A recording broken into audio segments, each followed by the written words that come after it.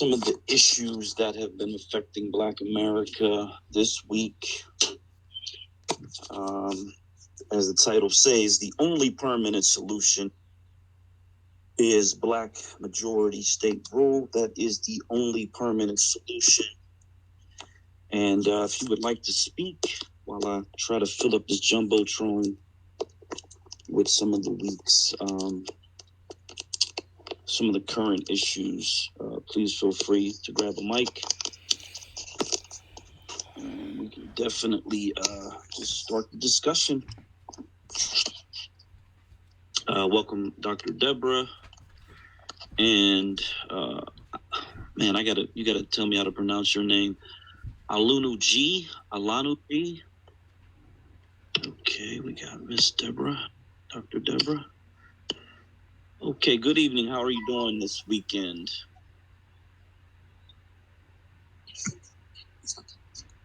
I can't. Can you hear me, Gary? Yeah, I can. It's actually gray, but yeah, I can hear you. Why do I keep calling you Gary? God. Okay, I'm sorry about that. Yeah, I think it's my speaker. I might need to go out and come back in. So I don't know why I can't hear you, Gary. I'll come right back. Okay, yeah. Sometimes the speakers and the hosts, I don't know what. That's the glitch that seems to be pretty consistent, where the speakers and the host can't always hear each other clearly. Okay. Can you hear me now? Hello, can you hear me? Yeah, I can actually hear you pretty good. I mean, I hear you crystal clear, so. Oh, okay. I was just on your page, and I saw a really great infographic that you had up there. I don't know if you were about to upload it also to the Jumbotron, but it would be really great information. It's the map of the remigration, I believe you're calling it, or it's being called. I thought it would be great. It gives people a visual of what you're trying to accomplish. That's all I wanted to say. And good evening. Okay, awesome. Yeah, good evening. So we have married Black parents. With hopefully he'll pop in tonight. He did this. Man, it's like a visual, and it's got a lot of good numbers and figures there. I'm gonna put that up there. I think he did this within the last week or so. And then I'll try to find that map, that the one map that I did. It's probably a little ways back in my timeline, but yeah, married Black parents. Man, we connected a few months back, and he's been in the space, and he's got this really focused on new construction and all of the attributes and benefits of us building new cities is actually how he looks at it. Walkable cities he talks about. And so yeah, hopefully he gets a chance to come in and talk about that. He's someone who has really bought in. He lives in Philadelphia, so he's like just a drive away from Delaware, and I think he said his father has lived in Delaware. So he's he's a good advocate, and I see that he's been inviting people to come and join the reverse migration, which is essentially those of us who live outside of the Black Belt, to return to states where we can become the Black majority voters and essentially vote in Black first candidates in order to just love Black Americans, and stop depending on people outside of ourselves. And that currently includes our current, Black politicians who don't represent Black Americans. They represent their donors. They represent these white political parties, and they just do not represent us. So we got Black American Homeland, and we got Miss Georgia in the room now. Black American Homeland has been advocating for his solution I believe it's the 8-state region for at least a decade on Twitter, and I believe he said it goes back possibly 20 years. So let's get him a mic so we can get a chance to speak. He's on the other side of the world, so it's going into evening for us, but I believe it's going into daytime for him out there. And yeah, so we got, I'm putting Marcel up here. I know all of us know Marcel, and I like to really, I like to salute him. He's got some billboards that are up. I believe they said he was able to raise a significant amount of money in a very short period of time. So that's definitely a positive revelation, because we know money is extremely important when you're running campaigns. So who we got? We got Black American. Yeah, good morning. Good morning. Good morning. How are you? It's evening here, but yeah, definitely good morning to you. Yeah, I keep on forgetting. Yeah. Yeah. Yeah, it's 8:36 in the morning here, and Sunday morning, and I had a good jog today. I walked my dog, and yeah, so I'm ready. Yeah. Yeah. Okay, awesome. I'm just going through the jumbotron and trying to, get some things we can talk about here. Oh man, there's a beautiful couple. I'll put them up there. If you got your map, Miss Dr. Deborah, she was discussing the map, and so I'm gonna try to find the Black State of America map. But if you can put your map up there too, that'll help some people who may have never seen it before. All right.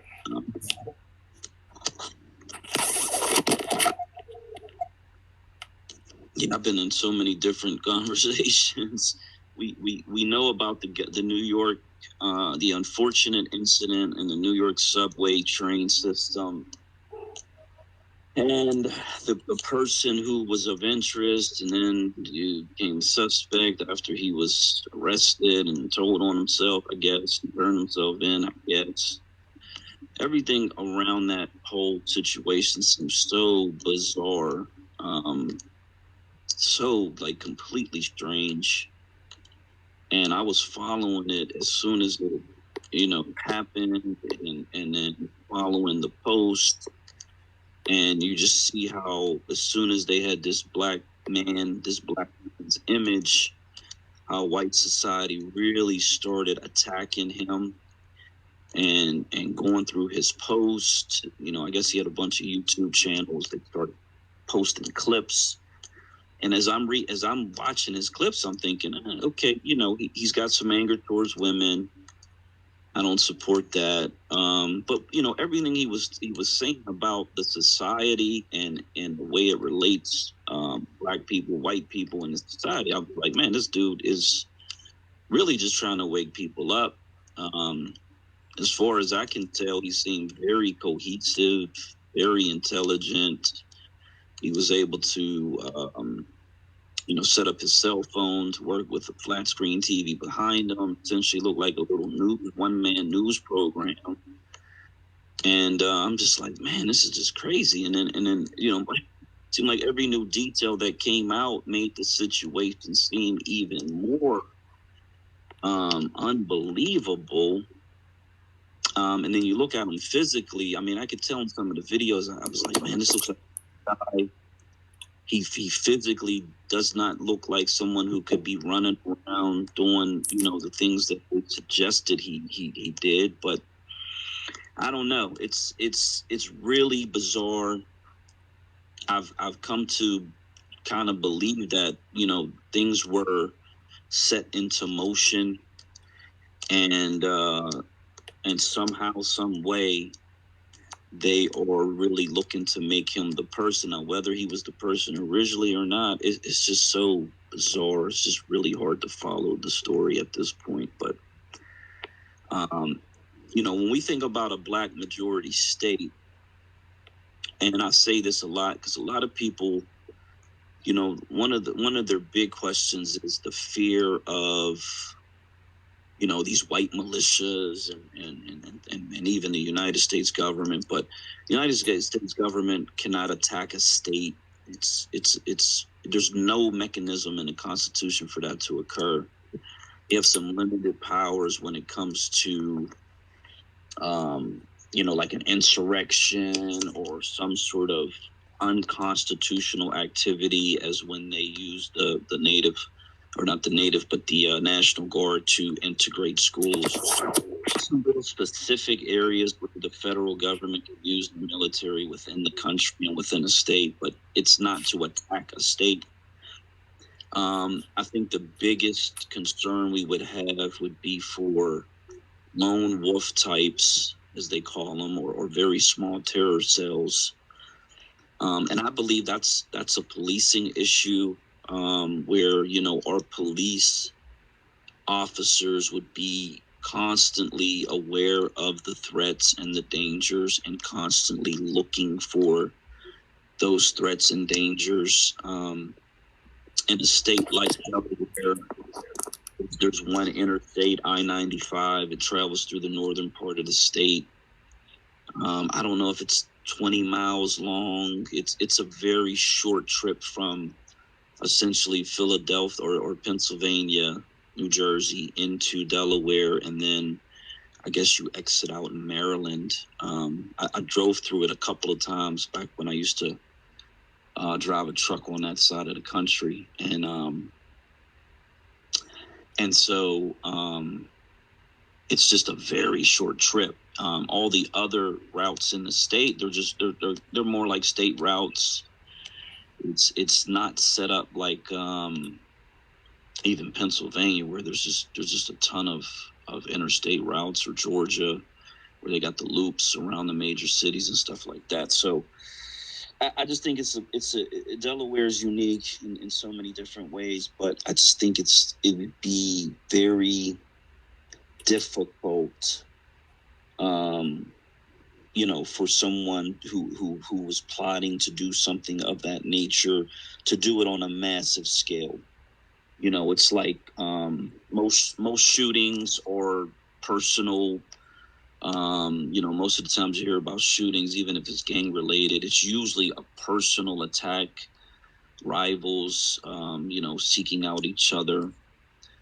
We know how chaotic, you know, our enemy is in this country. And so I think the biggest fear, and it's not even fear, but concern, would be just watching out for those individual lone wolf types, very similar to how they're painting this elderly black gentleman.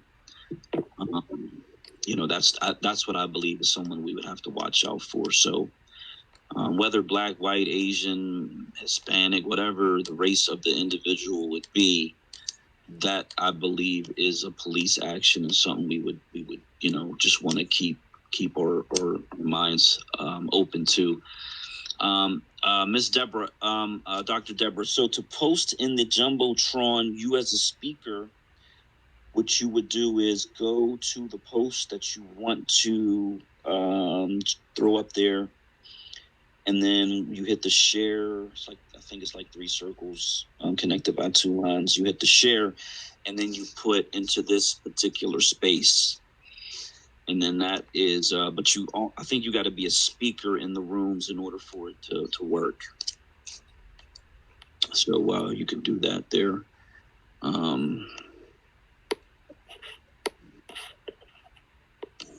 Yeah, but so there's a lot of activity going on in California. They had Okay, so let me try to do that so that I can get my feet wet in that area. Can I just also quickly speak about what you were just talking about, Frank James, the accused murderer of the 10 people on the train here in New York? Yes. It's curious to me, and I don't know if it was you who may have posted about how they're splitting up the $50,000 reward, when I'm happy, he was apprehended because it was a little, I drive, but still, just knowing that you're in the city, you really don't know where the person is, and where you could be in their proximity, and the motive. But I understand that he called and told them that he was at McDonald's and that he was where he was when they got him. And I was watching the body language very closely of him and the officers. And I wanted to initially say, wow, the retraining is going well, because I really watched them closely to see what they were doing. But at that point, none of us knew that he himself had called Crime Stoppers. He let them know. And it's also curious to me that, so when you look at the flip side of it, yes, they caught him in less than 48 hours, but they caught him in 28 hours, which means that this man, the alleged perpetrator, has been walking around New York City back and forth, doing what he wanted to do until he decided he wanted to have himself apprehended. So it really doesn't say a lot about the retraining. You have all of these different law enforcement agencies. You have the FBI, you have the Department of Justice, you have the ATF, you have everybody, and NYPD. You have everybody working around the clock to apprehend him, when in essence, he may have been at large longer if he hadn't turned himself in. So I find all of this a little bit curious. If he's turned himself in, I accept that. But we won't jump to the parade and the applause for the law enforcement and the mayor and everybody who's made statements.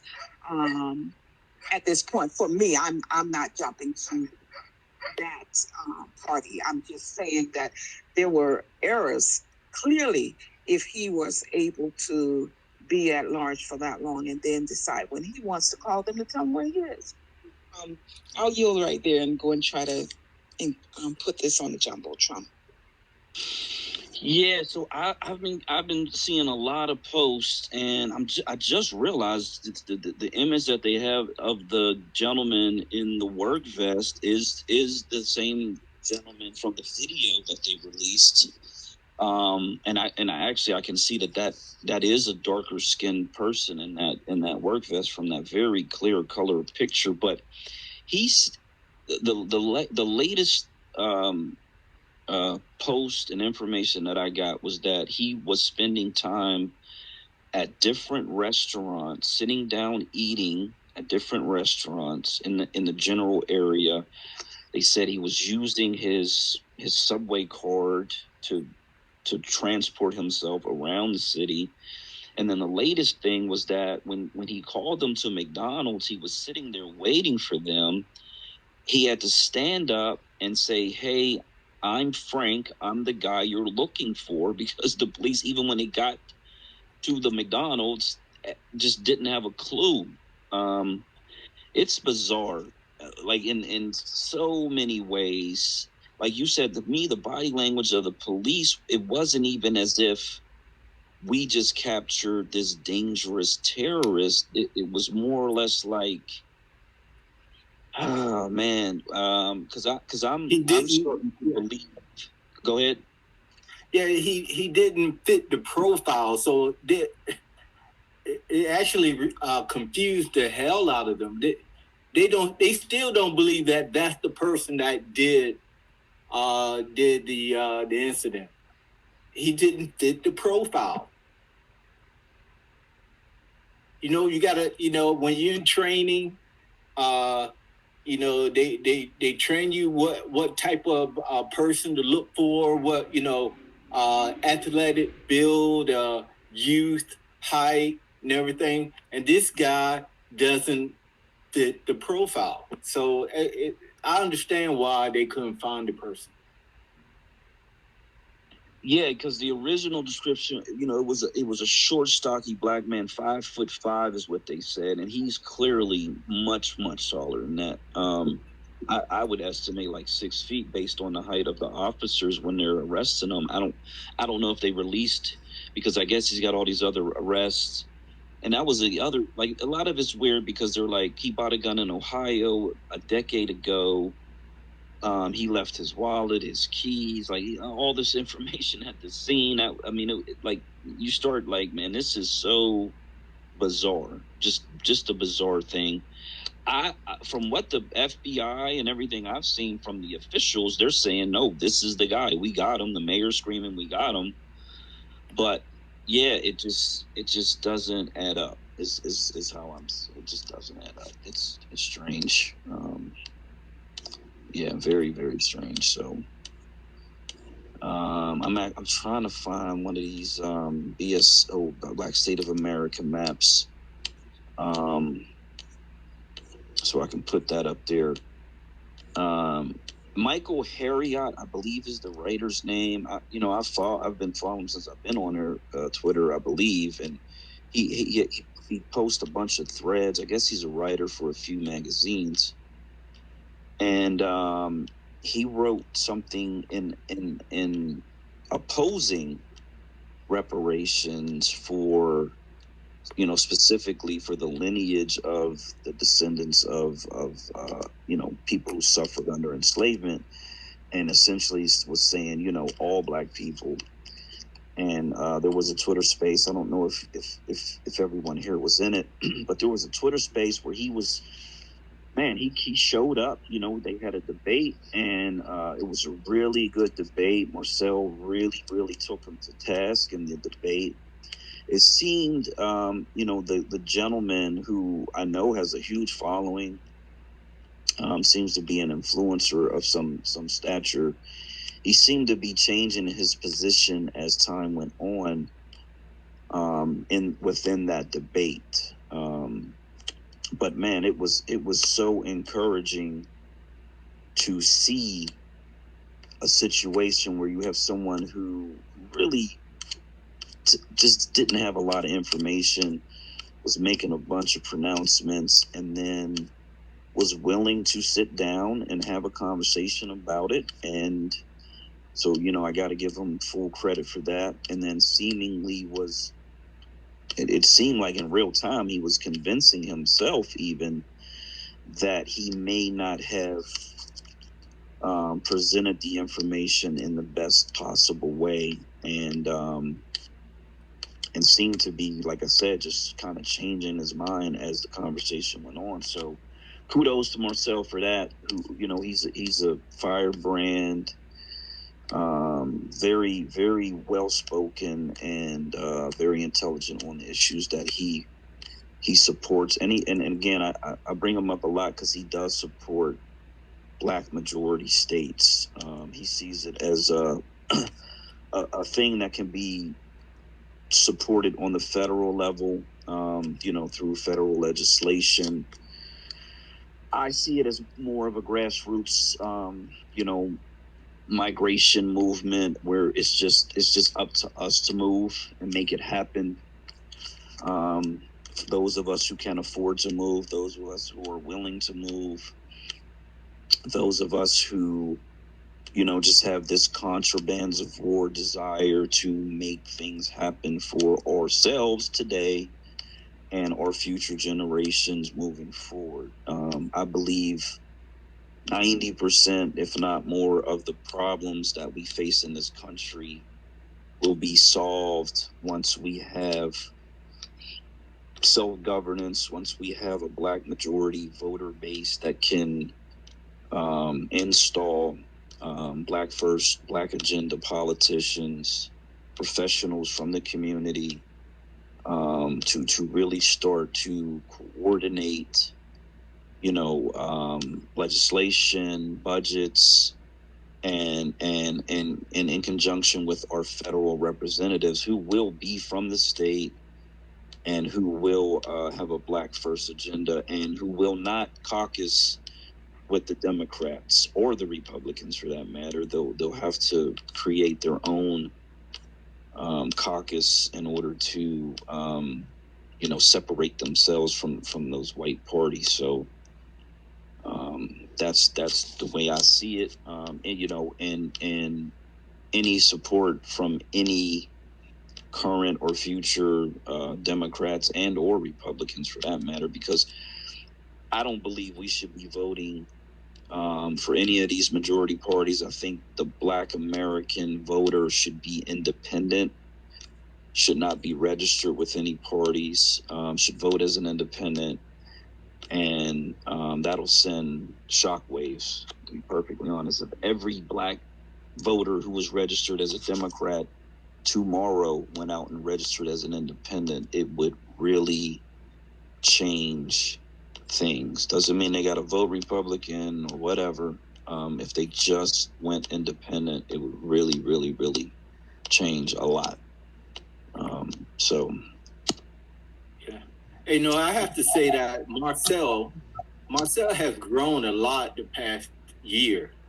I remember back in February, March, April of last year, he was known as Cato, and he was an interesting person back then. But what he's doing right now, I would have never thought of him doing, running for Congress or anything. I would have never thought about that, before June of last year.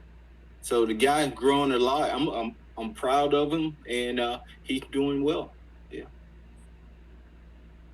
Yeah, Cato. I don't know if his Cato is the same Cato. There's a lot of Catos in Black American history who were revolutionaries. I think we had that conversation one time, and as you said, before he ran, or before I think there was a conversation amongst people who sort of said, "Hey, man, we need you to run. We need you to." I think initially the plan was that he was just going to confront, Black politicians with his his way of speaking, and that is what led him to ultimately decide to run. But I think initially it was just more like he was an interrupter, I think is what they said initially was the plan. Right. And so from that sparked the desire to run, and everything has really grown out of that. And yeah, he's carrying the mantle as good as anybody possibly could or anybody possibly would. So yeah, big ups, big salute, and forward progress, sure. Yeah. So let's say if he wins his first year or two, he can be sort of a person like what's the young lady from New York City, the Puerto Rican lady. He might have he might have a influence sort of like her the first year or two, but then what's going to happen, right? The Democrat Party, they're gonna say, okay, look, Marcel, we like you, we understand your position. However, if you like a position on any of these boards or any of these committees, we need for you to do this and do that. So that's when they're gonna try to put what's that word? They're gonna try to put a what's that word? I can't think of the word. They're gonna try to put like peer pressure. Well, peer pressure. They're gonna try to put weight on him to try to keep him quiet. They might try to put responsibilities on him, and that he has to do this and do that, and that's gonna keep him away from doing that task of him being a disruptor, because look, they understand that disruptor, and if you want to slow down a disruptor, you give him responsibility, or you give him opportunities in different committees and things like that. I think that's what they're going to try to do. Yeah, that's interesting. He's a teacher now, so he's got a career and he's running as well. He seems to be able to multitask, let's say, and I know he's so such a champion for Black American and black culture that I just see him using whatever opportunities are presented to get the word out and keep the word out and stay true. I don't think he'll get lost in busy work, as it were. Now the thing that they can do is that censorship, where they censor a person. Now I don't know. I've heard it. I've never actually had a chance to look into it. And I don't know if that means that they can't speak at the meetings or how that specifically works. Basically, yeah. I mean, when they wouldn't let him have a platform. They wouldn't let him speak at the different representative committee functions. Yeah, yeah, that's what being saying. Yeah. So so he has to learn how to. I mean, he will have to learn how to use his the platform and how to maneuver through the different engagement with the Democrat and the Republican Party, and it's going to be tough, but he has to learn. Yeah, he might find it much more difficult than he would imagine it to be, but yeah. You're gonna have people coming to him saying things. Look, we have a lot of potential. I think there's a long-term aspect of this that you can take advantage of. And when you think long-term, now you become conservative. And I'm not saying that he's going to turn out like this, but a lot of our Black politicians have turned out to be much more conservative than than what they say they're going to be, because once you get into office, right, now you have to figure out, how do I stay in office? So yeah, and especially when you don't have a lot of wealth. I know he said many times, I mean, I don't know how much wealth he has, but I know he's not a millionaire and or worth even $500,000, but sometimes that really puts a lot of pressure on you when you have to take care of yourself and your family and all that good stuff. Okay, Miss Georgia, I'll respond to that. I'm gonna let Miss Georgia go. Okay. Yeah, the first thing I'll say is that he was already approached, and they told what in order for the different back because they want Clyburn, they want real competition with great guests. But he told them no. That's the first thing. The second thing is, I think that politicians only last a good 2-3 years before they turn over. And how long it took her, and I was amazed. Within 3 years, she turned. That, and a third thing I wanted to say is that listening to the Hispanics and their plan is to have they know when they go in, they're not going to be long term, so they have a plan to stay there for 6 years only, and then they're going to turn around and put another candidate in and another candidate in, and doing that way they can't be bought. So really what should be happening is we need to be looking at, getting him in, of course. And then once he's in, let's find the next candidate to take his place, because like you said, they know how to pressure you. They know what to do once you get there. And AOC basically said, when you first get there, the first couple of weeks, they have this big convention, and all they have is people there throwing money at you. saying, so I do think it's hard, but I do think Marcel is sincere. I just think sometimes the pressure is a lot. It's a lot of pressure, and so I think that anyway, that's all I have to say.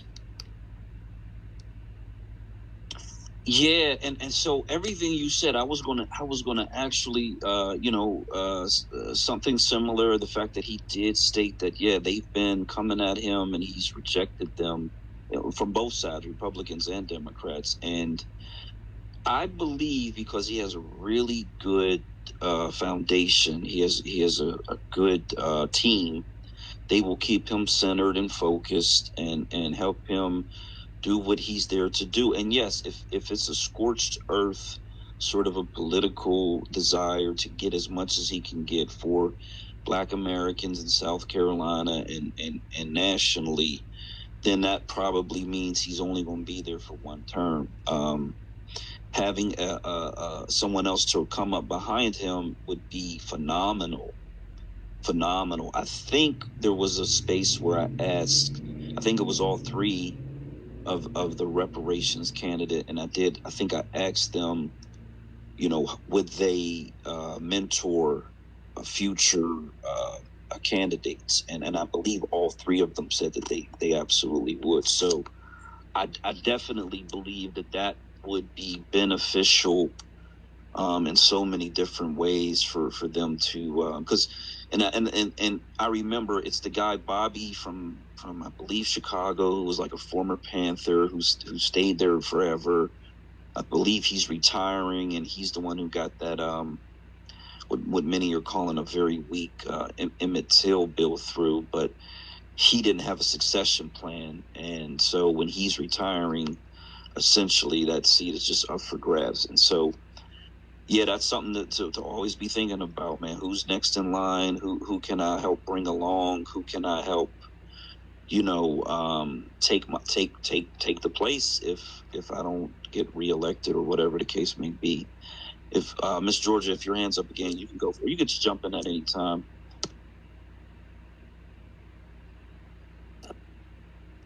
Okay. I also wanted to say, not to go negative against Marcel, but if he doesn't conform, they'll throw him out, because we had a candidate in Louisville, Kentucky. Now, he was only on city council. Well, he's still there, Ja'Cory Arthur. And Ja'Cory made friends there. He did a whole lot for the people there. He was really people focused. He was focused on the homelessness in Louisville. And it's time for re-election, and he turned around, and all the people, well, I'm not going to say all, but many of the people that he thought were with him turned around and, what do you call that? They vouched for his candidate, his opponent. And he was like really shocked. And, he said how he went to these people, and like these people worked with him. And he did ask them, hey, will you vouch for me? And they were not committal. And then one day they did this commercial all together, all of these Democrats together, and said that they were supporting his opponent. So it'll work as long as it works, but if he doesn't conform, they will throw him out. And they're getting rid of Ja'Cory because, big business doesn't like him. So yeah, that's all I have to say. Look, that's why it's so important to have our own Black American political party. Look, when we create our own political party, we have a convention, right? And then all the members of our party, we have a category, we have a list of goals and agendas, and then we vote on those agendas. We agree to those agendas, and then that is part of our platform, that we're going to do this, that, wherever the goals and agendas are, and then that's written in our Constitution, and then we stay at that, and we keep that agenda. I'm sorry, I'm lost for words, but and then we keep that agenda. And then when we appoint candidates, right? Then the candidates, they run on the agenda that the members of the Black political party agree with. And if any politicians go against those agendas of the political party, then we can vote them out. Yeah, he's very much in a position, and I think what Miss Georgia was thinking about was endorsements. And Miss Tamara Shealy, who's running in Georgia, stated multiple times that they not only went against her, she was leading, she was going to be the nominee, and then they put someone up against her in order to sink her campaign. So yeah, they're going to do all of that, man. He's essentially running as like a Tea Party candidate or even a Trump candidate in a party that doesn't necessarily want that in the party. And I agree. At some point, if he's not, supporting their agenda, whatever that may be, then yeah, they're going to start moving against him. So he may like I believe he can be elected. I believe he will be elected, and then he may just have that one term to get whatever he can get done. So yeah, I mean it'll be a success, a major success, and again it should send shockwaves through the Democrat Party for them to understand that enough is enough. But it's again, I believe this Black majority state movement is really a grassroots movement. It's something that the people have got to do. That's why we focus on Delaware, just because it doesn't take a lot of people, and it can happen like very, very, very quickly. So that's why we, and it's so interesting that as time goes on and the more people that I talk to, I see Married Black Parent, he's posting stuff, he's in conversations, and you just read the conversations, and within a couple of tweets, like people are just like, that's it. That's exactly what we need to do. It's an instant connection. It really doesn't take a lot of convincing when it's just laid out, very intelligently. And this graphic that he's got really, really sets it up perfectly for people to read it and see it and understand it. So, and like you said, we don't need these white parties. We build our own independent Black party, and so we won't be beholden to them at all. And man, it's going to be a beautiful, beautiful, beautiful thing to see and witness and be a part of it. It's true history in the making. So we just got to stay focused, and keep bringing people in. Get to our initial goal of taking over that first county, and then just keep moving forward from there. Yeah, you know what, the Black the Black majority state strategy, it reminds me of Bitcoin a little bit. I remember, when I first started telling people, I said, hey, I really didn't, know much about Bitcoin that much back in 2014, 2015. But, I try to tell, people, you guys should, take a look at this Bitcoin. It's only $200. I told my parents, my siblings, my family, my wife, she told me about it. I said, wow, and see, the thing is, Bitcoin was big in the Philippines, because in the Philippines, they have to, a lot of their breadwinners, they work overseas, right? And then you have to try to figure out the cheapest way of sending money back to the Philippines. And it just so happened that Bitcoin was one of the cheapest ways to send money back to the Philippines from from Europe, United States, Canada, the Middle East, wherever you are. And so my wife told me about it in 2015, and that's how I got into it. So it was just really interesting. But the thing is, everybody, just like Black American Homeland, people say, it sounds like an interesting, proposition back in the early days, 2010, 2011, 2012. But people just didn't understand it, and, but as people hear it over and over and over and over again, it becomes more understandable to them and make more sense to them. So, it just takes time for something new, for people to think that's a good idea. So I'm glad it's catching on. Yeah, it's great. Yeah, and I, like you, a couple, whenever I started 3 or 4 years ago, it was just like that. Like people it was like I was speaking a different language. It felt like, yeah, and people didn't connect to it. But yeah, it is definitely changing for sure.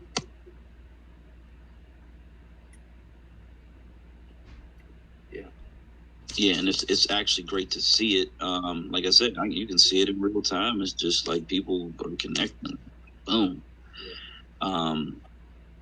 So something else. This is something that happened in the country, and this was an immigrant, unfortunately. But it could. I mean, this situation could have been any Black man in America.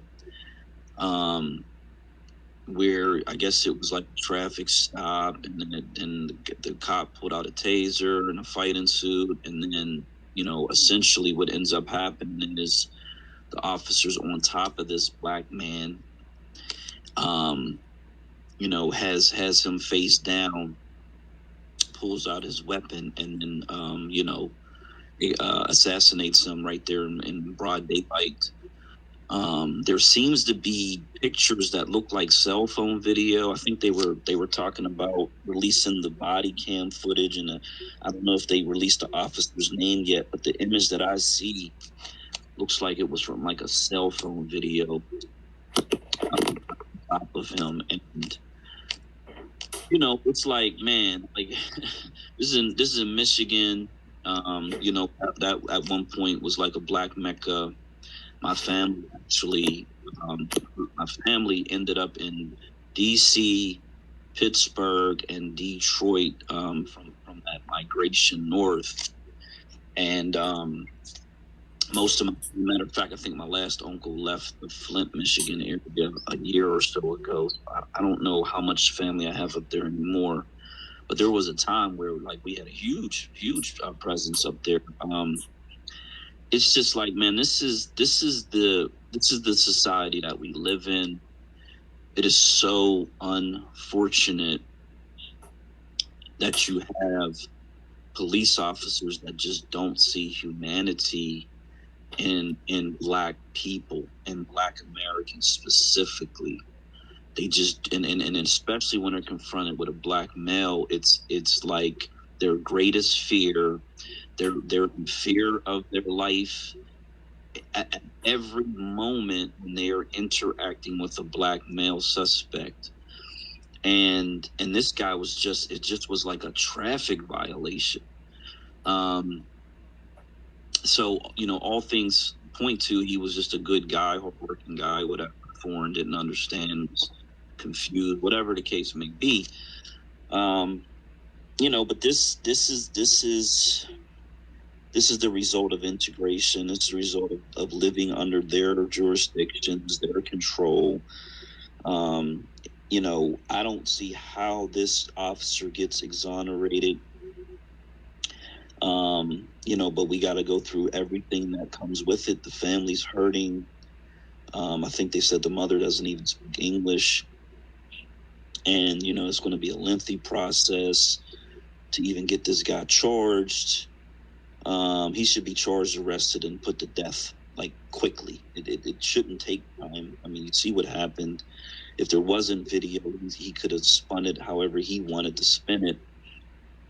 and it's just another. It's like every week, sometimes twice a week, these events pop up, and many of them happen, and we just don't even hear about it, unless there's this video.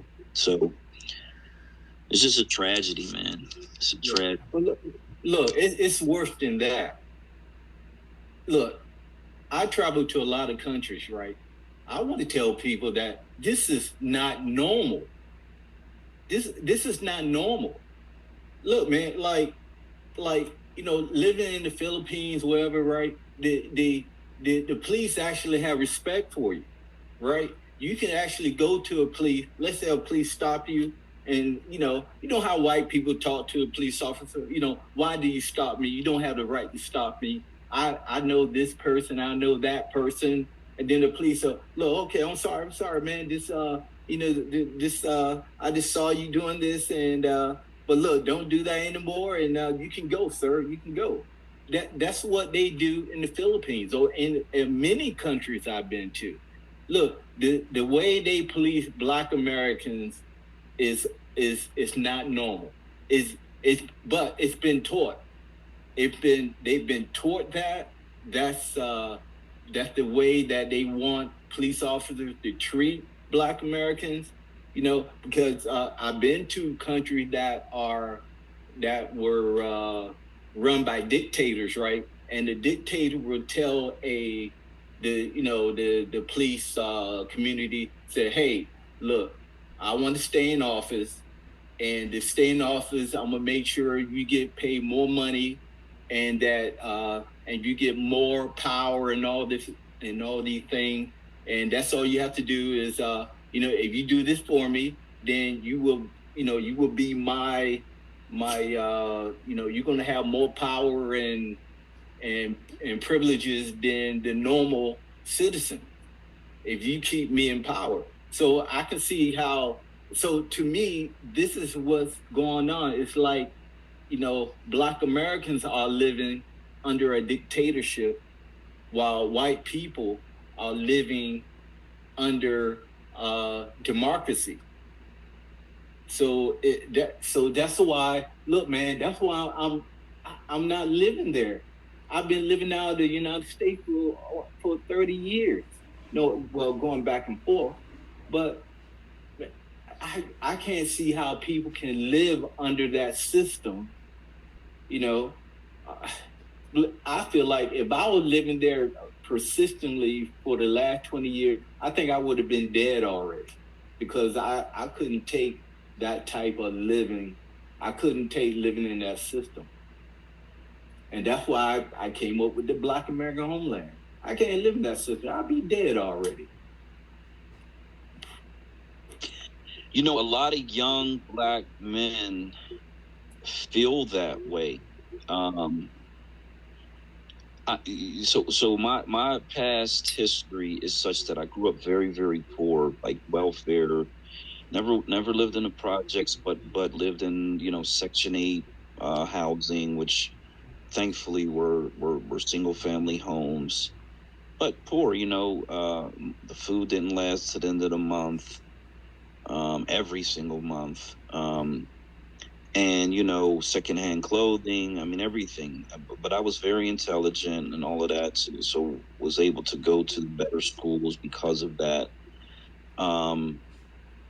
But it was like growing up, all I wanted to do was work. All I wanted to do was work and earn so I can buy clothes. Like literally as a kid, buy food and clothes. And by the time I became a teenager, the culture and the music had really shifted from this Black centric Afro, positivity. Everybody's wearing like leather African medallions and red, black, and green, whatever. Public Enemy, just positive, uplifting music, and then it shifted to gangster rap, murder, kill, drug selling, etc. And so my consciousness shifted to that, and it happened to a lot of young Black children in this country. Easily influenced movies, depictions of gang violence, etc. And And so, I went into that life, and it's like you just don't believe that you're going to live to be 18. You don't believe you're going to live to be 21. So you just don't even really care about life in general. You just become apathetic to it. And it's ironic. Police are not as aggressive towards the criminals at all whatsoever, because they know, like, they literally inherently know those the criminal elements. They assume they're carrying guns. They know they will shoot back, and so they tend to be very soft-handed unless they're in a large group, right? Unless they're in a very large group. But when it comes to an average hardworking Black American citizen by themselves, they know this is not someone who's going to be aggressive. It's someone who I can overpower. It's like you make these assessments quickly, and they take advantage of those situations almost every chance they get.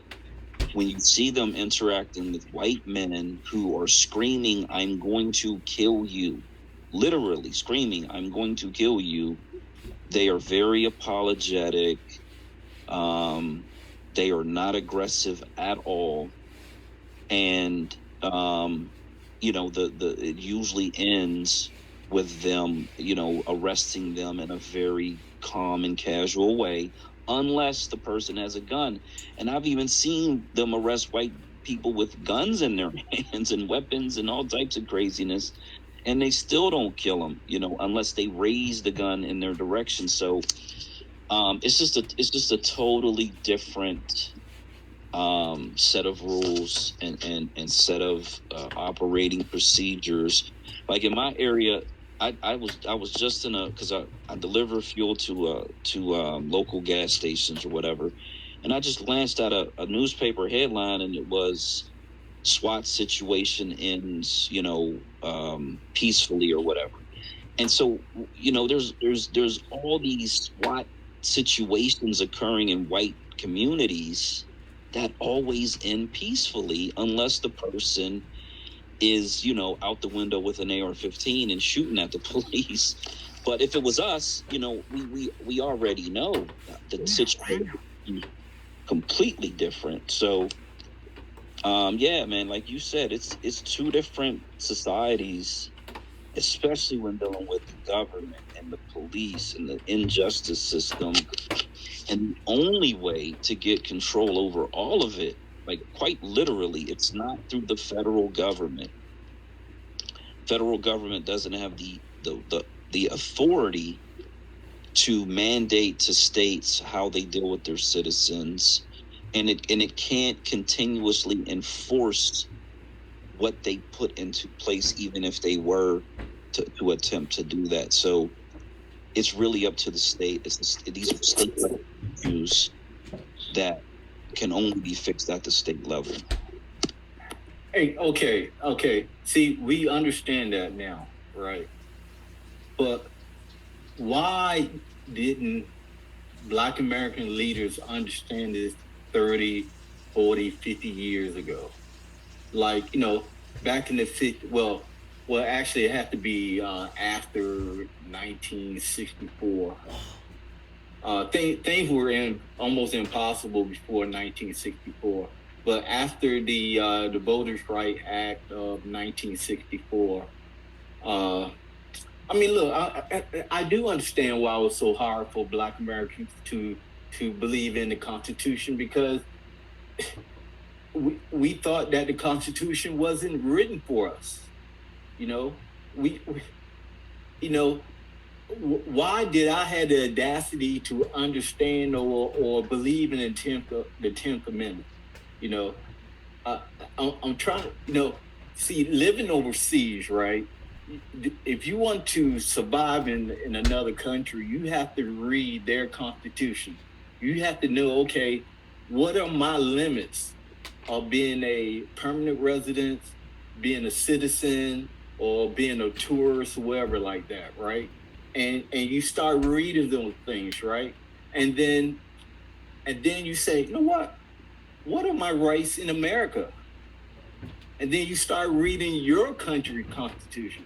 I mean, that's how this all started with me. You know, it just reading other countries' constitution, and then the American Constitution became interesting to me back in the 90s. You know, so that's how I got into the Constitution. But it seemed like everything had to do with my travel, going to different countries, going to 30 countries. Because if I didn't travel, I don't think I probably wouldn't have been interested in the Constitution. You know, I would just on the streets trying to survive, trying to make money, you know, dealing with daily stresses and all that, you know. But yeah. So I try to document anybody who I find from the past who had, what I call a similar idea. Usually, it was for one state, like Oklahoma had a few black men or in organizations who wanted that to become a black state. We know about the New Republic of Africa, who wanted like those 4 or 5 states to become black states, and then you got the Nation of Islam, who even Elijah talked about separation. Malcolm X, big promoter of separation, essentially saying, give us the land and essentially give us enough money, for a few decades to get on our feet, and then let us do our thing. The problem with most of those is, one, it depends on the federal government to give us something, which is just not feasible. And then the other thing was, it wasn't a grassroots migration based idea or strategy. It was, the government has to give this to us. And then it's also that black people may not want to live under a situation where one particular group has what seems like the ultimate authority. That's another thing that we don't always look at. You can see it inside of these reparationist groups, right? So wherever it started, recently, I'm talking about modern history, because there's this long, it probably 100-year, maybe even 150-year reparationist movement that can be documented in this country.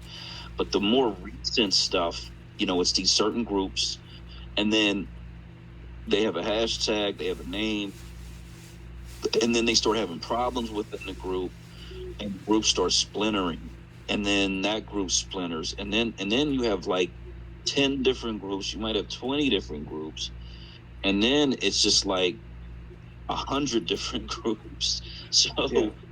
I think the reality of it is we haven't been ready as a people, because we're still captives. We're like an insurgency inside of America, right? Politically, at least, not in a war state, but definitely politically. And it's taken 60 years for us to mature to the point of really understanding what has been going on, detriments of the Democrat Party. We've kind of already understood the openly racist Republican Party is not for us. However, now that we really are starting to understand how detrimental the Democrats are, it's like the Republicans ain't that bad.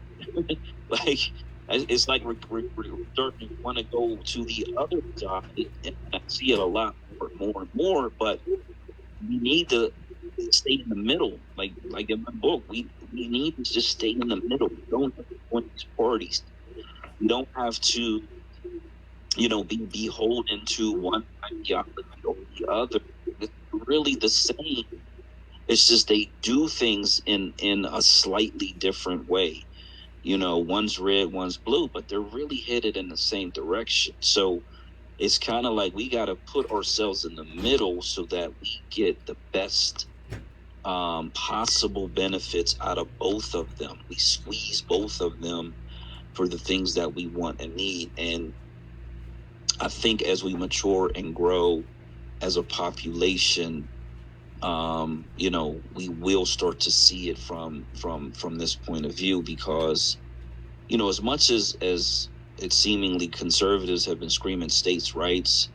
I mean, they were screaming states' rights before the Civil War,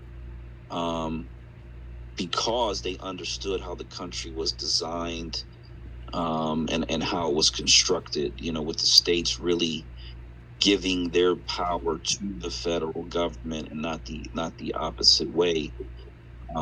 So I believe it's changing. Again, I think we just need one state to prove it. Once people see it, it's real, it's legitimate, and then it's over. I think the game is over once they see it happen. But I give credit where credit is due. The Nation of Islam, the Republic, they were on the right path. Just with a different strategy for it. Ironically, I reach out to individuals. I'm not in touch with leadership, but I try to reach out to individuals every once in a while, get some positive feedback. Usually, they just don't even respond. But, the Nation of Islam right now, they got some big separation event coming up. They talk about it constantly, to be perfectly honest, but there doesn't really seem to be a plan, except for the federal government has got to give them some land to separate with, and so I don't know why they don't connect to a migration strategy. I don't understand it, but that's just the way that they present it, and it seems to resonate with their people. It's a situation where, if the government was to give them land and they separated, how many of the rest of Black Americans would say, okay, I'm going to go live under, the Nation of Islam, in a sense, because that's how it would be perceived. So that may be the problem, is it hasn't been presented in a way where it's just Black Americans doing for self as Black Americans. There's no religion above it. There's no particular ideology above it. It's just Black America living and moving to just be Black Americans. You know what I'm saying? Right. Hey, great. I remember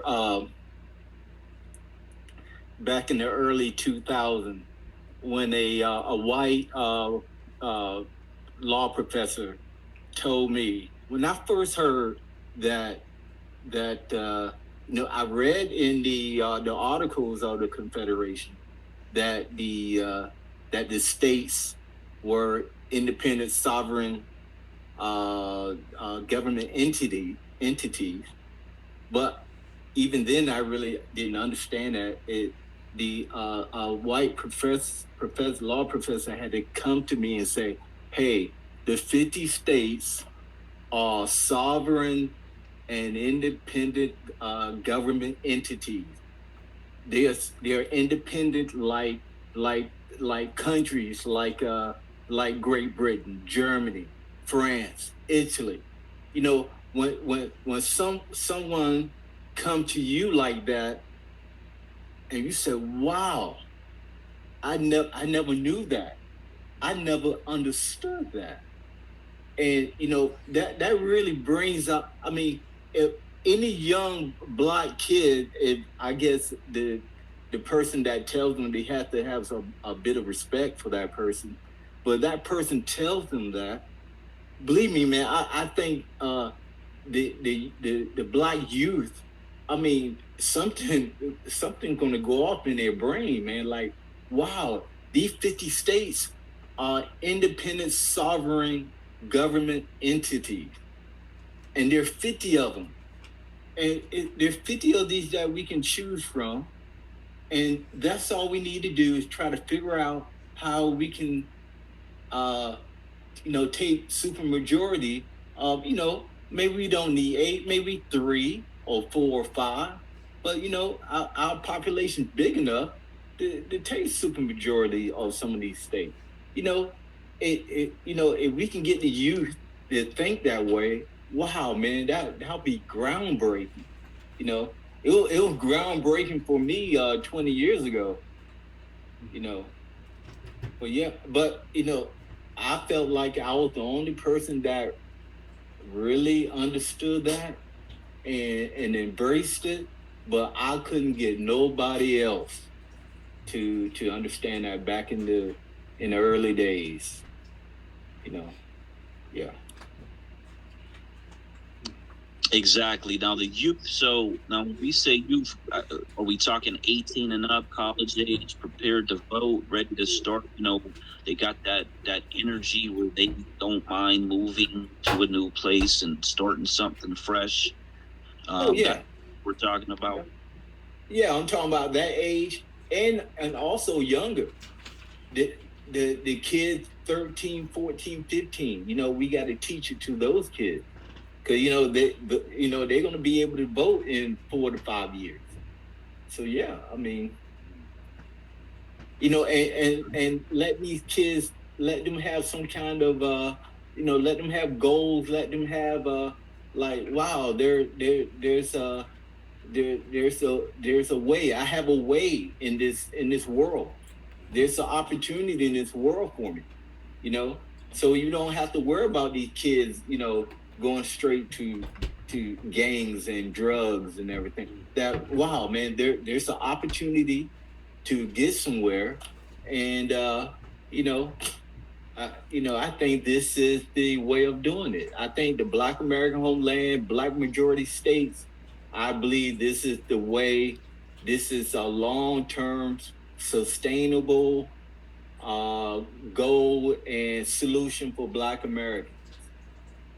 And that I've been thinking this way for a long time.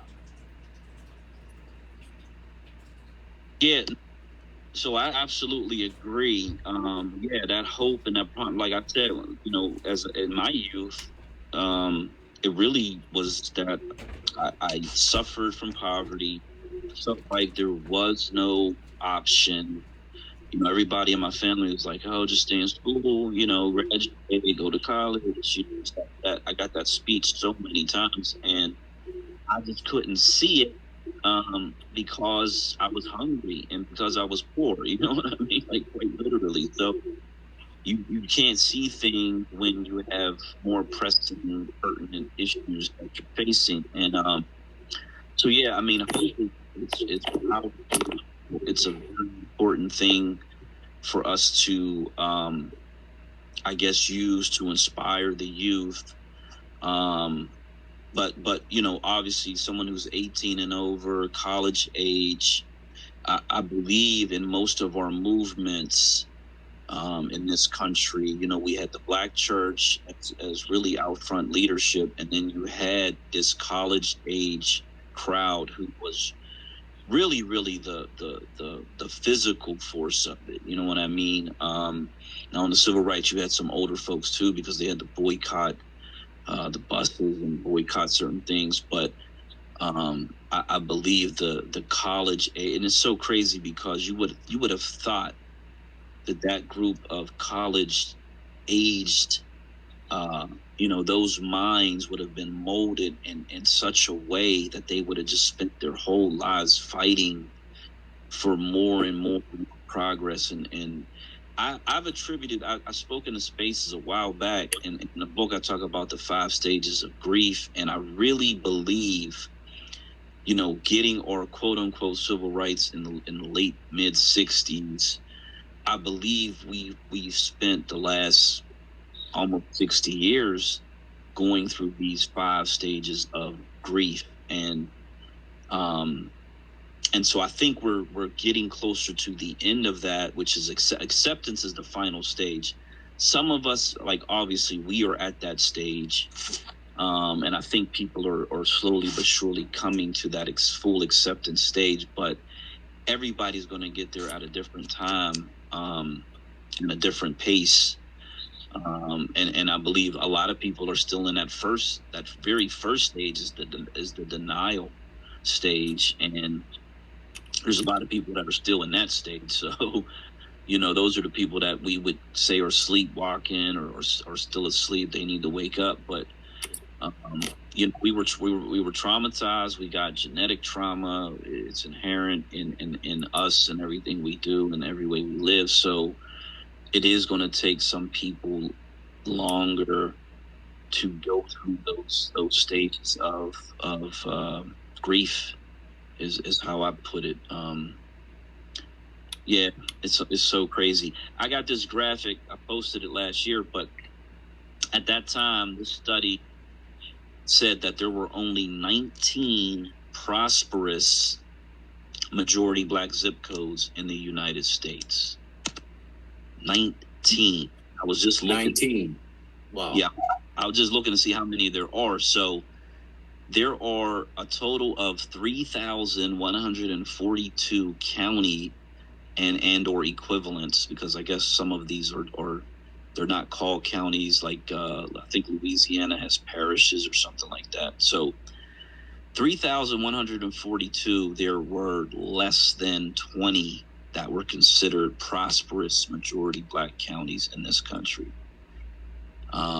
We represent 13, 14, 15%, even 10%. We should have 300 plus, prosperous majority black counties, and we don't even have 1% of that number. So that's startling information when you look at, and obviously everything they say is that black Americans are going to reach zero wealth in this country in a very short period of time. So we got to get moving.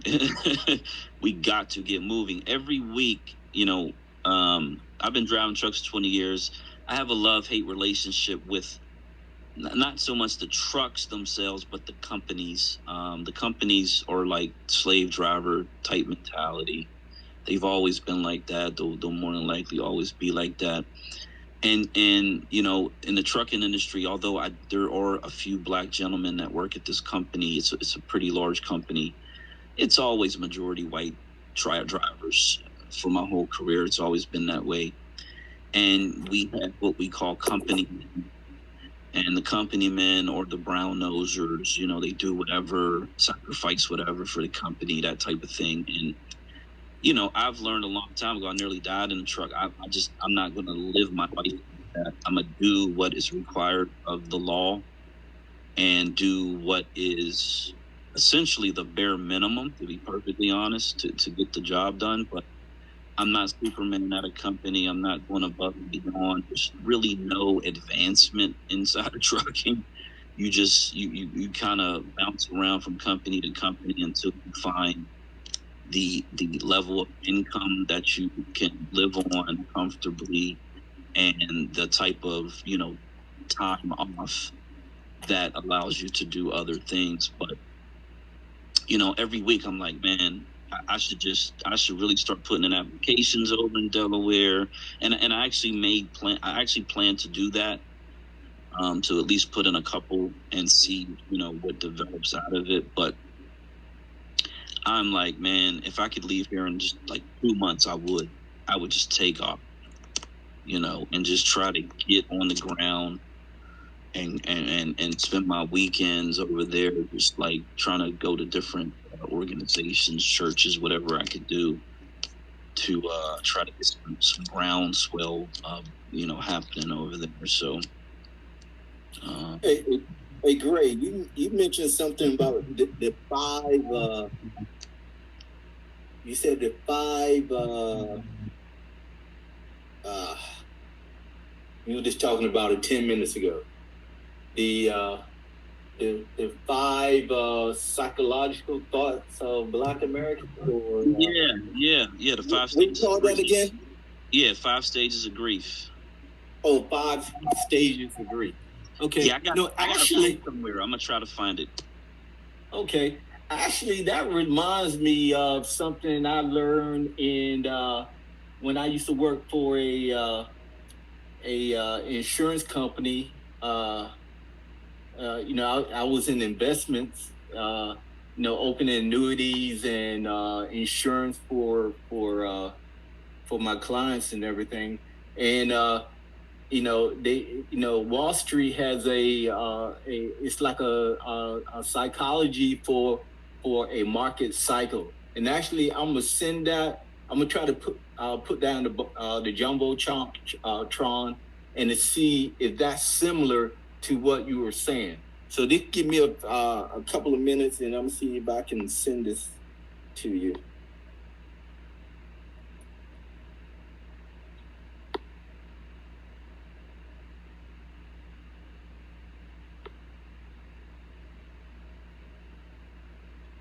Let's see here.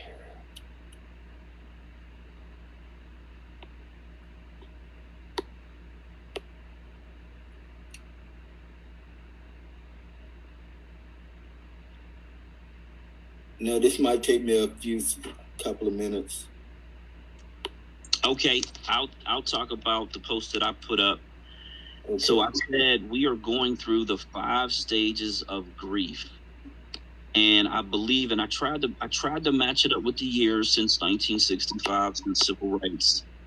And I said, the initial stage of grief is denial. So I call that our denial or partying phase. And if you think about it, the music, it was disco music that led into hip hop music. It was a lot of partying that was going on. It was like, yeah, we made it. We're free, quote unquote. We're full human beings in this country. And so I believe that the community as a whole went into this denial and partying phase. And then the next phase is anger. And I feel like, crack cocaine was introduced into our society, into our communities. And we had a lot of anger and violence wrapped around this drug war on our community. And then the next phase is bargaining. So I call that the political bargaining phase, which we've kind of been in since Bill Clinton, and we sort of came out of that at the end of Obama's term and or Trump's. We're like, okay, we can fix it from the inside. We just got to get into the Democrat Party and we got to rise up in the ranks and we can fix it from the inside. And that essentially was our strategy for about a decade or so. And it kind of still seems to be the strategy, although they've shifted from Black Americans in general to just Black women. They've really shifted that fix it from the inside mentality. And then the 4th phase is depression. And this is what I think we're in right now, to be perfectly honest. A lot of us are in this depressing stage of, dang, this shit is never going to change. Like we're just really, it's just setting in. Like we're just like, man, this is never going to change. No matter how high we can be the president, whatever. We could have all these people in all these positions. We could have all this money. It still is not going to change. And then, of course, the final phase is where you just accept it. And I got my decades to where it's like 2035. The reality is we don't have till 2035 to come to this acceptance part where you just finally say, okay, enough is enough. I'm going to get up and change and do things that have to be done. Like we've got to accelerate this timeline where we realize it's not going to change and we get right to action. Like we gotta really accelerate these stages of grief, but I believe we've been trapped in it for the last 60 years for the most part.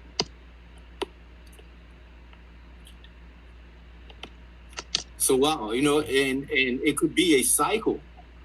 You know what? Interesting. Okay, I think I posted something in the Jumbotron. I don't know if it's there yet. I see it. It's there. Yeah. Now, this is the psychology of a market cycle. And this is every 4 years. And, you got the hope, the disbelief, the optimism, the belief, the thrill. Then it comes to the euphoria. That's the top, and then when you get to complacency, people they don't sell their crypto or their Bitcoin because they think it will go back to the all-time high, but then it goes lower.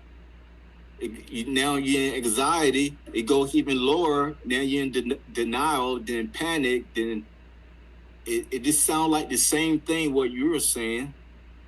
But this is a 4-year cycle. People go through a 4-year cycle of this in any situation in their life.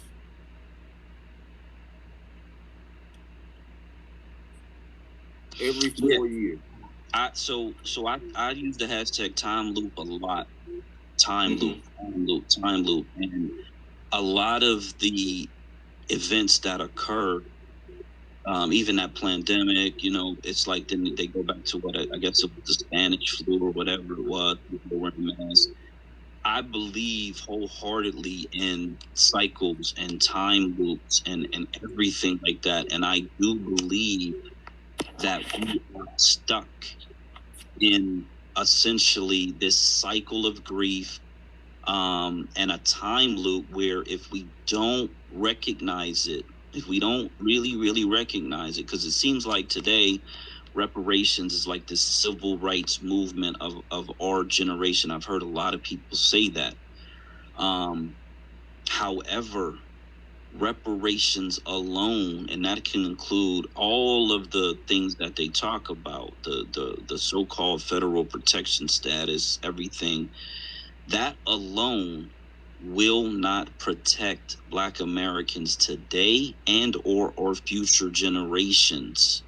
We must get state authority, because the state authority is what protects the citizenry of the country. It's not the federal government. They've never been capable.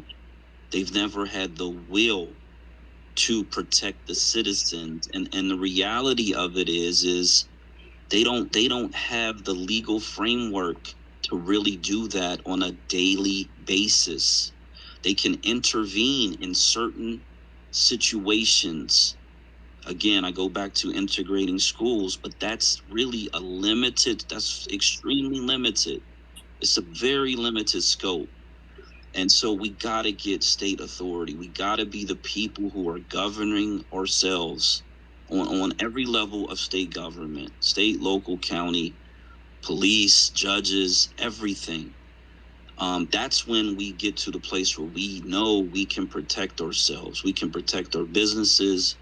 We can protect our people. And we really don't need white America for too much after that, just to leave us alone for the most part, to be perfectly honest. So, yeah. Darren came up to speak. Man, I've seen you in spaces, so go at it, brother. Whenever you're ready, jump in.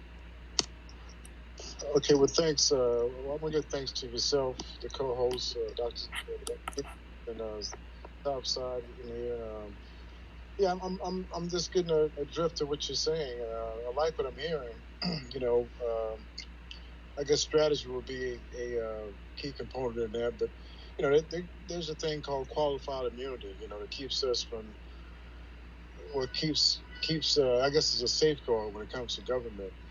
As far as them being sued or any type of repercussions. But that's a real pickle, man. I'm gonna keep listening because I just came in, respectfully, and try to get a gist of your conversation, if that's fair. Yeah, absolutely. I'll go to the first post. We have someone who's very active in our spaces and online. Married Black Parents. He's not here yet today, but he posted. He created this graphic which shows. The title is "Where Black Americans Should Migrate to," and he asked the question, "What's the fastest way Black Americans can concentrate and use our political power?" It's interstate migration. And then in the graphic, we focus on Delaware. That's where we have really pinpointed our quickest, strongest least complicated migration can be successful is in the state of Delaware. And it's because it's a small state. It's because it has a low population. It only has 3 counties, which it is the second lowest number of counties in the country. It sits halfway between DC, the political power base of the country, and New York City, which is the financial power base of the country. So it has like all of these massive benefits. It really only requires 300,000 new Black voters moving into the state to take over the northern and central county and ultimately take over the governorship of the state, take over a majority of the legislators in the state.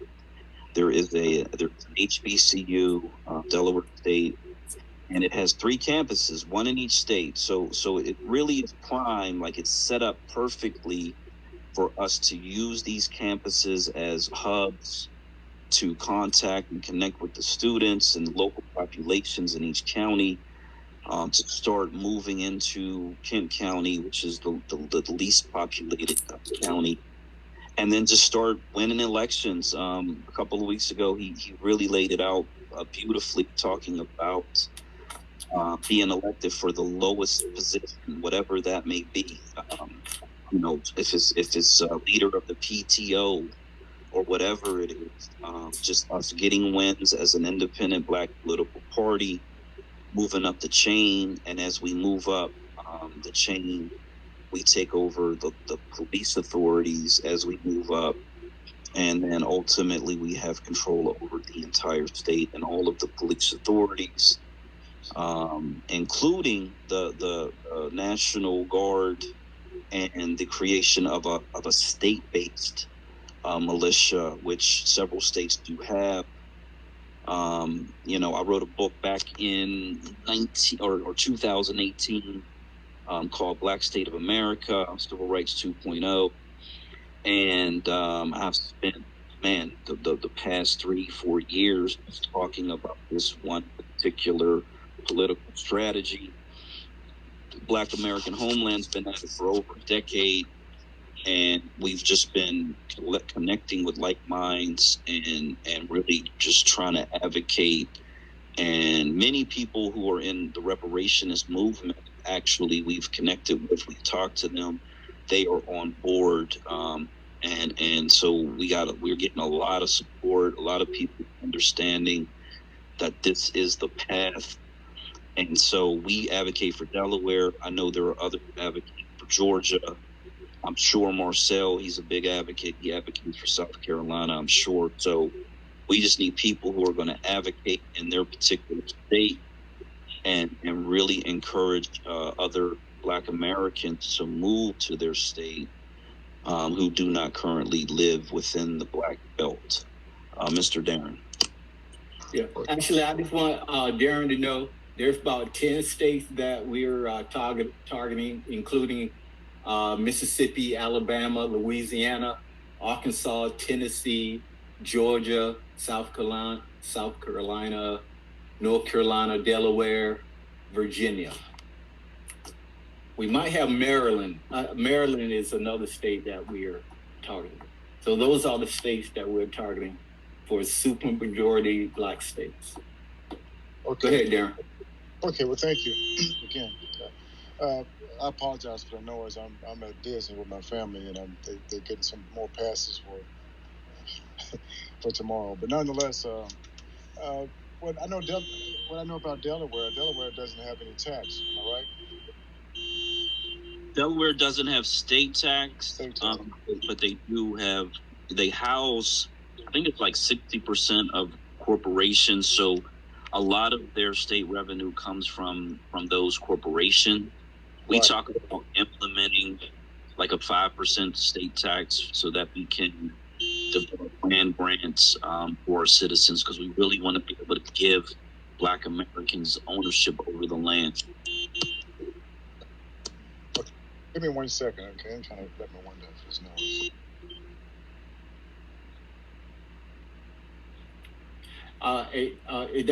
a grade that 5%, that corporate tax or income tax? Well, no, that would be a statewide sales tax on okay. everything but like food, not on Okay. anything people need to survive essentially. So it'd be like on big ticket items, cars, houses, whatever. Okay. And that's low. I mean, Pennsylvania is. Let me think about it. I think it's 6% statewide, and some counties have 1 or 2% higher, I believe. And I don't know what New Jersey. I know New York probably has a really high state sales tax, but I think 5% is lower than any other state in that general area.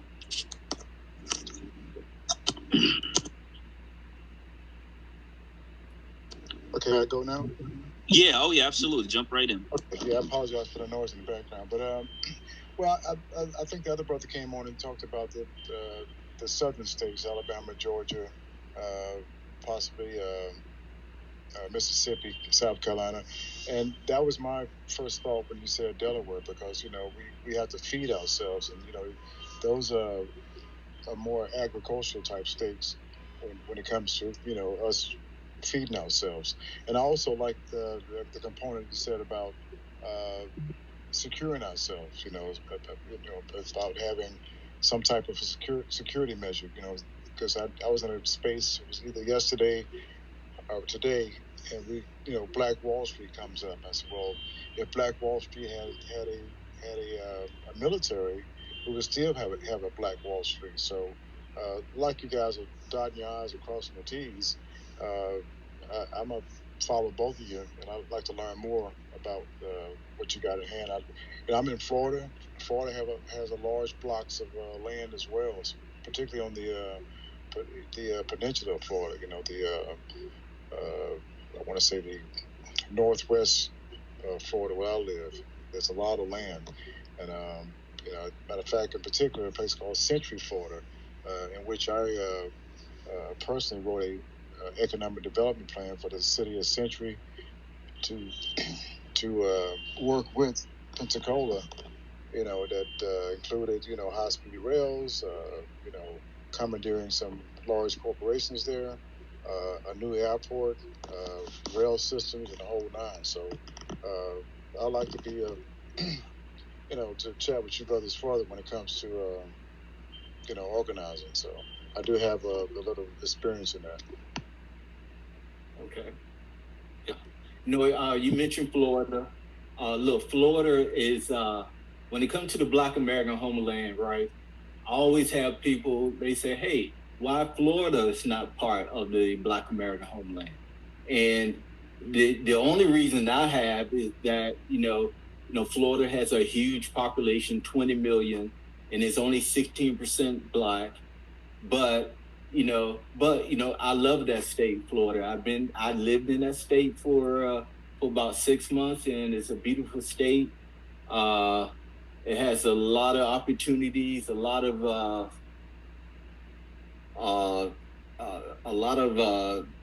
different situations that can be done out there. I like that state.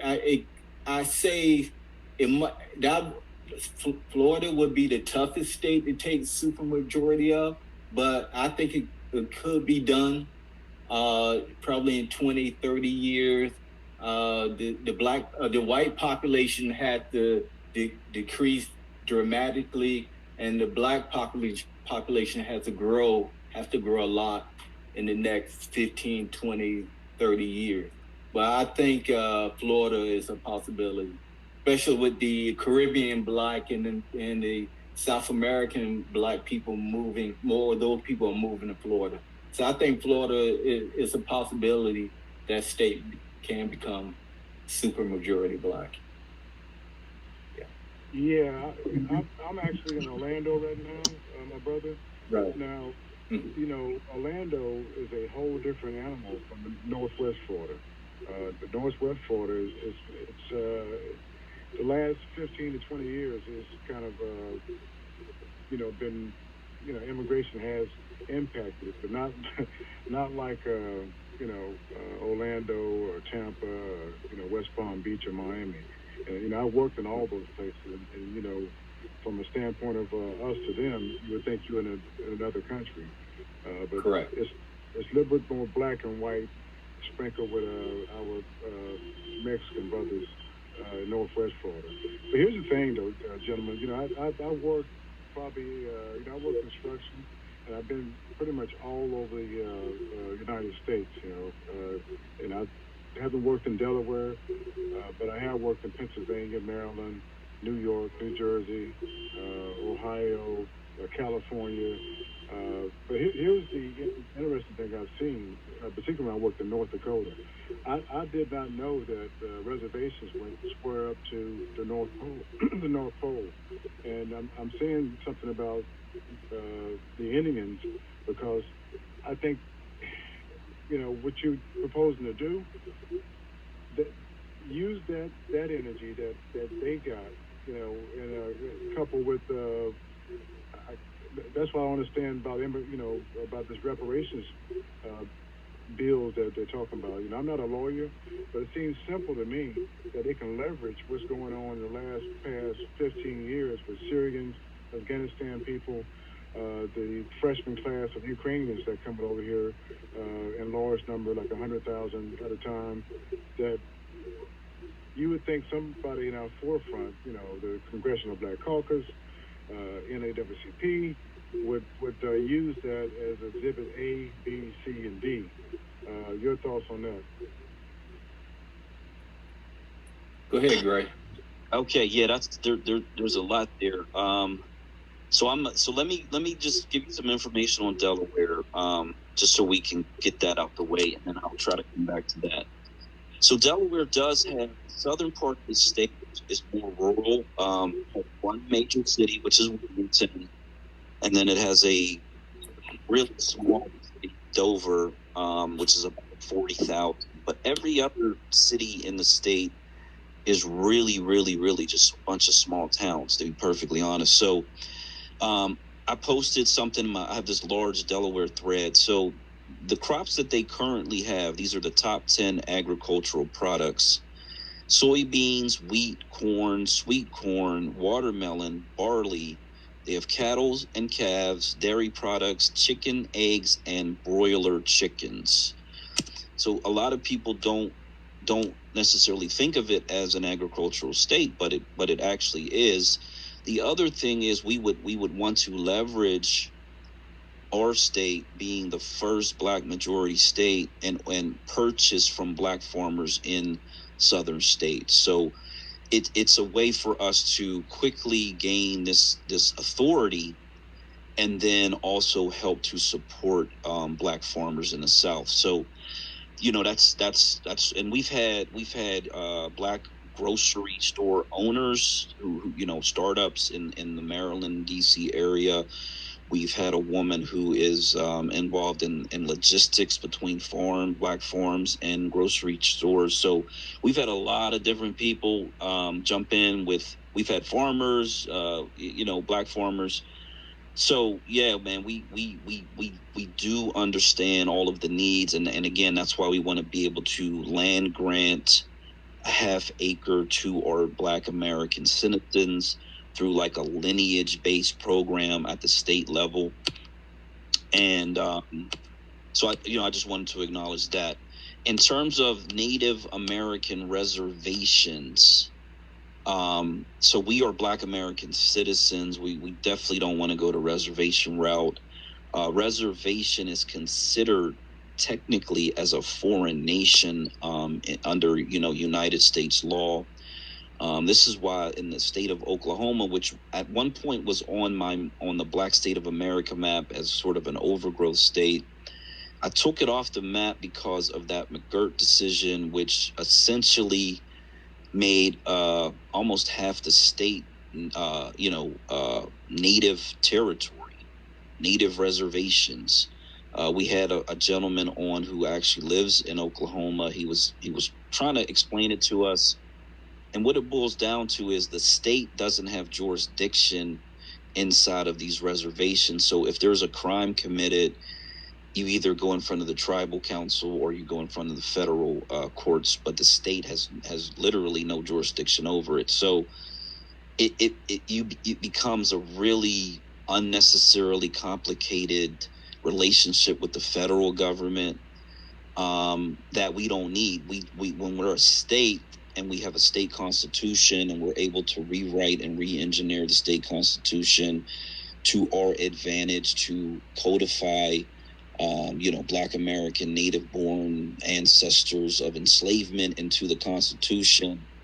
We can do that where a native reservation is not going to have the same level of power. States are in a power sharing relationship with the federal government. That's what Black American Homeland talks about a lot. And so the state is really where the power is at. It just is. That's the way the country was built and designed. And so we can gain that authority just by becoming the majority voting population. Ms. Deborah wants to speak. She's Dr. Deborah. I'm sorry. She wants to develop a scorecard, a report card on the Congressional Black Caucus. Most of us understand that they do not represent Black America. They've stated as much. They essentially use us for our votes and our support, but they're not working for us. We want to establish an independent Black political party at the state, local, and county level, and we will vote Black. We won't vote blue or red. We need to abandon those parties. So. I don't know if I addressed everything, but I see you got your hand up, so go for it. Well, I yield the mic to Dr. Jenkins by all means.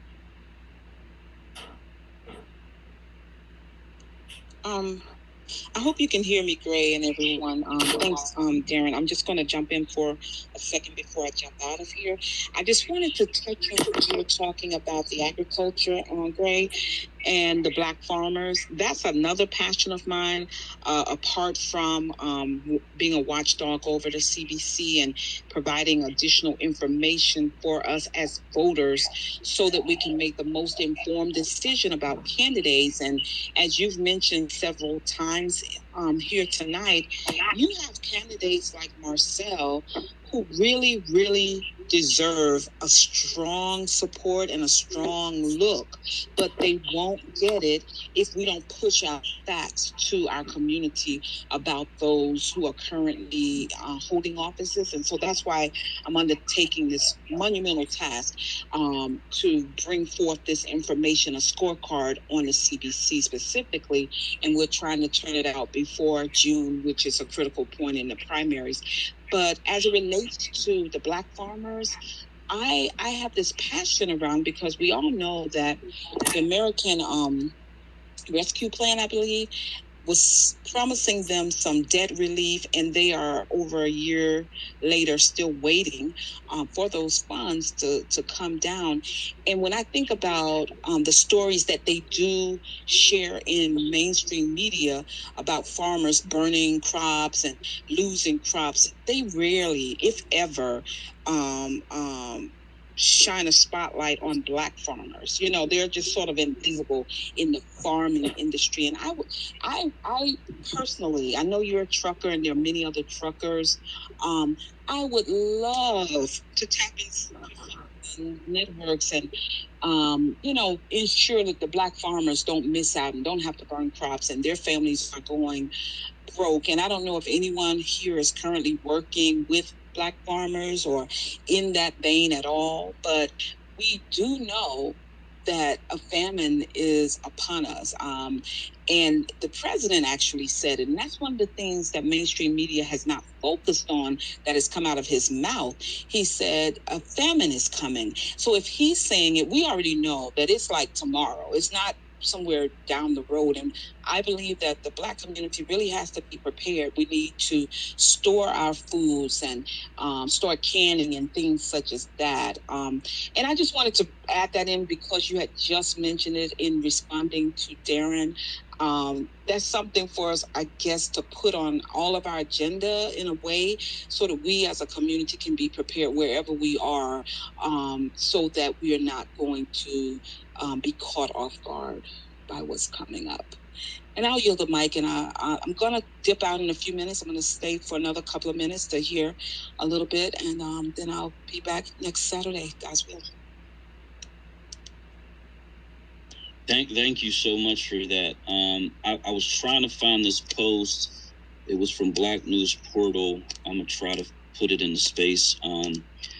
I believe it said 98% of Black American farmland has disappeared. We know it's been stolen. I'm gonna try to find it, but I'm kind of paraphrasing.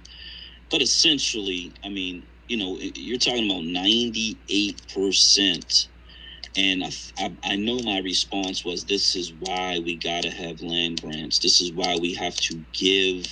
We have to be able to give. And this is what they did with a lot of those homesteading acts. And then in our group, we got a Black majority migration group. I believe Rella, I think a lot of people know Rella. She was asking, how do we do this? And then I did like just a little dive in search. And then you realize a lot of these states have these programs to give away free land. The one had like 15 different states. The other one, it was 17 different places. Some of them were in the same state, but different cities, where they are literally, even today, on the state level, because the federal program ended, but at the state level, they are giving away land. And so, it's like when I say we're going to literally give away land, it is feasible at the state level. It is something that we must do, whether Black families farm the land themselves or they lease out the land to a larger farm, Black farmer, whatever the case may be. I believe we can establish 25% of the state of Delaware in terms of the farmable land and give it to our citizens, the ones who help establish this Black majority rule. It'll give them legacy. It'll give them ownership. They'll be able to pass the land down to their future generations. And this is how we set up permanent success for our citizens. So, Mr. Darren, you're up. Well, it sounds like you guys have pretty much got this going already, and if you do, I salute you. That's great. Is that the case?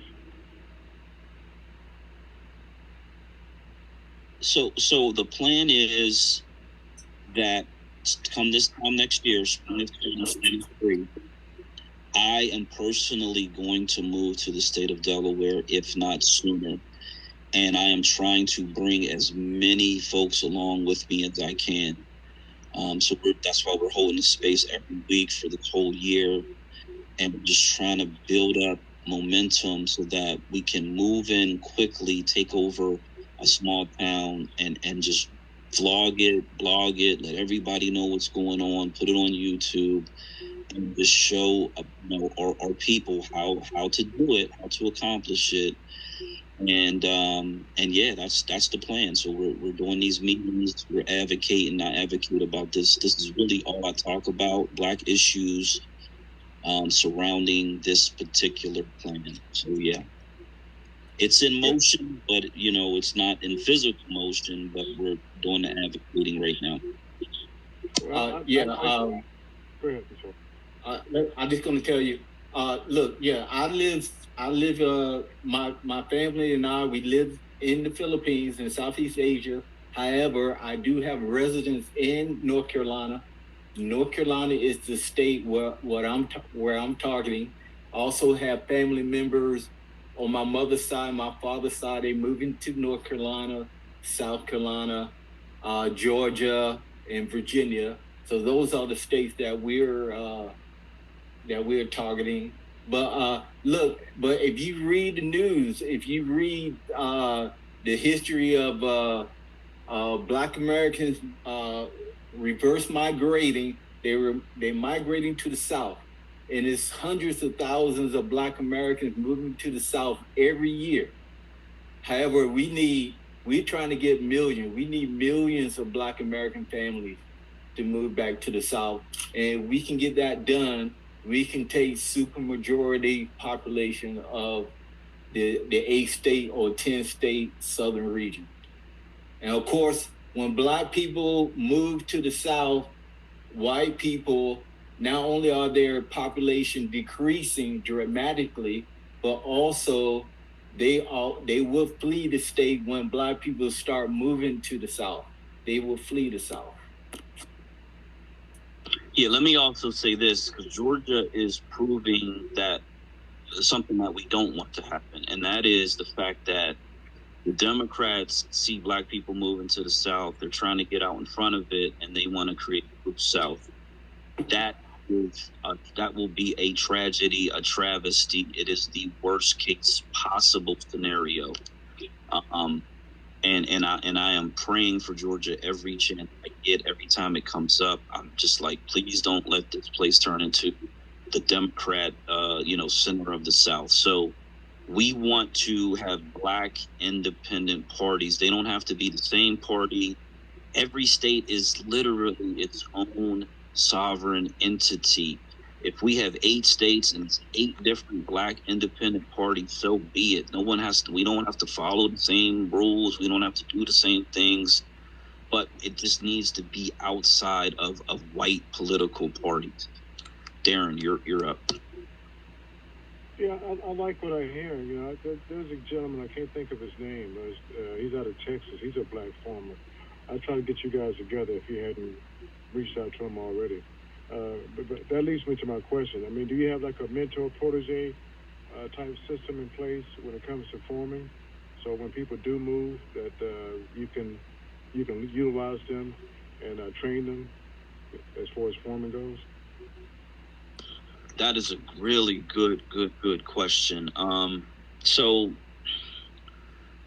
we lay out a strategy, and we know that the first people, like there's different groups. So it could be retirees, it could be college students. It has to be people who, it could be remote workers, it could be truck drivers. There's certain groups of the population who can move and be okay. They're not going to be dependent on a local job necessarily. There's nursing. There's a lot of industries where it makes sense for them to move. And then there's independently wealthy Black Americans. If we're being honest, there are some of us, it's a small percentage, who are just okay financially for whatever reason. So we want to try to attract the strongest amongst us first, who kind of can be self-motivated, if you will. Now, as far as this independent political party, the state of Delaware, like most states, they have like residency requirements. So in order to run for certain offices, you got to live there for 3 to 6 years in most cases. I think the governor's a little bit longer than that. The senator, 2 senators and 1 U.S. rep, you just have to be an American citizen. So anybody can move to Delaware and run for the federal offices. So those would be like the few places where an outsider can move in and gain, an elected position. From what I understand today, everything else is really going to have to be the local citizens that we kind of come in. We support them because we know that they are Black roots, Black first, Black oriented. They understand exactly what we are trying to do. They get on board, and so that's going to need like face-to-face advocacy, and that's really, in my opinion, unless I can get there before spring of 2023, that's really when I get there on the ground and I can sort of move around every day, trying to meet with different groups to try to make that part happen. But there is not like a current quote unquote organization that leads into mentorship. But I think that's a beautiful thing. We actually, before you came to the room, we were talking about the desire to set up a succession plan for Marcel, for instance, once he wins his seat. and we all kind of feel like the Democrats are going to be playing a lot of games with him and trying to push him out. He may get one term, and so that it would be very, very critical for him to have someone that he's mentoring to take his place. So that's something that we quite literally were just talking about, because we know the gentleman in Chicago, Mr. Bobby Rush, I think is his name, sort of retired without having someone to take his place. So yeah, I mean that's great, man. Thanks for bringing that up. It's like we got to get on the ground, establish the party, and then that's really when the organization takes shape, I believe. Yeah. Hey, Darren, I just want to, I'm a little bit different from Gray when it comes to the political party. I believe that there should be only one Black American political party, and that the 8 states or 10 states wherever number of states that we can have supermajority Black population of, there should be one Black political party for all those states. That the 8 states or 10 states or 6 states, they all have to have the same rules, the same agenda, the same goals, and that they have to work together. They have to cooperate together to compete against the other regions and the other large states like Texas and Florida.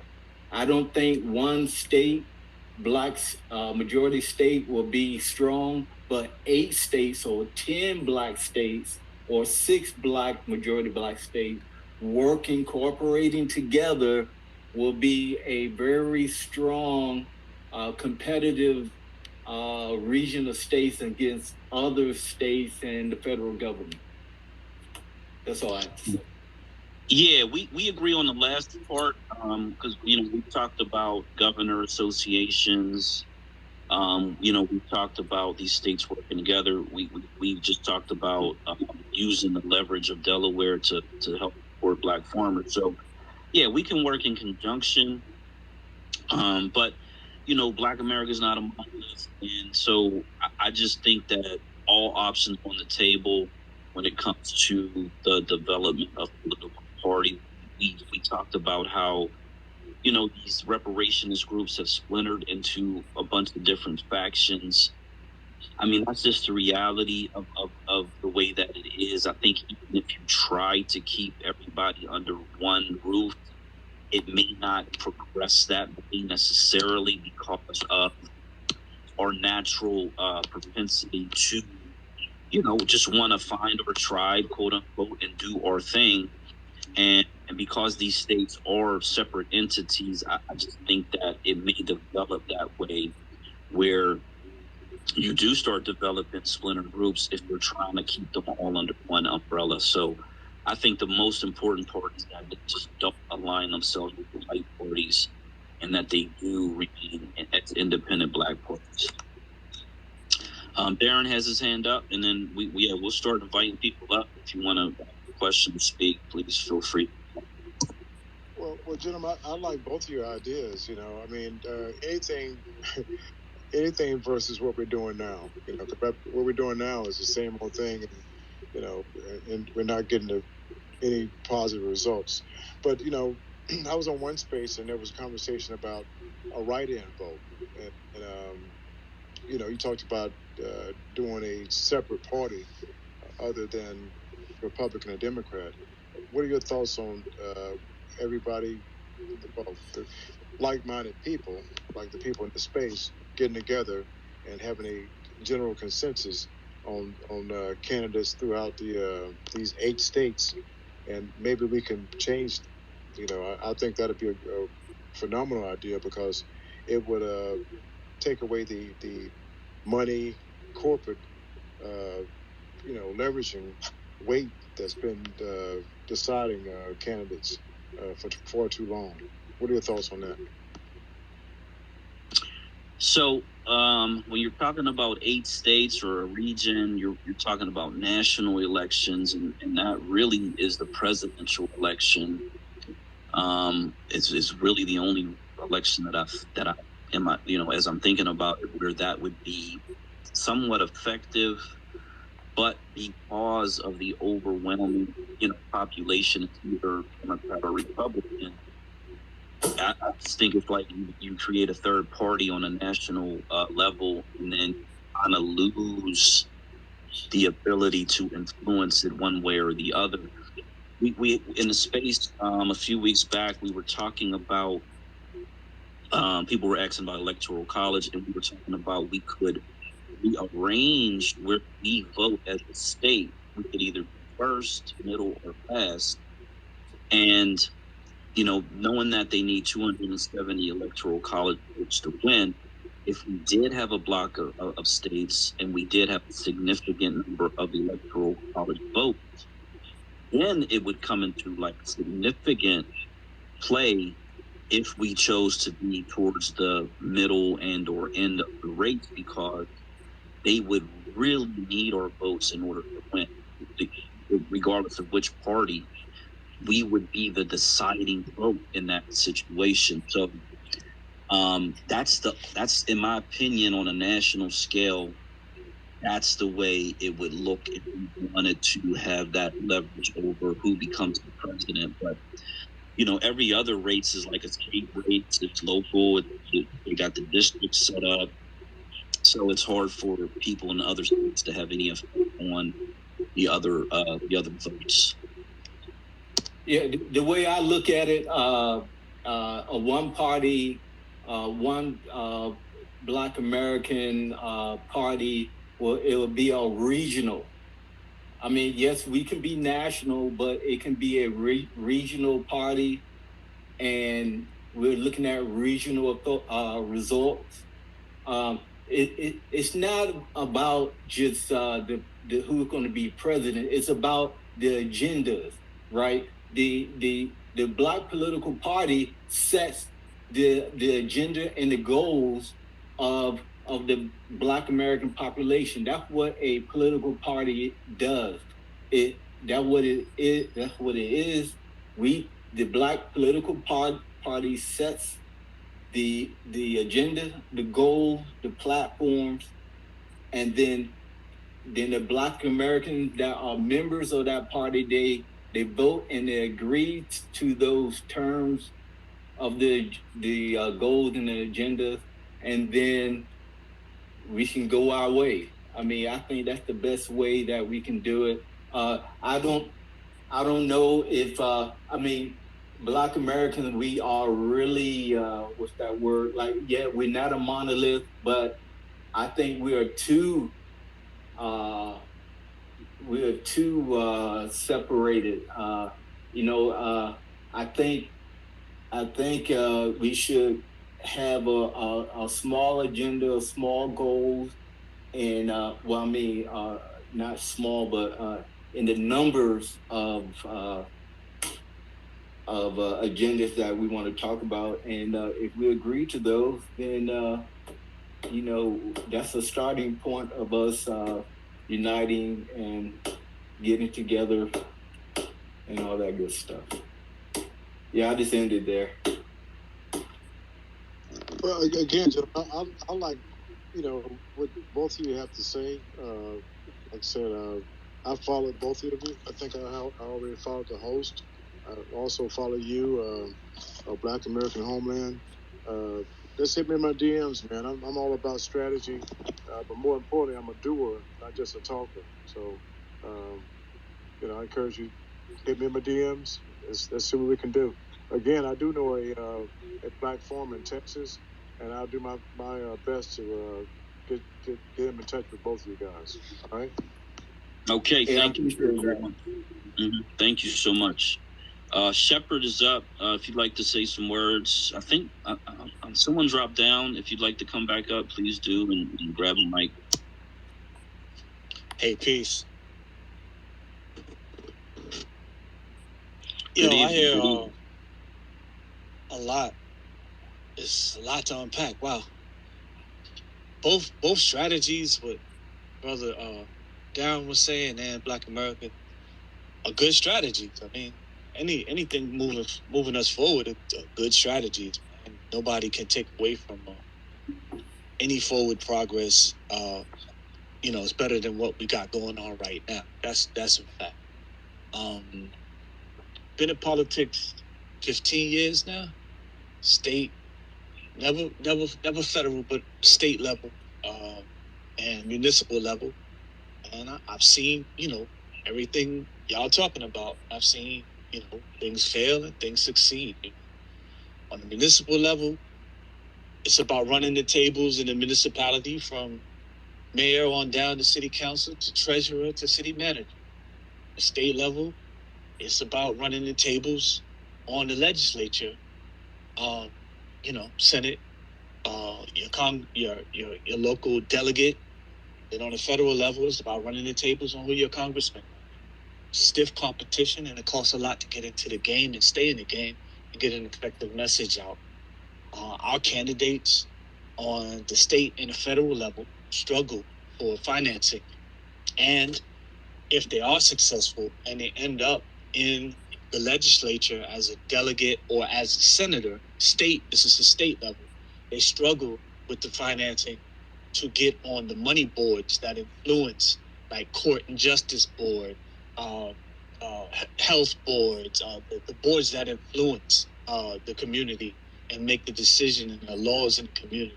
Boards on policing, they struggle because it costs a lot of money to get on these boards in the state legislature. You got to be a money raiser to do that. So I'm just speaking from my own experience.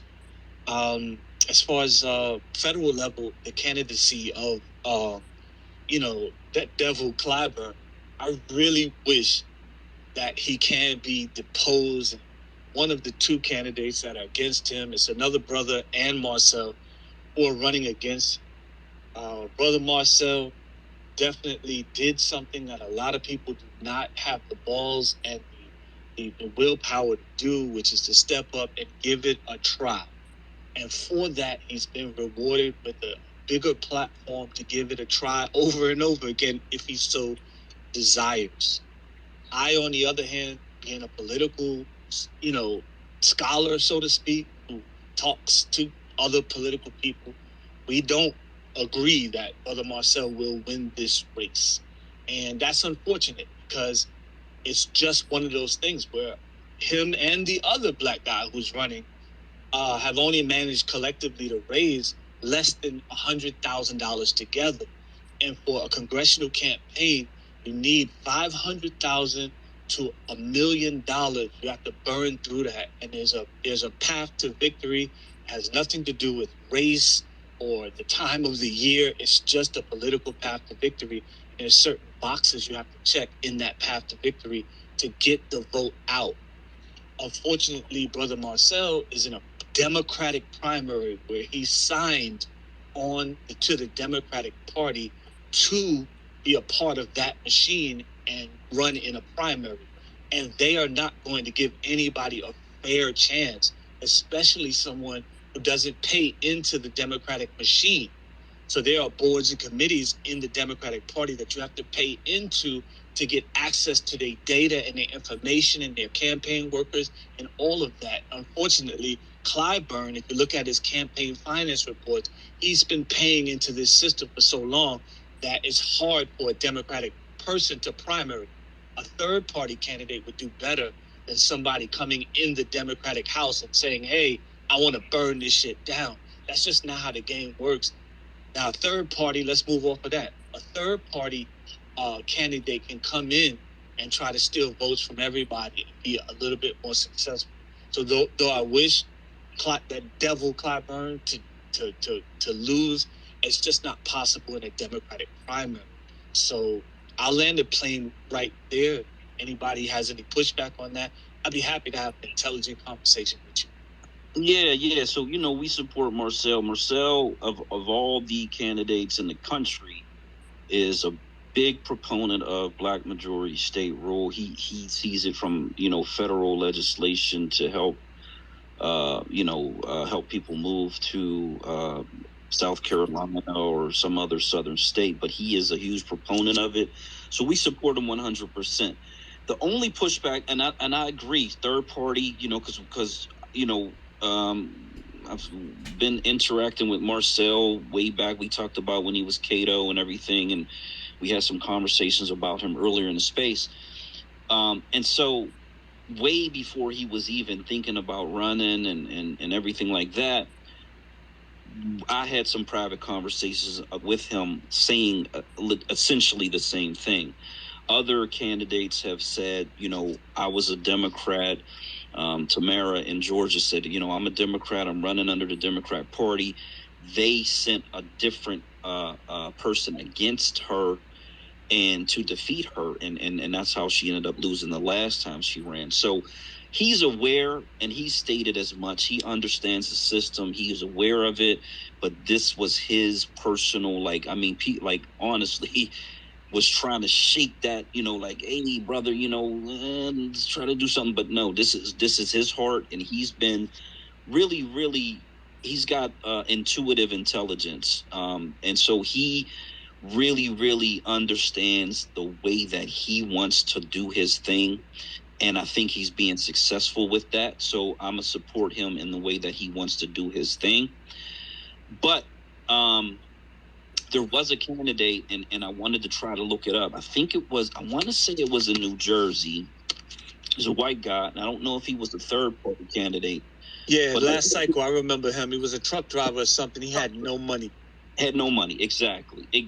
So, and there are other instances where that does happen. I don't know if he was a part of the machine, as you stated, if he ran as independent, whatever the case may be. It was an election. It wasn't a primary, so he wasn't a part of the primary machine, whether Republican or Democratic primary machine. Gotcha. And so we again, through these conversations, we laid out to I don't know if I had the conversation directly with Marcel or some of his team, but that, let's say for whatever reason, there is no victory in this primary, to keep the option open to run as a third party candidate. And I'm not sure if they have looked into that, if that's somewhere he could switch, based on whatever the results of this initial primary is, if he can say, okay, you know what? Because in my state, for instance, I live in Pennsylvania. I think a long time ago it was Joe Lieberman, who was a Democrat operative, and he lost as the Democrat in the primary, I believe. And then he came back as an independent and won, is how I believe it going. I know in our mayor race, the candidate who lost as a Democrat came back and ran as a Republican, because he lost the Democrat primary. He ended up losing it. Again, we got our first black mayor, whatever. But I don't know if that option is open to him. But if it is, certainly that third party candidacy comes into place. Because I agree. Let me jump in right there, because that is third party is always, that's what I advocate. So with not just Marcel, with any candidate who decides whether they want to be in a Democratic primary machine, which is different from a general election. This is just an in-house caucus election type deal, right? If you decide you want to be in a Democratic primary, you usually have to be a part of the Dem machine. You have to pay into that, and you have to sew into that. You have to pay for the budget. I'll give you an example, right? So there was a lot of chit-chat back and forth that the Dems were excluding him from a debate, but Marcel's campaign isn't paying for any part of the debate. They're not hiring anybody for the debate. They're not paying down any dues to be a part of that system. So they exclude you out of money, and that's why money is so important. When a candidate that has sort of what we would call a fringe message, right? Reparations is not a mainstream message. It's important for him to be well funded to overcome all the obstacles that they're going to put in your path in a primary. And unfortunately, whatever the mechanisms are, money is the key to end all those woes and to break into the system. So part of our conversation has to be about how we fund third party and fringe candidates so that they can overcome the system. You cannot overcome the system in any roadmap to victory, without money. And Clyburn's sitting on 1.7 million. He expended 800K in this race, and he doesn't really even have challengers that are significant to him. He's just basically money laundered the 800K in this race to organizations and people that are down with his team. See, campaigns are just large transfers of funds to other people within your team, and especially when you don't have strong challengers. Now, a brother Marcel and the other brother, I don't want to exclude, it's 3 people running, right? 3 black people, right? And 2 of them are against Clyburn. So I want to make sure that even if we want Marcel to win, I want it to be known that there is another black man who's against Clyburn, right? I don't even remember his name. He only raised $50,000. It's simply, and Marcel's on 34 or 5,000. It's simply just not enough to get your name out there. And we got to figure out some strategies how to get money to these type of candidates, or identify those who identify with our designation who are millionaires, like what brother was saying earlier, who are independently wealthy, who can actually fund these candidates. Yeah, look, I'm going to tell you what I have witnessed back in 1994. I was living in South Africa, and I witnessed the black South African when Nelson Mandela was running for president of South Africa, right? The black South African, they had 75% of the population. However, they had no money. They had political control, no government. They had no banks. They had no money. They had no military. They had no police. They had the people barely had land. They didn't have nothing. The white population, that was only 13% of the population back in 1994. They controlled the whole economy. They controlled the whole government. They had all the big corporations. They had all the money. They had all the banks.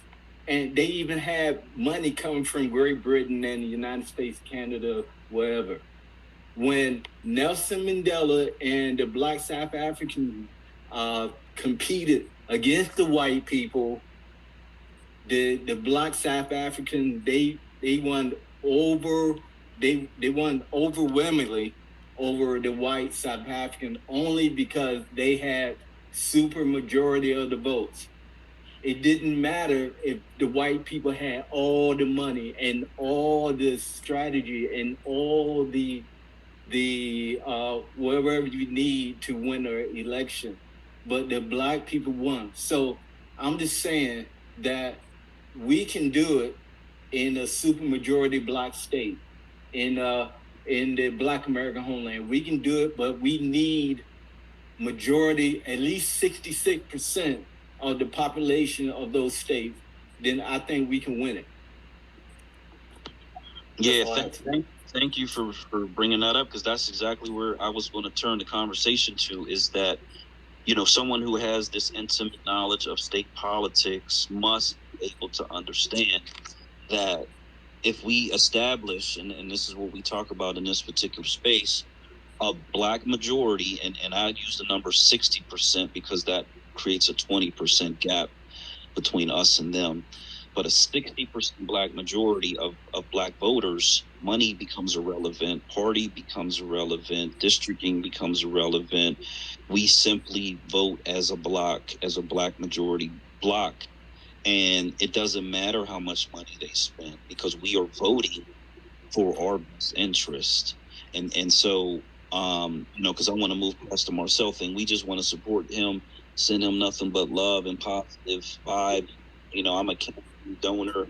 Hope everybody in the room is a campaign donor, because clearly he needs more money. He needs more money. So let's dig deep and certainly help to advance his potential against someone who we all know is not for us. He's the 3rd highest ranking member of Congress, blah, blah, blah. But he is not for black Americans. He's not for black South Carolinians. He is for at all. Exactly. So So let me tell you why South Carolina is so important, right? Mm-hmm. Whether it's Marcel or anybody who runs in South Carolina. When Joe Biden was losing to Bernie in the intro to this presidency, they needed a strategy to convince the entire 50 states that black people were supportive of Joe Biden. The strategy was how they rigged the South Carolina presidential primary in one of a third world poverty district to say that black people in South Carolina supported Joe Biden over Bernie Sanders, which is pretty much was a lie at that point because Joe Biden really had no momentum. They stole the momentum using Clyburn to convey to his people to vote for Biden. Now, that's how important South Carolina is. It literally swayed the nation to vote for Joe Biden as opposed to Bernie or someone else in that case. And that's why the Boule is so strong in holding that position of the presidential primaries and why South Carolina while Clyburn has to be defeated at some point in time. Yeah, let's see. Doesn't want to come on. Okay, here we go. So, I don't know if you were in the room when we were talking about positioning black majority states in these national elections, but the way it is today, South Carolina played that particularly important role. I believe moving forward, as we can establish these black majority states, it would become a little more beneficial for us to be a little further back in the line, let the white states, Mexican states, essentially pick their primary front runners. Because at the end of the day, it's not really going to be that relevant to us, because if we have control over the states, we're already controlling our state budget, our state police, our criminal system. We control the state contract. We essentially are controlling our environment at that point. And then this presidential figurehead of the federal government would need to come to us, both parties, because we're not going to be beholden to one or the other, and really lay out an agenda, legislation that we can depend on, through a promise or some sort of guarantee, where we say, okay, we're going to give you our vote, but we need these things to happen in order for that to happen. So I think at some point, as we shift consciously to black majority states, that it'll change the way that the Democrat Party manipulates black America right now. And essentially for the last 60 plus years, they've been manipulating us left and right, however they want to, however they choose. And we just got to jump off of that train and get on our own train and start thinking really for our own interest, and not trying to save the country or whatever. All vote or die. Like who possibly? Like the first time I even saw that or heard it, I just was like, and I wasn't political at all. I just thought, like, these people are crazy. What are they talking about? Vote or die? This never made any sense. But we just got to get off of that. We got to get off of that and get on to our own thing and move forward for ourselves, period. That's really the way we got to start thinking. So, Shepard, I want to ask you, if you had, and what state are you in, if you don't mind disclosing that? In the South.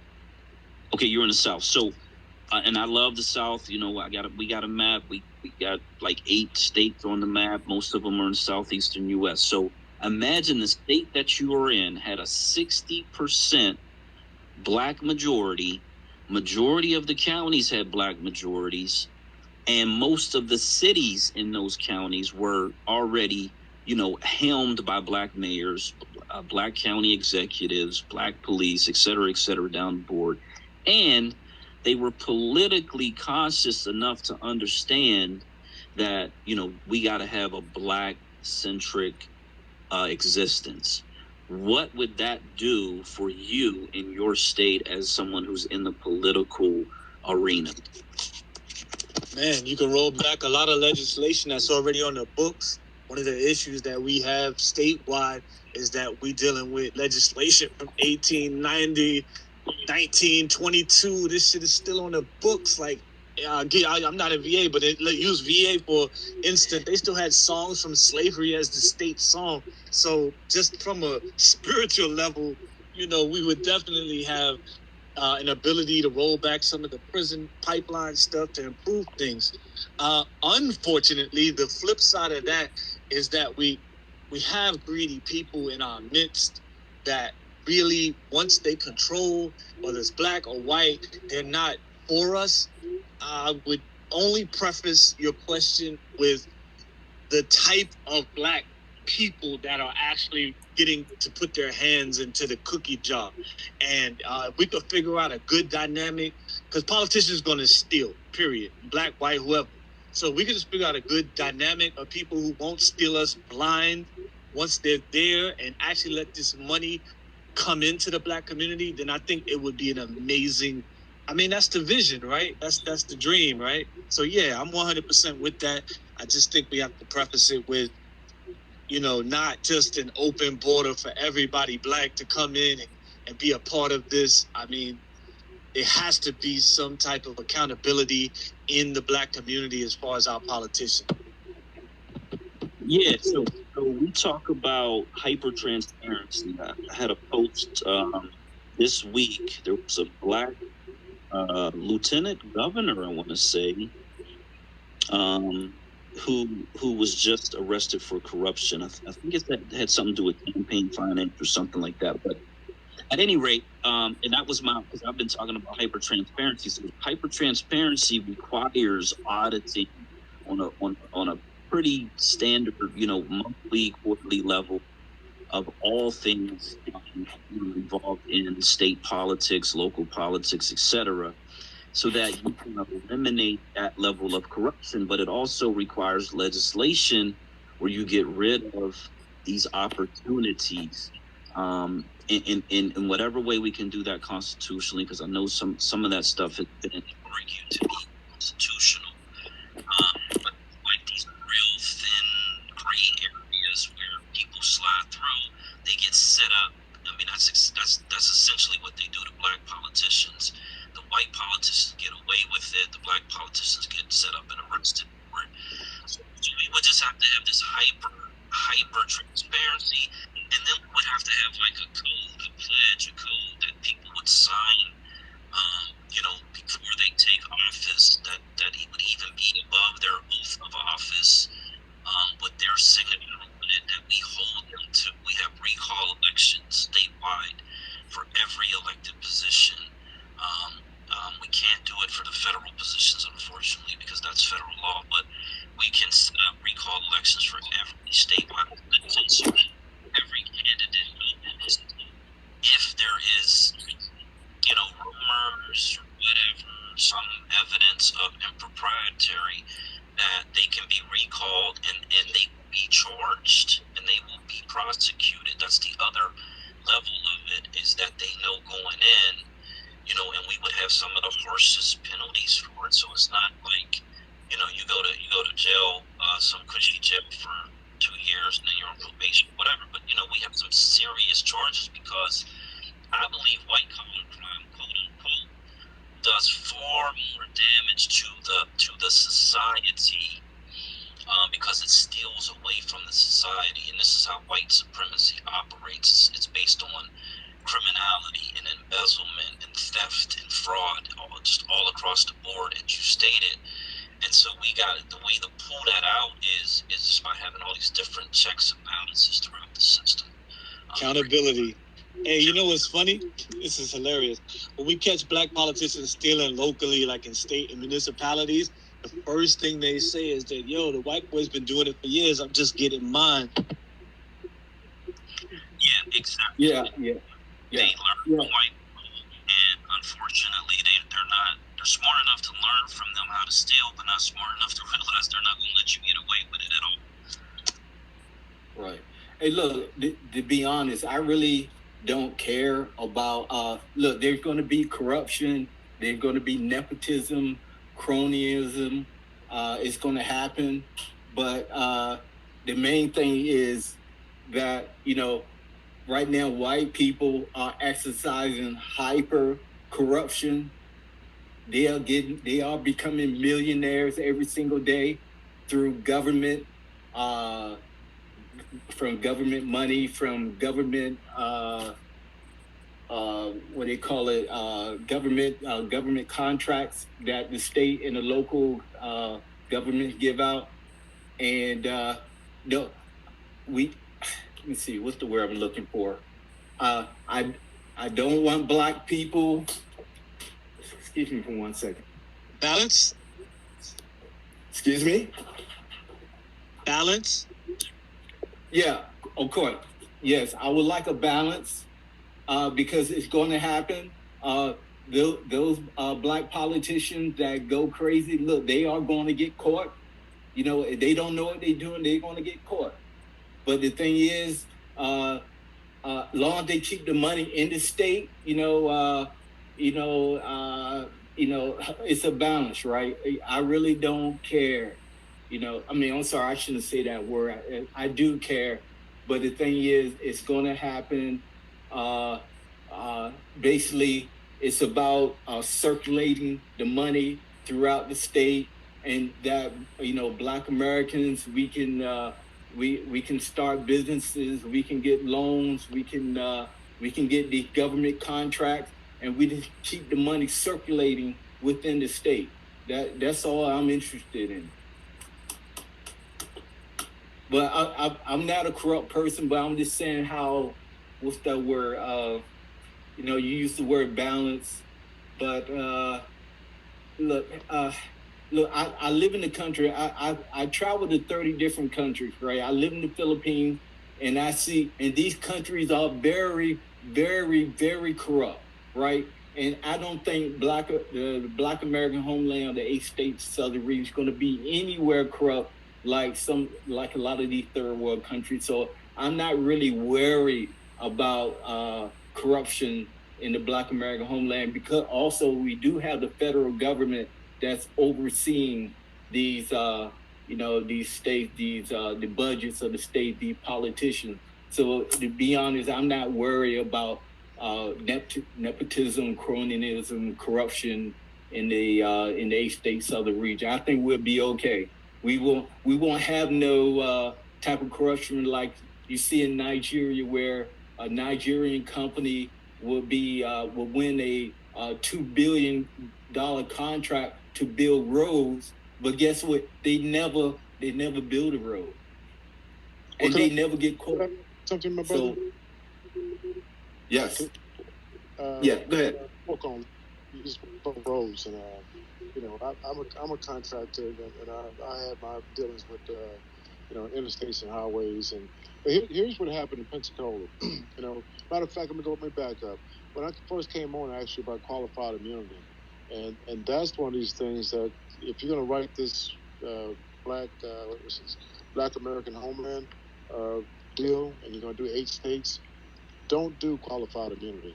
That'll keep them honest. That'll implement some transparency, because if be sued and held accountable for, by and large, the federal government and even states, local and state governments are not.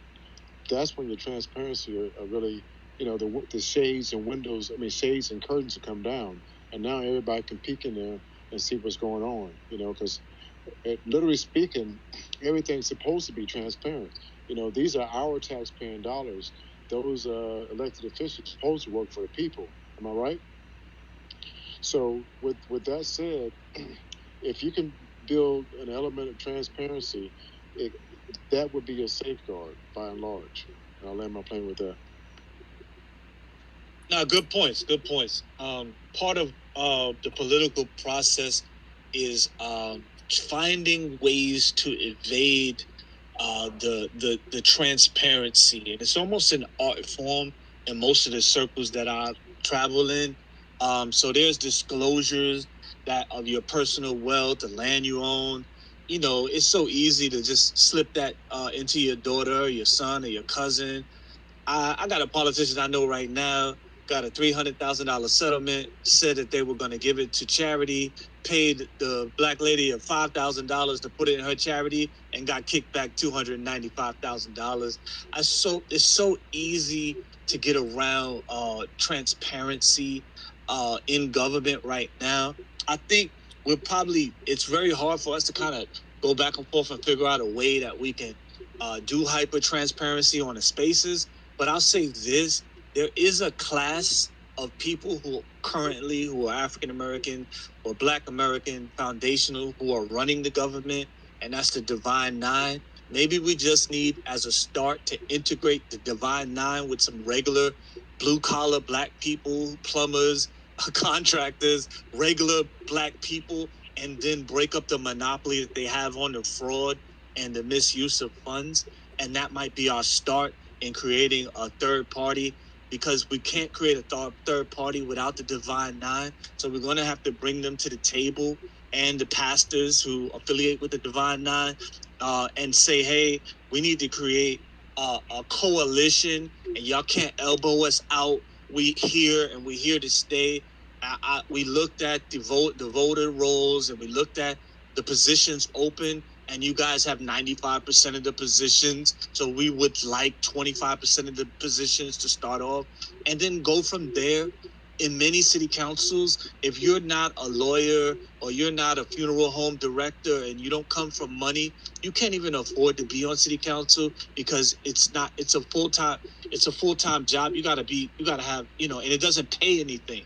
So we gotta raise the salaries of city council people to about 50 G's, as opposed to $7,000 and $3,000 for school board, and make it affordable for poorer people to be in these positions. So that's another obstacle. Yeah, so man, I love your perspective. I want to say that your perspective is relevant to the current, to our current existence, right? So as we live in an integrated society where we are the minority population, they have intentionally set up this hierarchy that you're talking about, that comes either through the church or through the academic class, and they sit in positions of authority, and so they're able to manipulate the system for their advantage. That whole dynamic shifts when you have a Black majority population. Like, that no longer is acceptable, because the same way that you are now explaining to us how it works, when 60% of the population who's going to vote these people into power, when they understand how it works, it's the game is over for them. So I oftentimes when I'm having conversations with people who are hearing Black majority for the first time, and sort of processing it, a lot of times they think about the way it is now and the way it's always been, versus not really making the leap to how it's going to be when things are much, much different. Like, so today they can hide inside of integration because they know inside of integration it works. It doesn't work when it's a majority Black population of very, educated, and 100% of the population doesn't have to be necessarily super educated. We just need enough of the leadership within the community to understand, and they can relate to the rest of, or people, what's going on, what they're doing, how they're getting away with it. Like, the fact that you know how it works says you would be somebody who would be the perfect auditor, because you understand how the system works, and you can track that money, and you can find ways in which that they're hiding theft and fraud and everything else of that nature. So you would be the perfect person to lead a squad of auditors who would go in and look at family members and see how they're moving money around. Again, like, the paradigm shifts when you're an elected position. You have the trust of 60% or more, because we believe 60% is the start, but we do believe in white flight. and we do believe our percentages will increase over time, it becomes totally different, because now you are literally beholden to the Black community that put you in this position, and they are not going to tolerate it the way that it's kind of forced upon us today. Hey, Darren, let me jump in real quick, and then I just want to ask him one question real quick. So how do we get around to get to the 60% majority? How do we get around the Divine Nine and the Christian bloc of churches to start this and be in control of the power? Because right now they have control of the 50 of the 60%. So how do we do that? Yeah, that's a good question.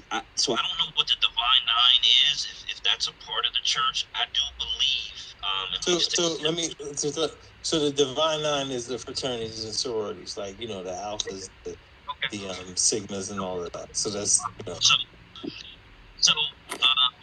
Yeah. So okay. So let's just. I'm gonna put them to the side. I believe the church has always had this really crucial role in Black American political advancement. They've obviously been co-opted and under control of white political operations. However, that's the leadership.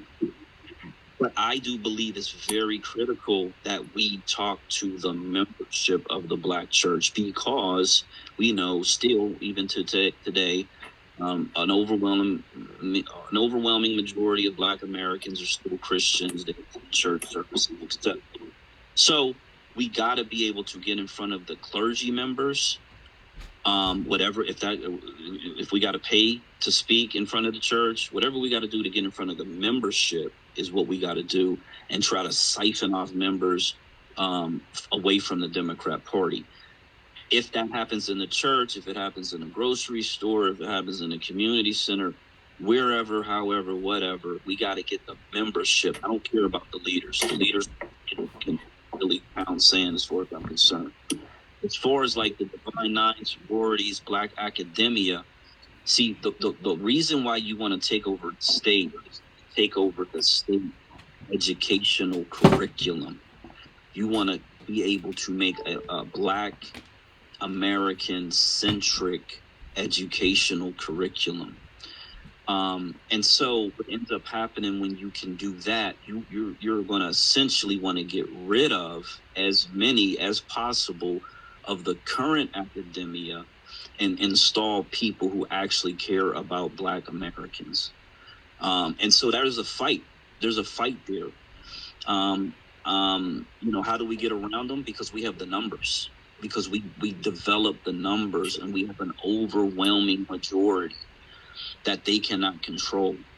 And that just comes through advocacy and education, and just really, really explaining to them how detrimental the Democrat Party has been to Black Americans specifically, so that they understand it, they know it, and they are no longer going to be fooled by the puppets and the puppet masters anymore. So that's how you got to get around them. You go straight to the membership, not the leadership.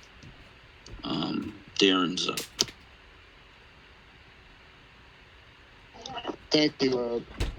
A couple questions.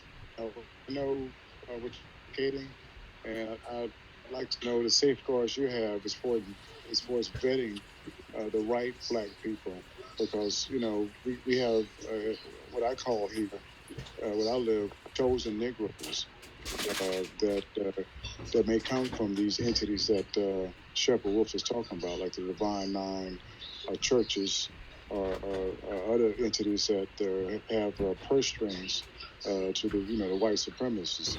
So, what is going to be a vetting process as far as getting the right Black Americans in those positions? all right. So I'm gonna jump in.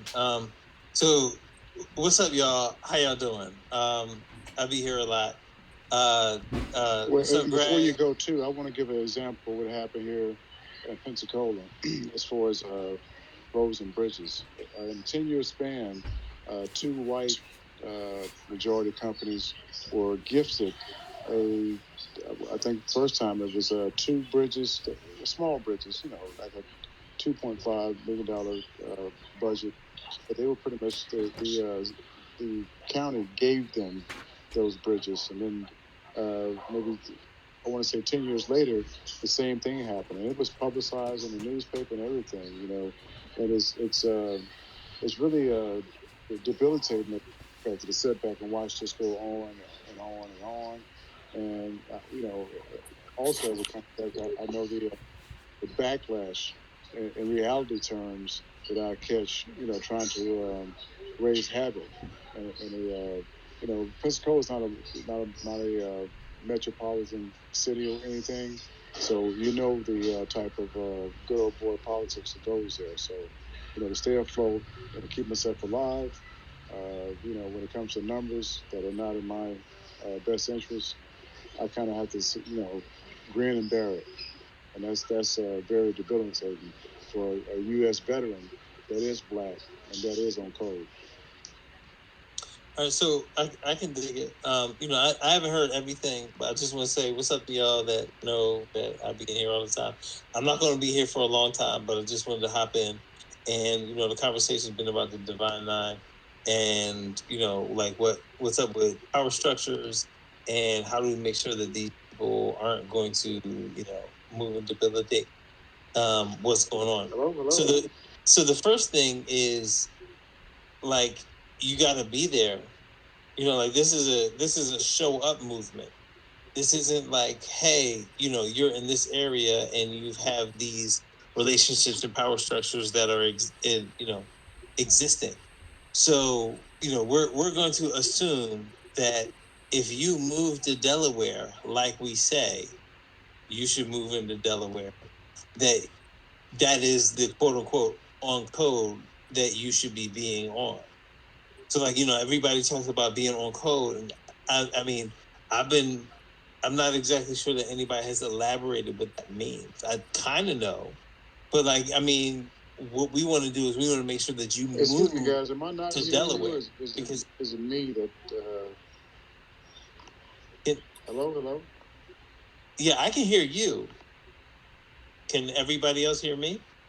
I can. Yeah, I can hear Mary Black Parent. If Darren cannot, he may be the only one that can't hear you because he's a speaker. Oh, okay.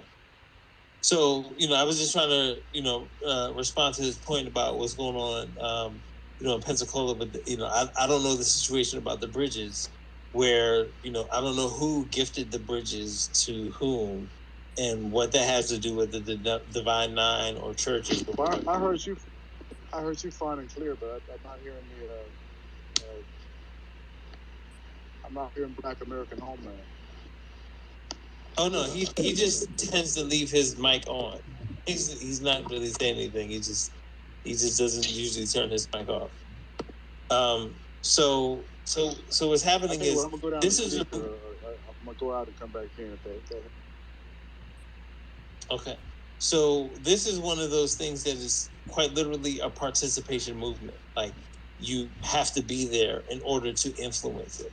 So a couple of weeks ago, I had floated the idea of, if we create a political party, inside the political party, people can have votes.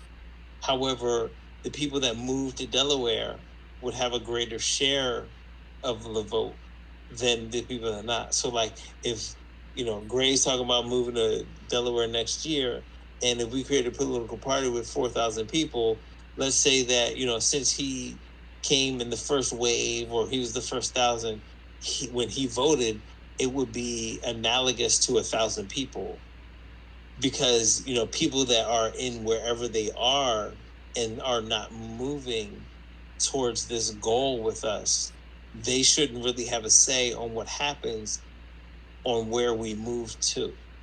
So, like, what happens in Pensacola stays in Pensacola. What happens in rural Chicago, or outside of Chicago, stays in Chicago. But what happens in Delaware, stays in Delaware. But the people that move to these places that we are outlining that we need to move to, they have a disproportionate share of what actually happens in this movement. Because a lot of people hop in these spaces like, well, what are you going to do to get these people on code, or in line and all this stuff. Now, a lot of these people that are off code and not in line, they're not going to move. because they're invested in the power structure for where they are and based on the connections that they have, and they're not really trying to build anything new, and they're not trying to move the conversation forward.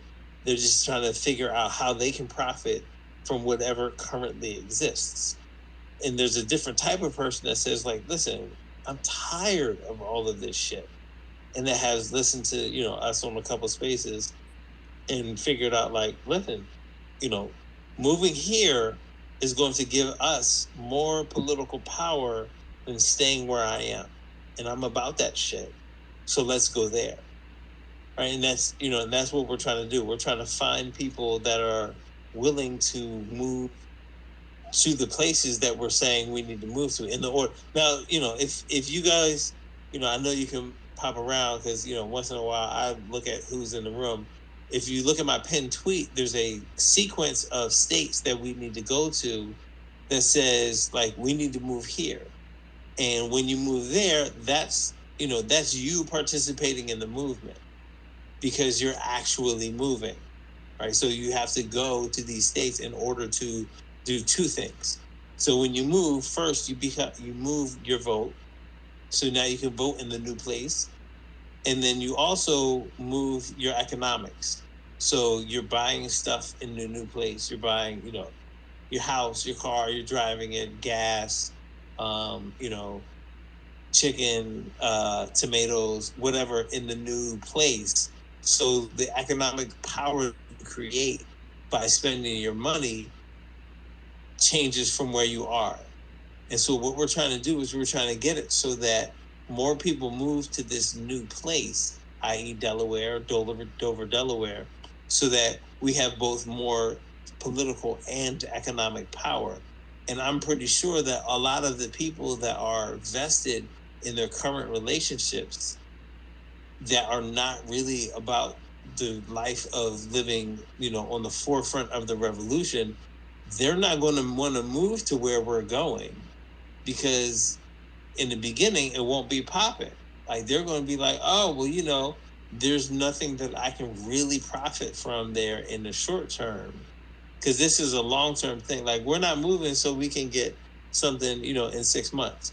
We're moving so like in 10 years, we see the fruits of our labor where we have political control of, you know, a city, probably a county, you know, we control at least a county, all of the zoning boards in that, all of the funding in that, what happens in the educational curriculum, what gets built, what doesn't get built, like all of the political power that county wields. And then, you know, in the next 5 to 10 years after that, if, you know, when then the movement starts accelerating, we eventually get a governorship and we control the state house where we have a fully, you know, a fully fledged pro-black state where we are, you know, the majority voters. We're probably the majority population. And I just want to distinguish that because, you know, like you don't have to bring your kids. That just sounds really, really bad. No, bring your kids, please. But what we're recruiting are people, voters, not just anybody, right? Like, you know, if you got 6 kids, bring them. That's cool. But we're really interested in you and your vote to make sure that we elect people. So, like, you know, and I was doing some research in Dover, Delaware about people in city council. So in Dover, Delaware, it's like 46% black. I forget what the population is. It might be 48,000. I don't know. But I was looking at the people that seem to have gotten elected, and they were like, yeah, you know, 700 votes. And I'm like, what the fuck? You know, it might have been an off year, might have been an on year, whatever. But like, you know, if we move 1,000 people to Dover, Delaware, and can start electing the officials that we want, we can take that over. And that's, you know, and that's what we're aiming at. Like, nobody in the Divine Nine, you know, who are college educated, who, you know, are trained in these arts or whatever, will probably want to go to some little podunk ass city in order to, you know, overthrow the powers that be. So I'm not really worried about churches and an established institution. Like, what Gray was talking about, like, we get in front of the people, we're like, listen, if this sucks where you are, like, go over here because, we're growing a population.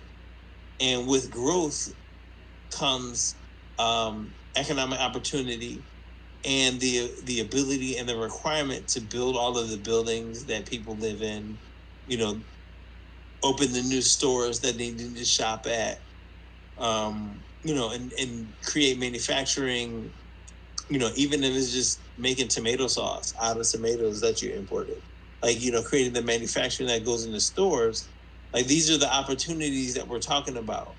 And, like, whatever your, political or economic or social or collegiate or post-collegiate, pre-collegiate affiliations are, if you're about the life of creating a majority Black state, we want you. If you have other allegiances, well, like, we're not saying that you got to get rid of them. We're just saying that they're not as important as this. So when you go into that voting booth, you vote for our candidate. And when you go to meetings, you don't bring up, what your supreme guru said in whatever organization you are. You talk to us because in these spaces, you are one of us, and you are also one of the supreme gurus. Like, this isn't a hierarchy thing.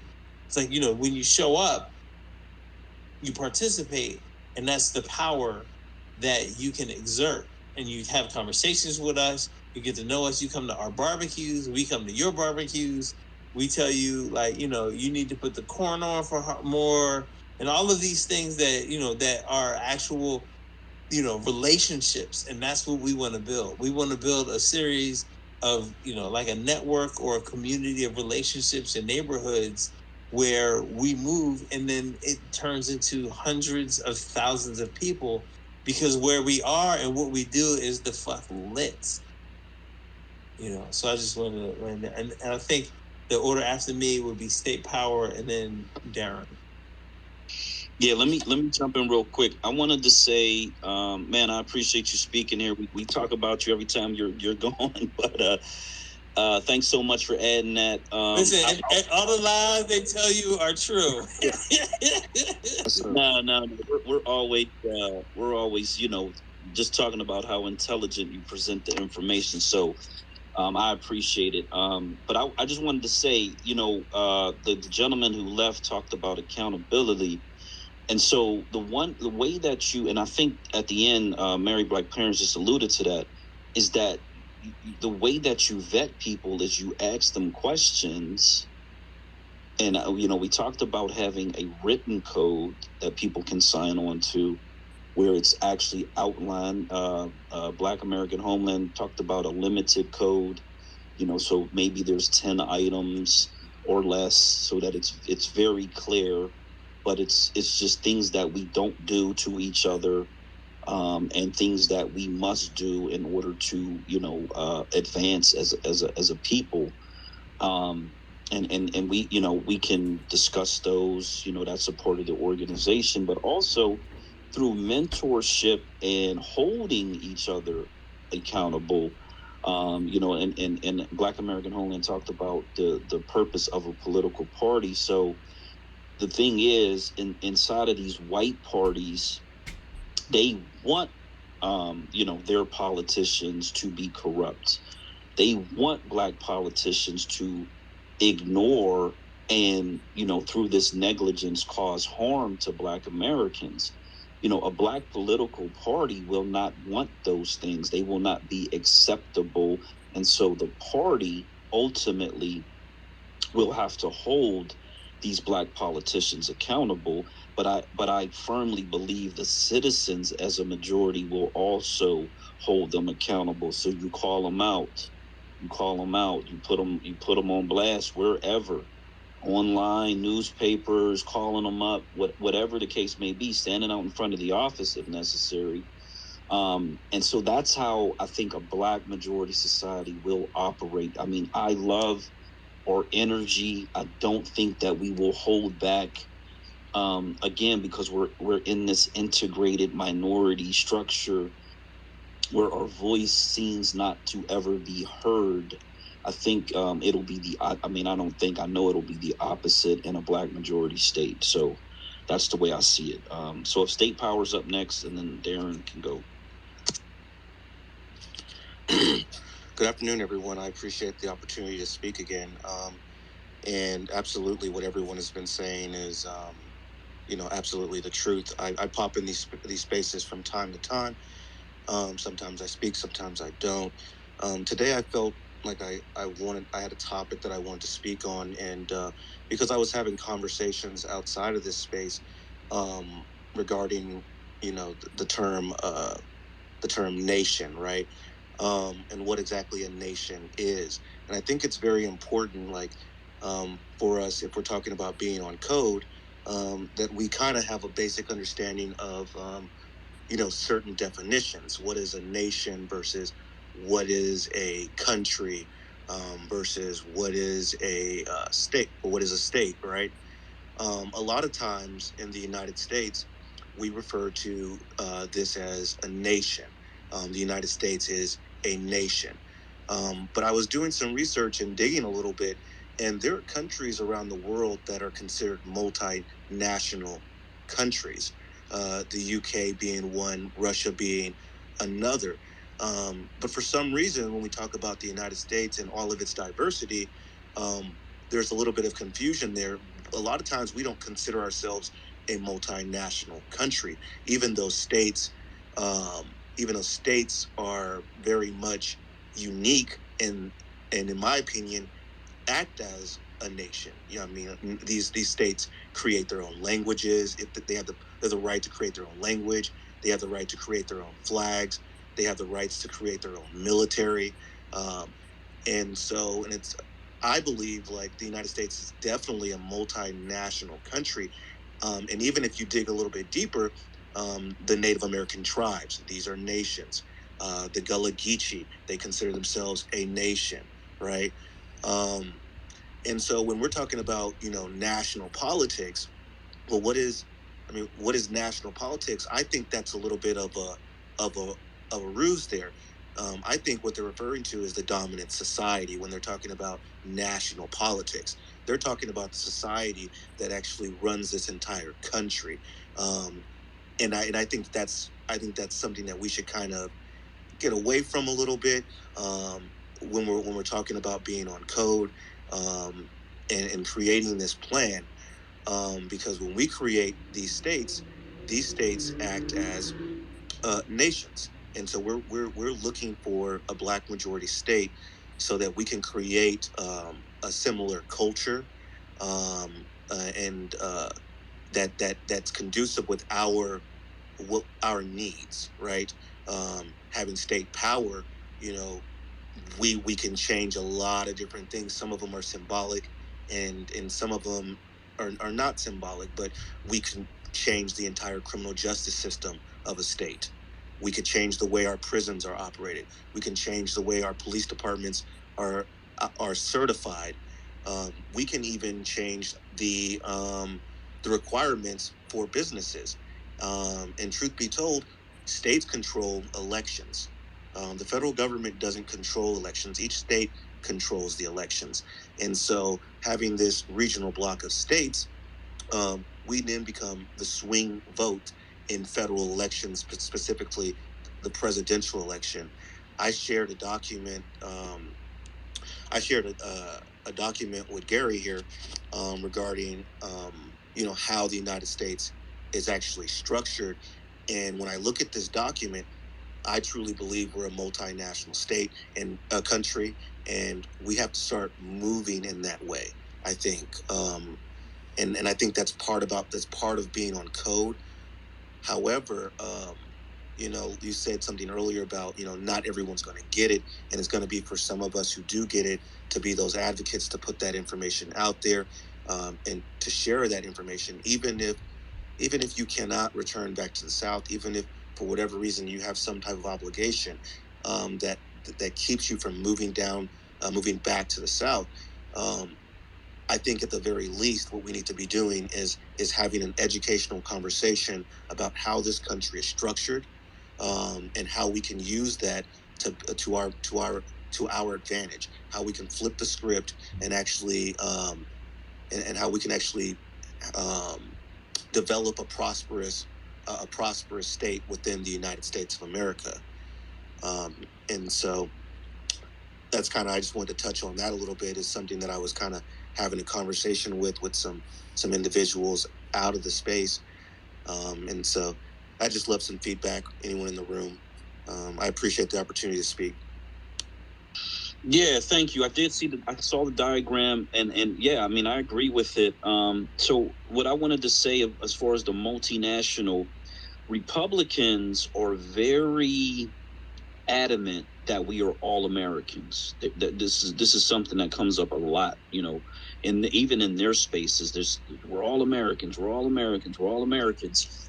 I think the Democrats have tried to push this a sort of a multinational diversity sort of agenda, and what ends up happening with that is that it becomes like a color blindness on both sides, whether you're on the right or the left. The reason that a lot of white people want a quote unquote even playing field, and this is what I believe this comes from, is that they understand that the society is set up for them to win. So whenever things are quote unquote even and even equal, and like we all seen that diagram of the equal and three people different heights looking at a fence, and the shortest person can't see over the fence, but everything's equal. And so that's why I believe a lot of white Americans, especially on the Republican side, will say, no, we're all Americans. And they talk about individualism all the time, even though they do not practice individualism at all. They only practice group economics, whether in a family dynamic, on a much larger community dynamic, and certainly on the state level. That's how they've been able to keep Black people in this permanent minority status, which means we will never have control over anything in this country. So I agree with you. It is a multinational country. We know the Mexicans are taking over the southwestern United States, which leaves the southeastern United States for us, where our population is centered. And then the rest of the country, is really up for the Asians in the Northwest, possibly. The whites, conservatives are going to the Montana area, Idaho area, raising the price of property out there. And then in the Northeast, you got like the liberal hippie, I guess, enclave of states or whatever. So the country, and I think a Black American homeland on his map, he sort of sets out the same identity of how these certain regions of the country are ultimately going to break into these different national regions. And so, yeah, we see it. We can see it a mile away. We got to take advantage of it. We got to put our action into effect, and really solidify Black America's place in this country, inside these states, with the state authority over the region that we know we already have some significant populations in. So, yeah, man, thanks for bringing that up. Appreciate it. And we got Darren up.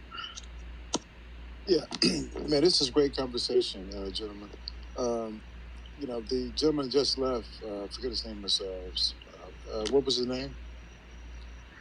Married Black Parents. Married Black Parents brought some very pointed facts. But here's the thing. Only thing I really kind of draw pause to was his timeline. Black majority state, and the reason why is I love the mobilization that you guys are advocating. However, the timeline, I think you may need to rethink that. And here's the reason why.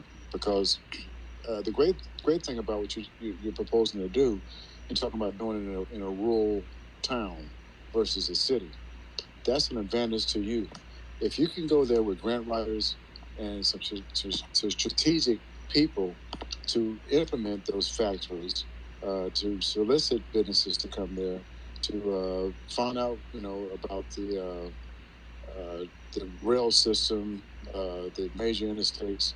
As far as a commerce piece, you may can do this a little faster than you think. So, I mean, again, you guys, I love what you're doing. You can hit me in the DM. I like energies like this. I love it. So I have a little bit of experience when it comes to city and town and county government, and I'm yours if that helps. All right. Yes, sir. I appreciate it. Yeah, I didn't get a chance to, I'm not going to say pushback on married black parents, but the way I see it is that it's based on election cycles. So we know it's got to be, for the most part, local black Delawareans who go up for these positions. But I'm not looking at it as a decade. Not debating that at all. Wait. Go ahead. Right. Yeah. Well, I'm not debating that at all.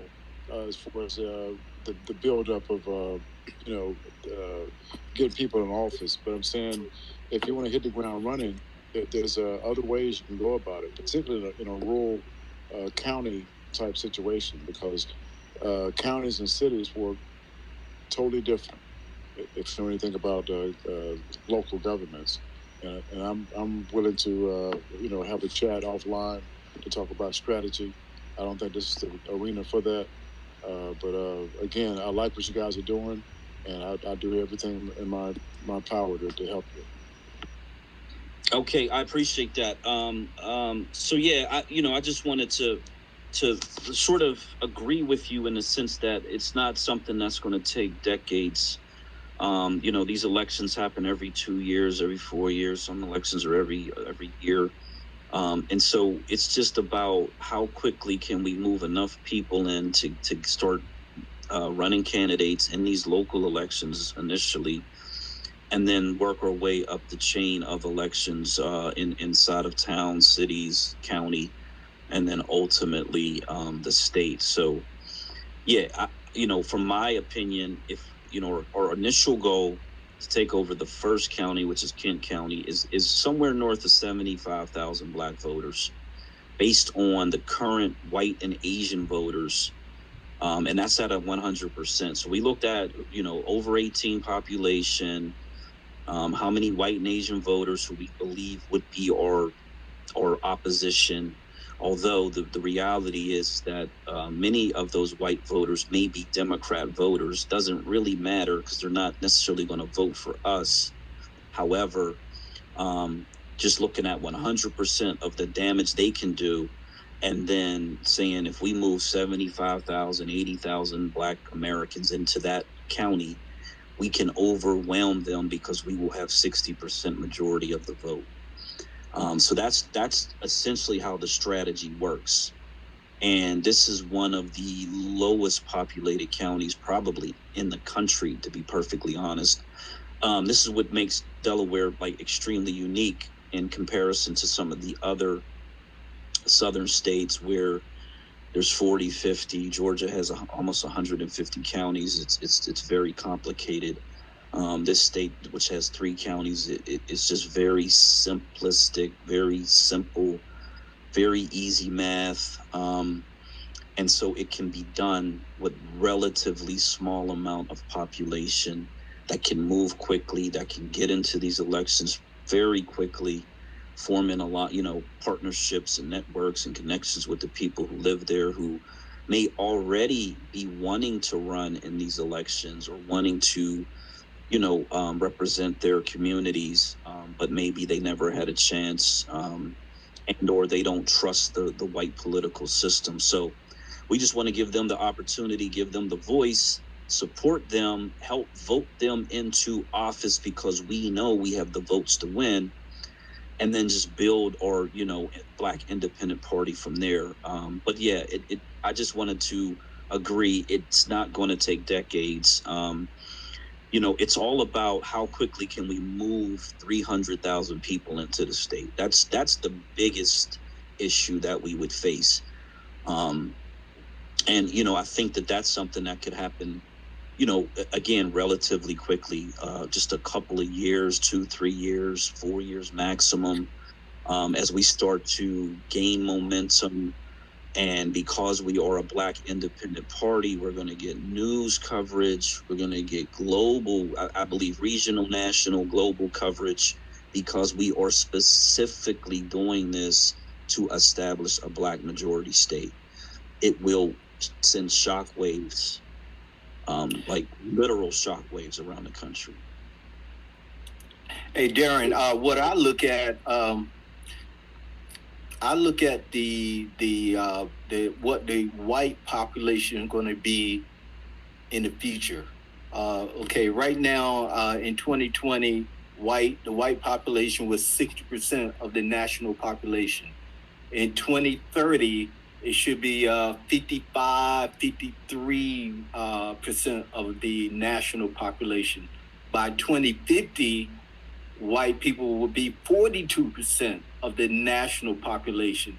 And by between 2075 to 2080, white people will be 33% of the national population. So if you can look into the future, and if you can vision all this, right, the Black American homeland, it's going to take time, but it's going to be easy. It's going to happen. It's going to happen even if we don't even try. I think it's going to happen. That's all I have to say. Okay, I'm gonna let state power go. I always got to give a little pushback to that, because a white minority, and this is just the history of their existence on this planet. White minorities are very comfortable leading as minorities. They are very comfortable with being the wealthiest class as a minority. So, I hear what you're saying. The problem is without a specific Black agenda and a Black independent political strategy and organization to lead, this natural reverse migration, it'll end up in the hands of the Democrat Party. That's just a natural way that we as Black Americans have fallen into that trap. So we got to stand in the gap, and we got to really, again, educate, advocate, and help our people understand it's time to jump off of that train. It's time to get on our own train and build our own, like State Power said. He talked about nations. A long time ago, when I was first on Twitter, I was saying migrate to create a Black state. That was one of my initial slogans. Migrate to create a Black state. And so, essentially, he's absolutely right. We got to look at these states as nations in and of to themselves. We are a part of the United States, and that is why it's called the United States, and it was called the Union during the Civil War, is because it quite literally, like the European Union, or even, they want to create an African Union, it's a union of individual entities. And once we start thinking like that, I think, that will help us move forward much, much quicker. State power. Thank you again. There was one thing that I wanted to touch on, but I totally forgot. So I live out here in California, and I grew up in a city in Southern California that is 5% Black American. That's actually pretty average, I think, for the state of California. I think the highest city in California is maybe a 34% African American, Black American, and that's, I think, Inglewood. I think Inglewood is the city in California with the highest percentage of Black Americans at 34%. But most of our cities out here are roughly about 5%. And so what they ended up doing in the city that I'm from is they redistrict the city in a way to give Black Americans political power via the city council. But when they did that, they had to do it with a coalition with the Latino population within the city. And so even the district now, even though the city is 5% Black American, the new district is 15% Black American. The councilwoman for that area is a Latina and not a Black American, and so we really still don't have a voice. And so I look at this as like, they say politics is warfare. Black Americans in California, and especially like in the Northeast, we're under siege.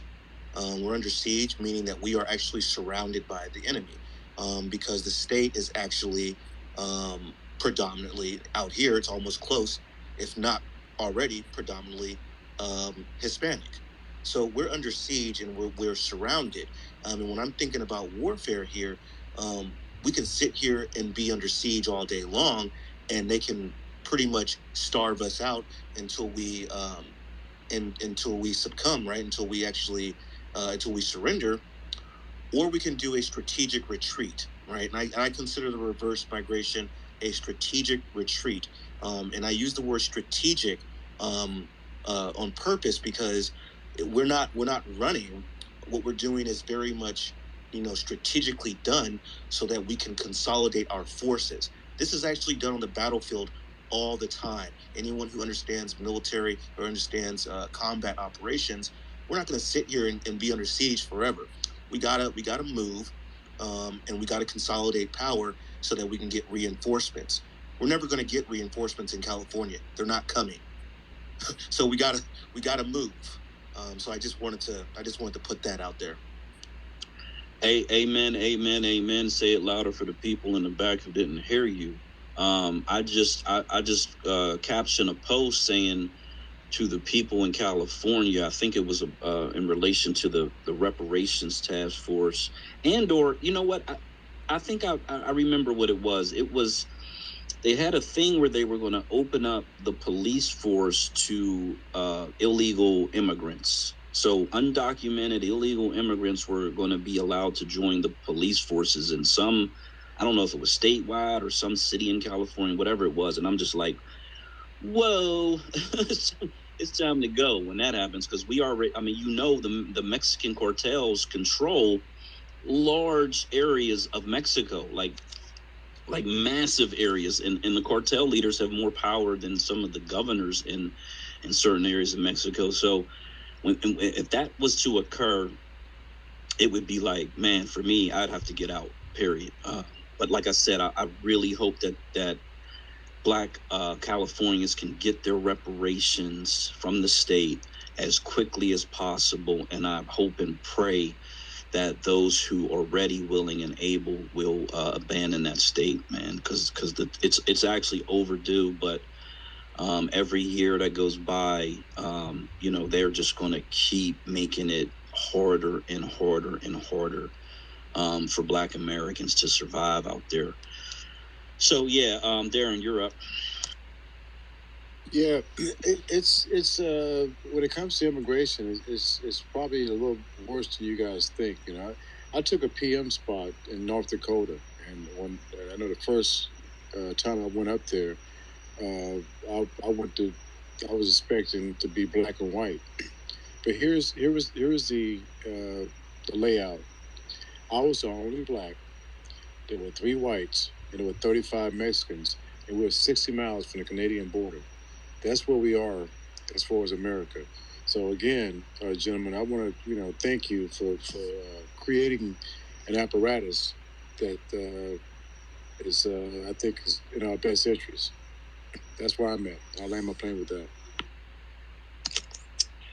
Yeah, thank you. So PM, was that fracking, or what was the industry that you were in? I'm a builder, so we were building apartments for the guys that were up there doing the fracking and oil work. So I'm a builder, 30 story ground, convention centers, power plant, hospitals. That's what I do. So salute to you. I'm hauling a tanker now, and about, let me think about it. 7 years ago, I was in the fracking industry. I was carrying diesel fuel up in the mountains of West Virginia, and man, it was so crazy. They would drag these tractor trailers, 80,000 pounds, up a hill, up a mountainside, dirt road, using one of those huge Caterpillar. Man, what they had a name for them, but the tires were bigger than my truck. That's how big these things were, and they would just drag us up these hills. I ended up having a really bad work accident because of it. But yeah, in that industry, even up here, there were a lot of Mexicans because I guess it started, a lot of drilling and oil, it comes from Texas. And so as fracking sort of stretched across the country, they essentially already had a lot of those skills, and then they were able to just kind of move around the country because of it. I did see a few black men involved in it. Of course, a lot of white guys were the company man, as they say, the people in charge, and they were making like $250,000 a year as these so-called company men on these fracking pads or whatever. But I want to salute you because in this black majority state movement and the strategy and marry black parents, because he focuses a lot of his attention on the building and the constructing of new residences, mixed-use properties, things of that nature. We talk about how important it is to have black construction contractors, not only to build houses and community centers and everything else like that, new schools, whatever, but to build the ridges, the bridges, the roads, the tunnels, the infrastructure of the state. And so we know that even in my city where they got quotas, so-called quote unquote quotas for minority contracts, the majority of those contracts go to white women. And that was the Trojan horse they put in the civil rights legislation so that they can keep all that wealth inside of white households and white corporations. So they just use their white wives to sign these minority contracts, and then all the money stays within white hands. And we want to just totally destroy that system so that it actually goes to black Americans within the majority state that we help to establish. So we will definitely need contractors, black contractors, all the skills trades, to help us build this state. Because even though the current population is under 1 million, we believe, by adding 300, 400,000, so that gets us just under 1.5 million. We do believe that the population will grow, over time. And, the state of Delaware is 6.5 times bigger than New York City. But the density is way less. There's like 12, 13 million people, or whatever the number is of people in New York State, or New York City rather, in the 5 boroughs. And so a state like Delaware could handle 10 million people, to be perfectly honest, and still have less population than New York State.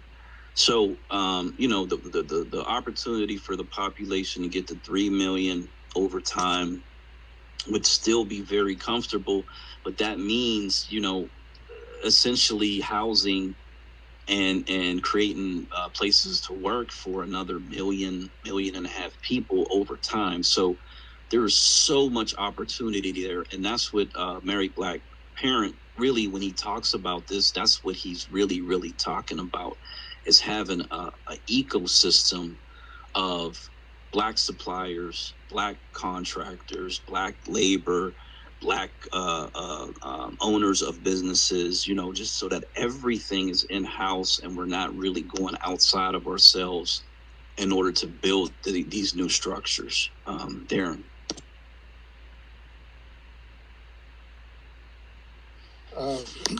You're spot on, black majority, spot on. I think you spoke about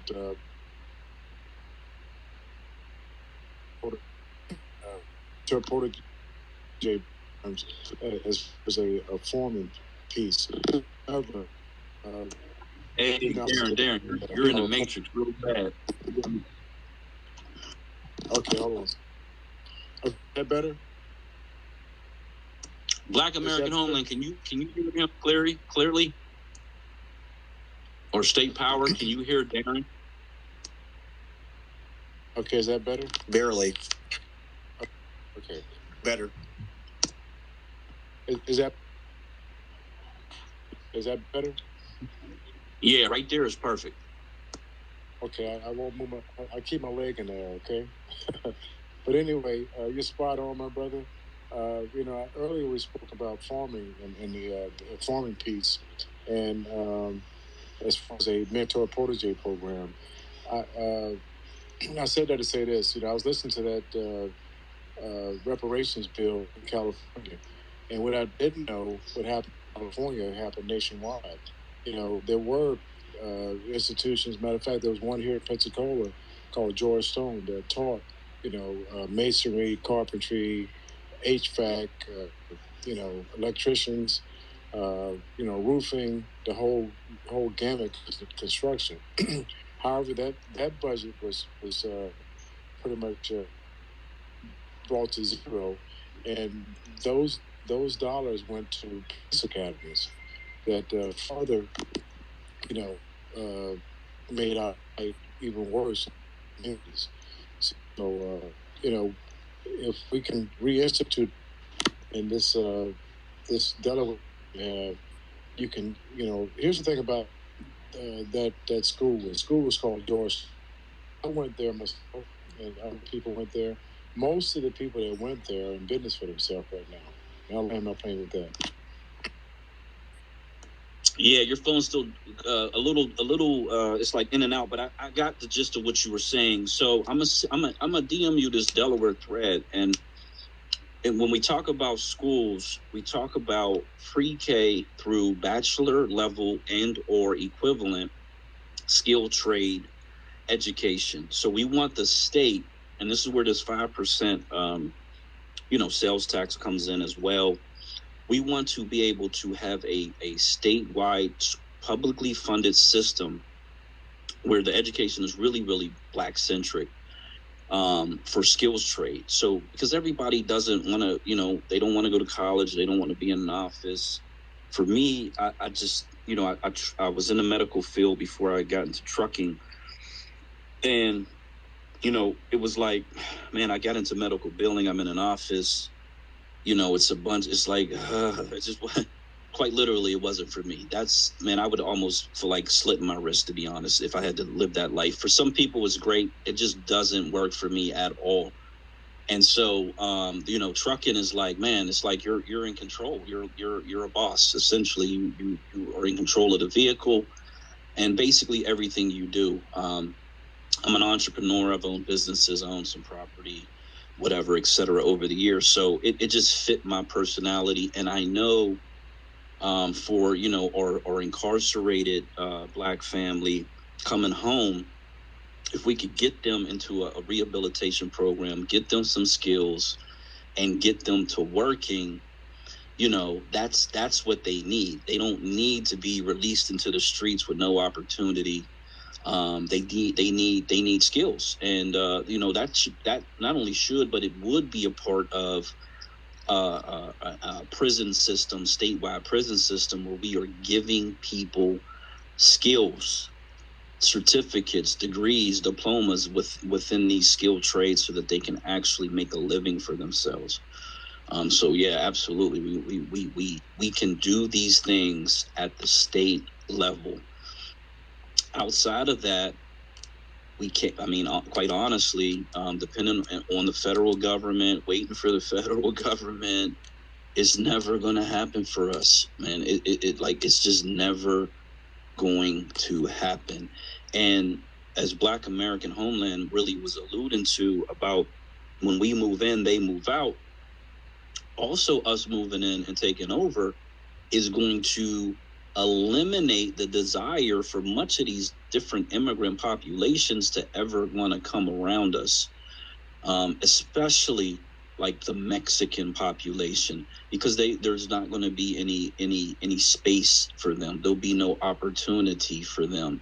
They're starting to. I live in southwestern Pennsylvania, and they've always had little Mexican restaurants here and there, but they're really coming in the construction trades. You know, roofing, windows, anything to do with like putting houses back together. Of course, landscaping, things like that. And it's just because there's opportunities here that they're coming and taking advantage of the opportunities. But in a Black majority society, those opportunities will shrink to the point of, you know, just not being there. So what would be the point of even coming there? And that's sort of the word that you want to get out, you know, like, hey, there's no opportunities here. You know, we're not gonna be a sanctuary state. We're not gonna let you drive cars without a driver's license. We're certainly not gonna make you police officers or anything like insane like that. So you just gotta you create a barrier that people know. You know, they just know, because they know they come, they try. Oh no, don't bother going there because it's Black American lineage state or whatever. And that's just the way it is. You know, it's got to be constitutional, of course, but we've had people in the space who have talked about how Native Alaskans have some protections within state law.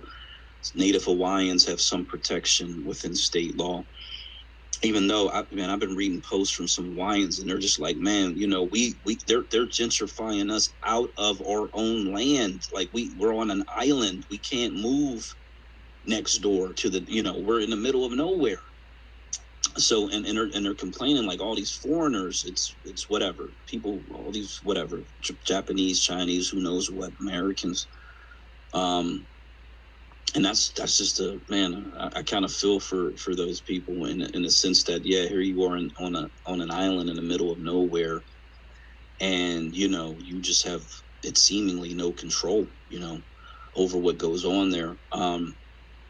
And you know, if we were honest with ourselves, even though we live in this great big country, we've always been on an island unto ourselves, and they put us on that island intentionally and really, or you know, and I believe they want us to just die off, and so they can go on about living their, you know, white lives or whatever. So we got to put kinks in their plans. We got to be disruptors, and this is probably the most significant way for that to happen.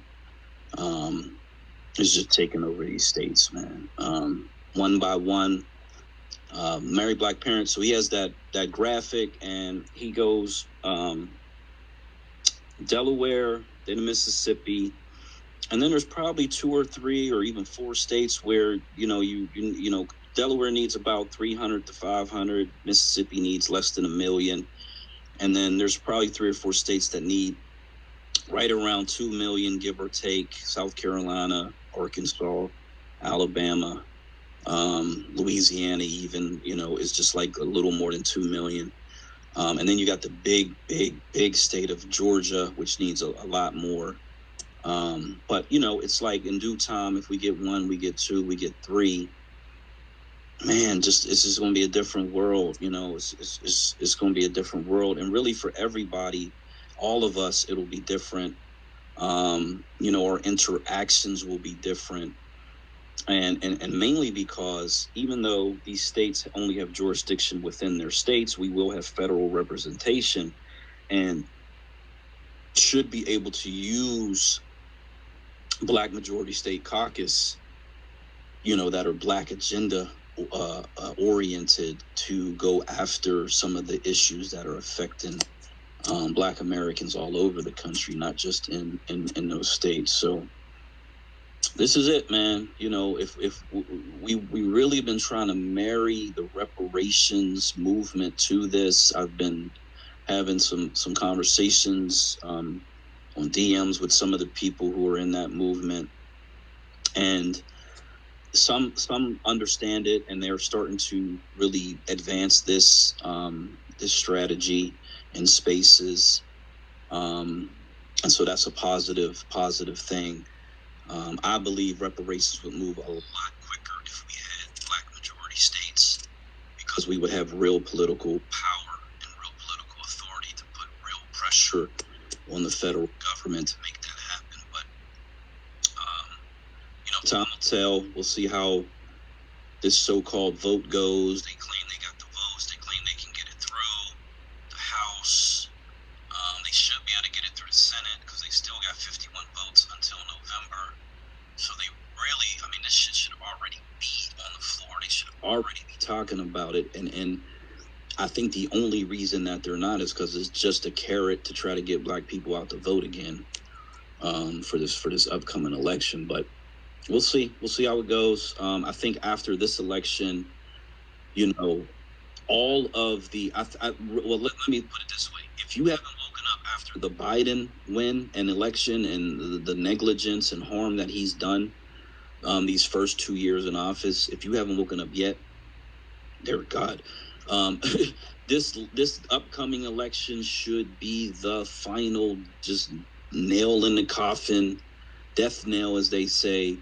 If this doesn't wake people up, nothing is. Like they're useless. Unfortunately. And the beauty of a state like Delaware, we need a very, very small number of people.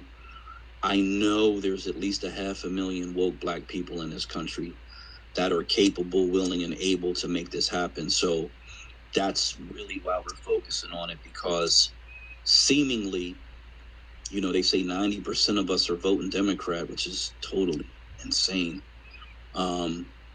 If we can just get that 10%, if we can get in touch with those people who don't vote or who haven't voted, or even if they do vote, they're willing to do something different, we got to be able to come up with 300,000, 400,000 Black people to make this move. Darren. Gentlemen, I've been asked to co-host a space. I just want to let you know I follow all three of you on the top of this space, and keep in touch. I do the same. I think your idea is phenomenal, and I do everything in my power to help. I'll be blessed.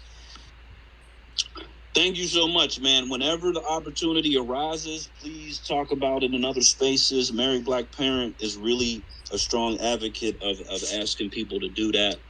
You'll be surprised how many people in those spaces, we've connected with.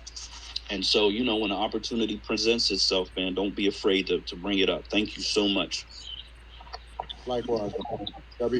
Peace. Mm-hmm. Okay. Okay. So I got a graphic. There was a Black woman. She's got all these initials after her name, so I'm guessing she's like MBA, JD. I don't know what her profession is, but she's a very intelligent Black woman. And this was based on this South Carolina firing squad, which I'm going to talk about that too, where they got rid of the lethal injection. And so they have two choices: electric chair or firing squad. So this Black gentleman said, okay, I'm going to choose the firing squad, which sounds extremely violent to me. And there's all this information that says that this is not humane, and it's not guaranteed that the person necessarily is going to die instantly from these 3 to 5 gunshots. It sounds just insane to me, but at any rate, this Black woman, like I said, very intelligent, indoctrinated in the system as far as I can tell. She's saying, we gotta, let me get her exact quote: vote blue, and this was a hashtag, vote blue to save America, because this is what they've been taught, this is what they've been teaching us. For, 50 plus years, we gotta save America, save America. I think, to be honest, that's even Trump's new slogan, is save America. It's like, come on. It is not Black Americans' duty, responsibility, job, whatever, however you want to say it. It's not up to us to save America. We got to save ourselves. We got to save Black America. And so my response to it was vote blue, question mark, to save America, question mark, from who? like quite literally. The Democrats have controlled the House and Senate 32 times since 1900. They've had a House majority 37 times and a Senate majority 35 times since 1900. They've controlled the White House for over 60 years. Half the time, they've been in control. They've had majorities.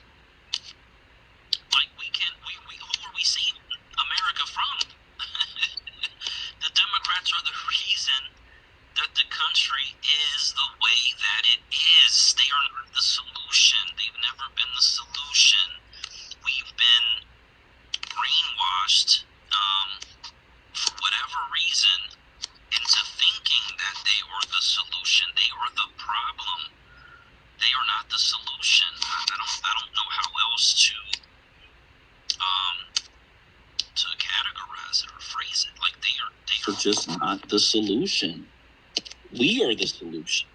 Us, Black Americans, everyday, hardworking Black Americans, we are the solution.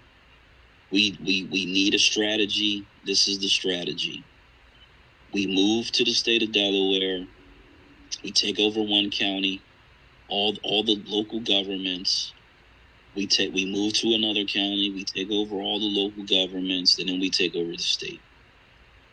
That doesn't require any more money than it takes to move to the state of Delaware and establish yourself, whether it's finding a job, can telecommute, if you can remote work, if you have, if you're able to establish a business, you have some skills trade.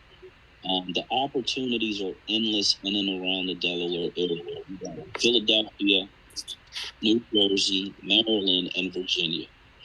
If you're someone who's used to traveling and use those skills in order to build up, a business in that way, so be it. If you're of retirement age, so be it.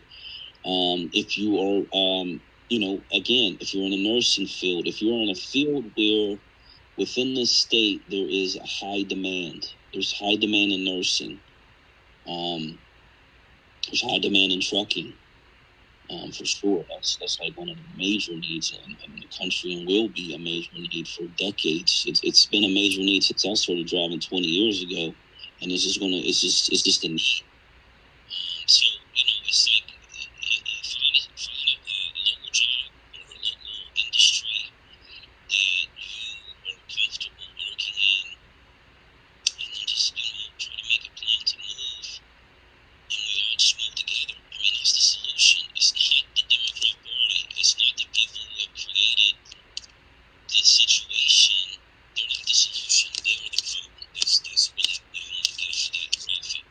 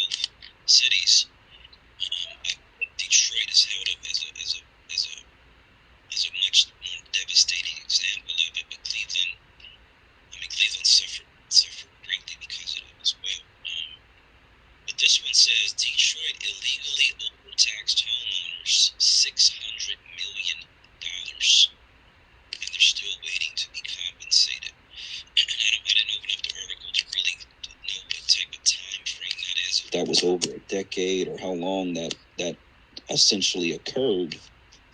But it's like you have a city that where all of the white residents, let's see what we got, sort of moved out of the city, moved to the suburbs, and created this white utopia outside of the city proper, and allow Detroit, the black communities, to really just fall hard. And here you have this city overtaxing the remaining residents of the city to the tune of $600 million. Man, that is overwhelming to even think that that's possible. I see people are jumping in and out. I'm trying to get people up to speak. I don't know if the room is starting to glitch a little bit. Is Miss Georgia, are you up? Okay, yeah, I'm trying to get you up to speak. And I'm in the midst of. I'm having trouble. Is it? Hold on. Are you having trouble hearing me, or is it that you are having trouble? I had trouble hearing you. Also, I'm having trouble pushing the buttons. Nothing works. So yeah. Yeah, because I'm trying to invite people to speak, and some people were trying to speak, and then like you said, sometimes that mic won't work for me. It happens a lot for whatever reason, where I try to push it and it doesn't open up for me. Right. And I don't see my little voice measuring thing that normally is there when you talk. So since you're in the room, you're a co-host. Okay, we got Miss Georgia up. She would like to speak. And I'll try to go out and come back in and see if that will fix it after listening to Miss Georgia. Well, okay. I was going to tell you I couldn't hear you. That's all. I just wanted you to know because I really wanted to hear what you had to say, but it was going out. So yeah, that's all I wanted to say. Yeah, okay, that makes sense. Okay, so I'm gonna jump out. We're gonna try to let Black South hold the room. I'm gonna Miss Georgia, if you'll accept this invite to co-host, that'll at least help me keep the room active. And then I'll jump out and come back in, and then see. Hopefully it'll go a little bit better.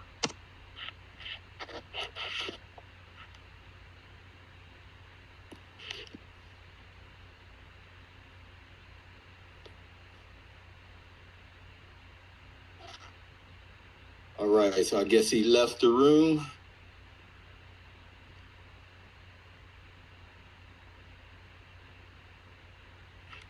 Okay. Okay, awesome. So I was talking. I don't know if you heard that last part. I was talking about the city of Detroit had illegally overtaxed homeowners $600 million, and it says that they were still waiting to be compensated. And so, like, I don't, in my opinion, Detroit has been hit so hard. I talked about them in the book.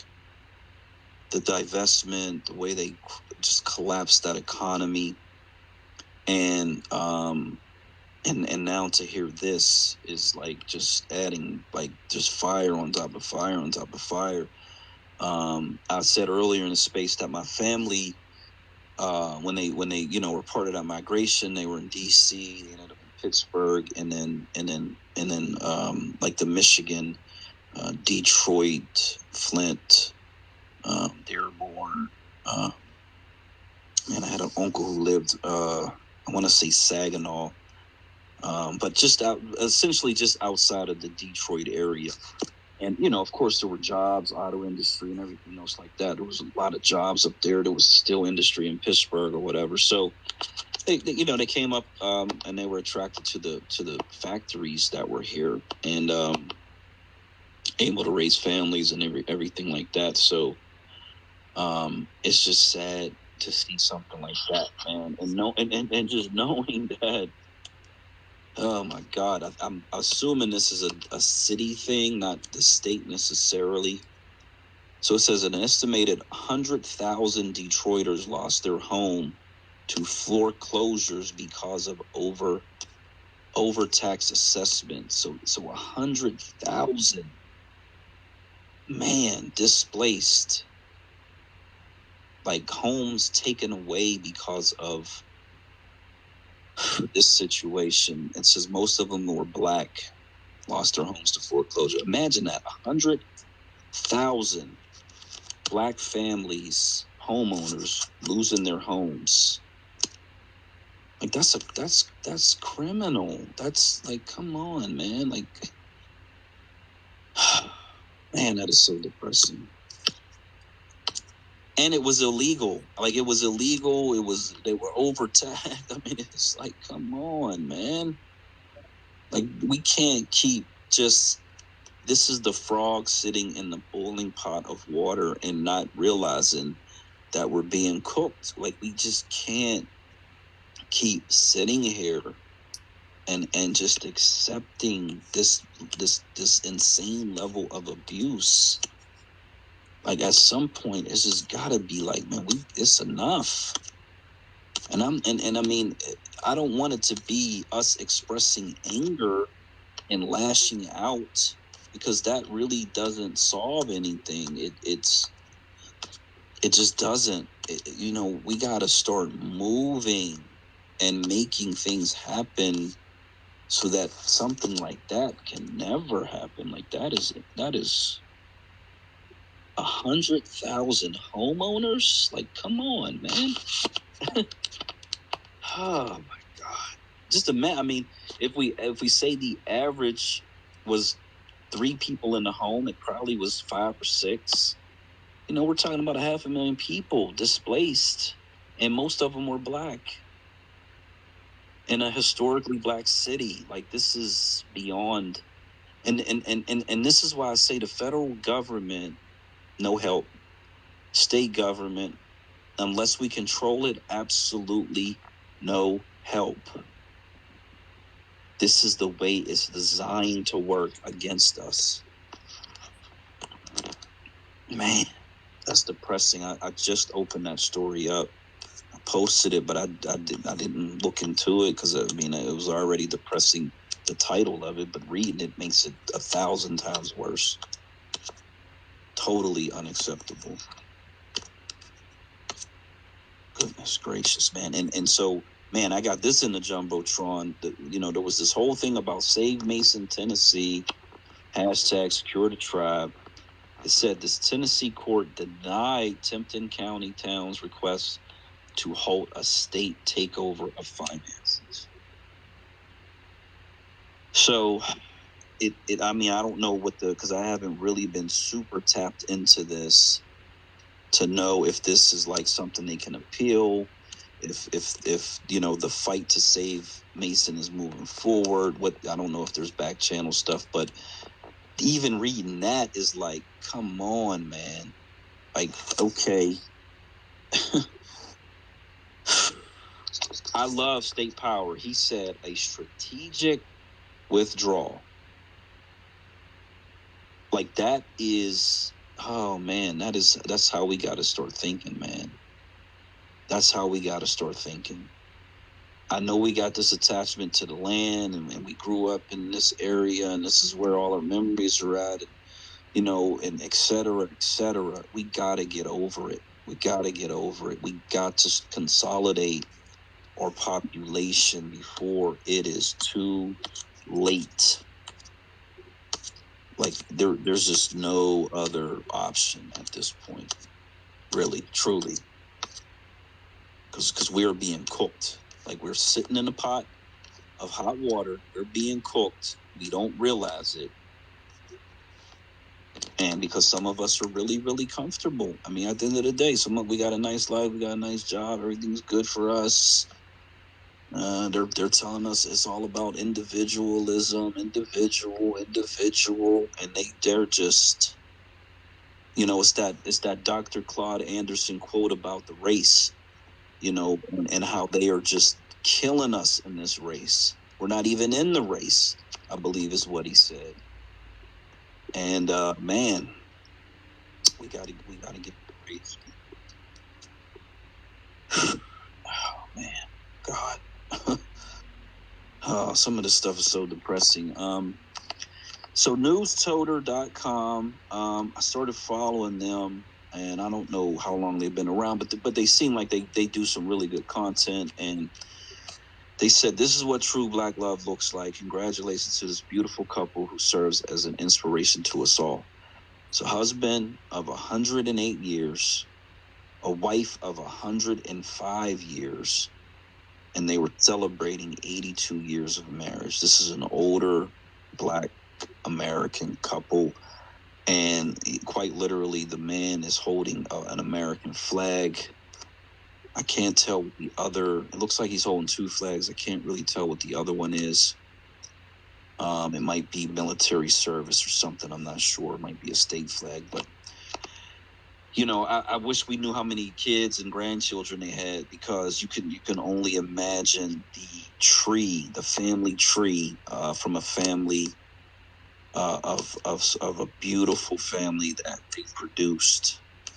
And I gotta assume they're in the South. I mean, that would be my guess. But again, this is the picture. There's really no backstory to it, but that's kind of the inspiration I think we all need, man. I love seeing images of Black fathers and their kids. I try to post and repost those as much as I can, to try to balance out all the negative stuff that comes across the timeline,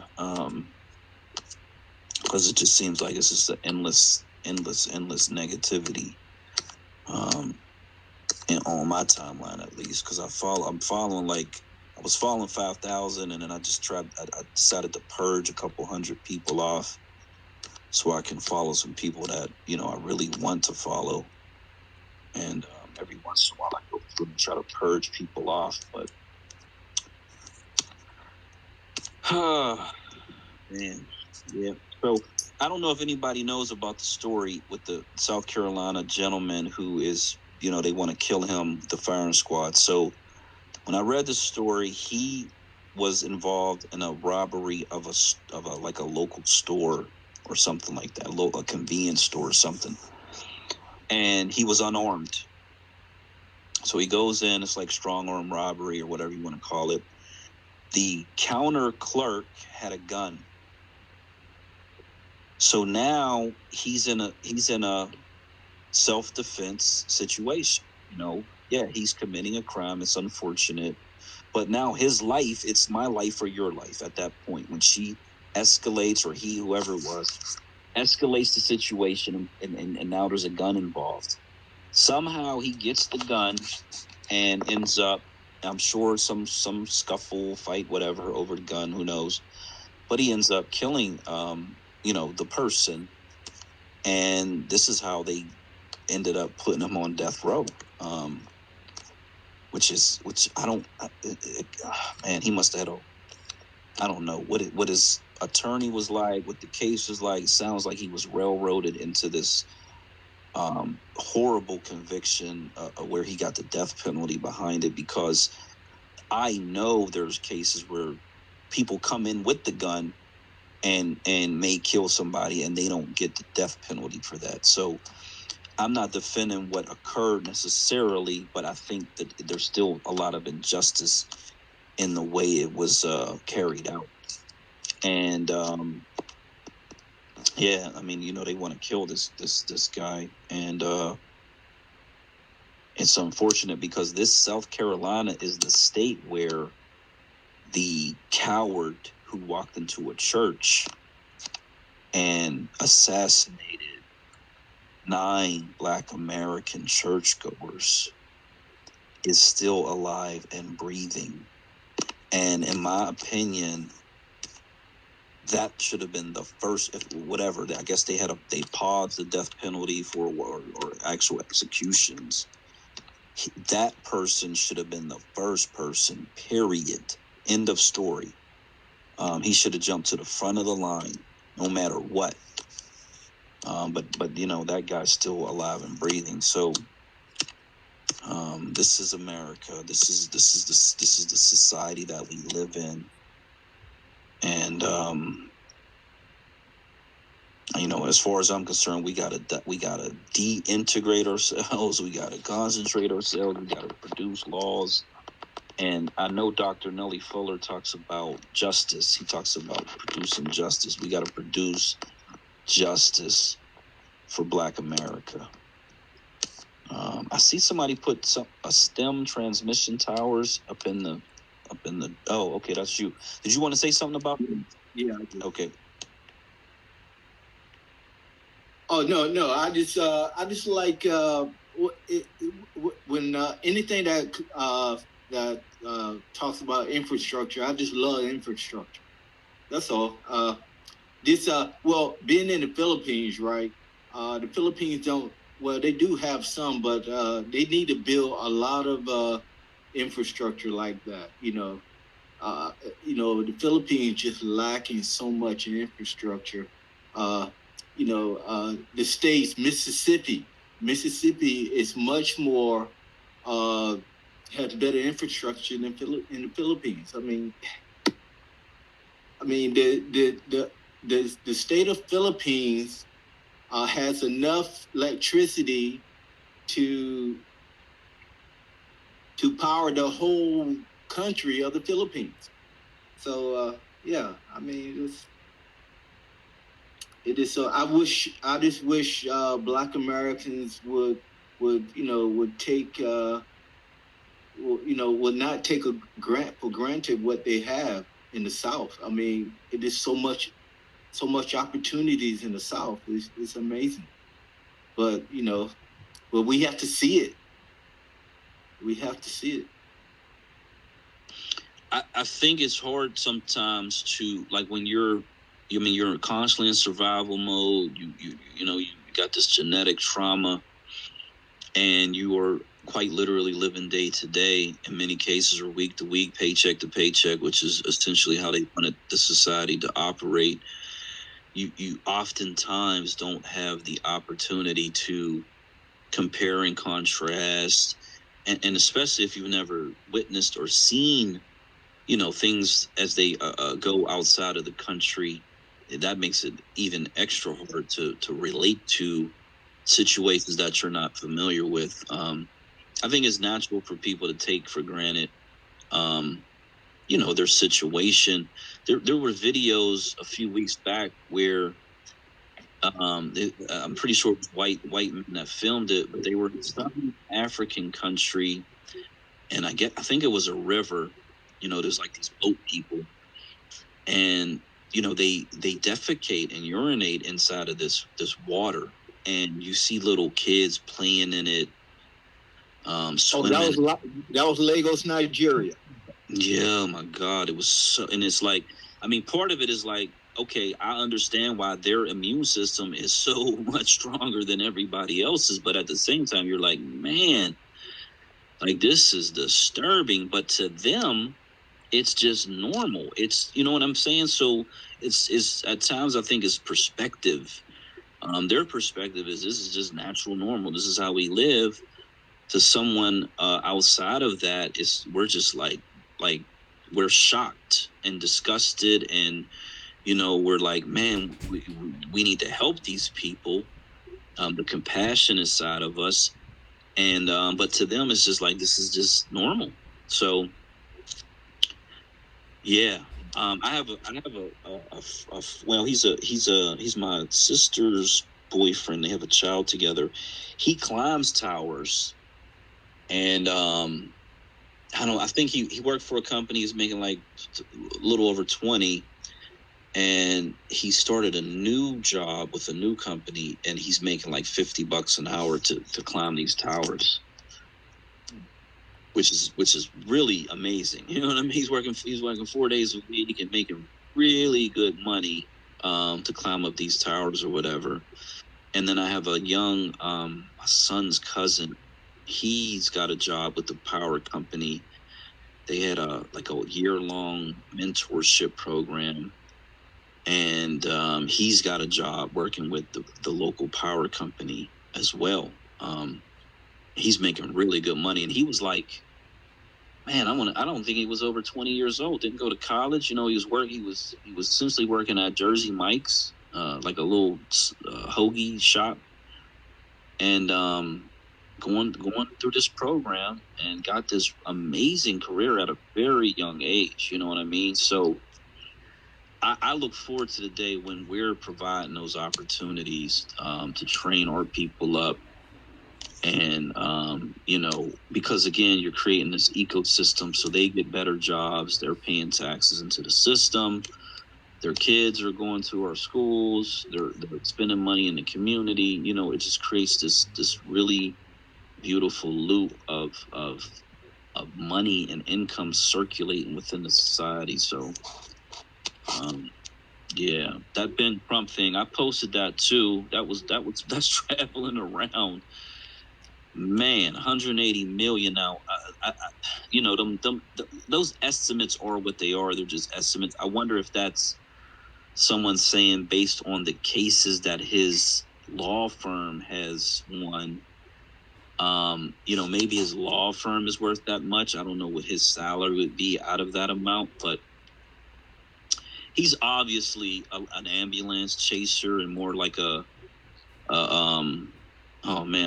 hearse. That's what they call those vehicles, hearses. Yeah, he's chasing hearses, man, which is even worse. But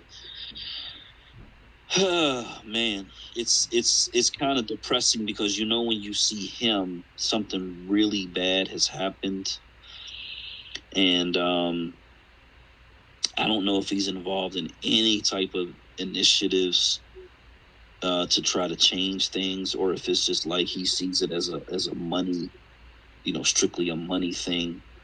I used to defend him a lot, to be honest, because essentially as a civil lawyer, that essentially is his job, is to get money.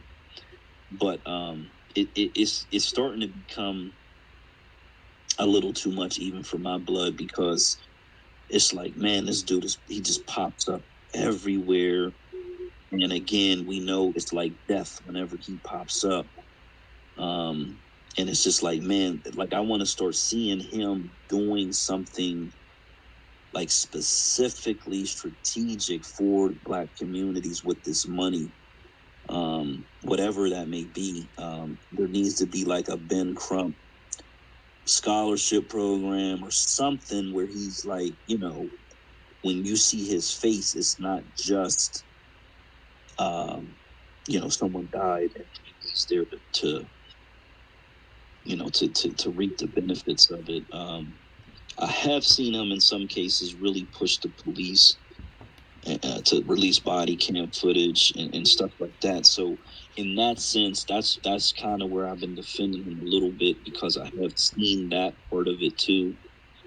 But at the same time, it's like, man, bro, like I kind of want to see, because there's some beautiful Black women that's on his staff. I've seen them step up and speak a few times. I kind of feel like it might be time for him to play more of a background role in some of these situations and start letting some of his staff step up a little bit or something, man, because it's just like, dude, like I think we're all just tired of seeing. He's almost like the Grim Reaper in a sense, man. I hate to say it like that, but it's kind of like that's the aura that he's taking on. And man, I just wish he would do. I think most people are just saying you should be doing more for the community. And people are starting to question where all this money's going, and so he's got to be held accountable like everybody else, and it'd be nice to know if he's doing some positive, proactive things in the community, sitting on this mountain of wealth, especially how he got this money. Yeah, because man, I don't know if I can handle, a couple more years of seeing his face and knowing, what's behind that. It's just like, bro, come on, bro. Cause be honest, dude, the Lee Merritt dude who there was a murder of a young boy and a young black kid in my city by the police, shot him in the back. And Lee Merritt showed up for that. And, I was, there was riots. They were shutting down highways, or not riots, but protests. They were shutting down highways, shutting down the downtown and all of that. And that went on for a few months. So I was actually surprised how extensive the protests were. And like, this is like good old, it's the North, but it's really the South. To be honest, there's a lot of Confederate flags riding around here and bumper plates and all of that.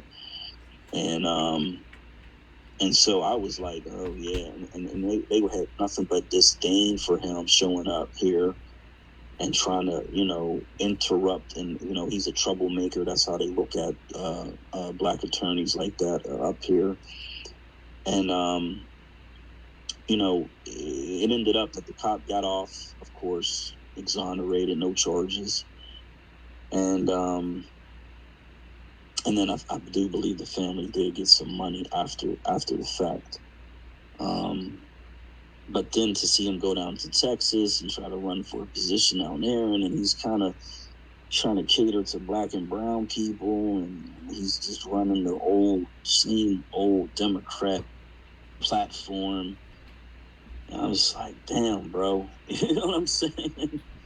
Like, damn, bro. I was really in your corner, and I was like, man. And then just to see, like, man, as soon as they step into the political arena, it's like they become robots. They become puppets. Like, it's so disappointing and frustrating, and watching it happen over and over and over again. It's like, man.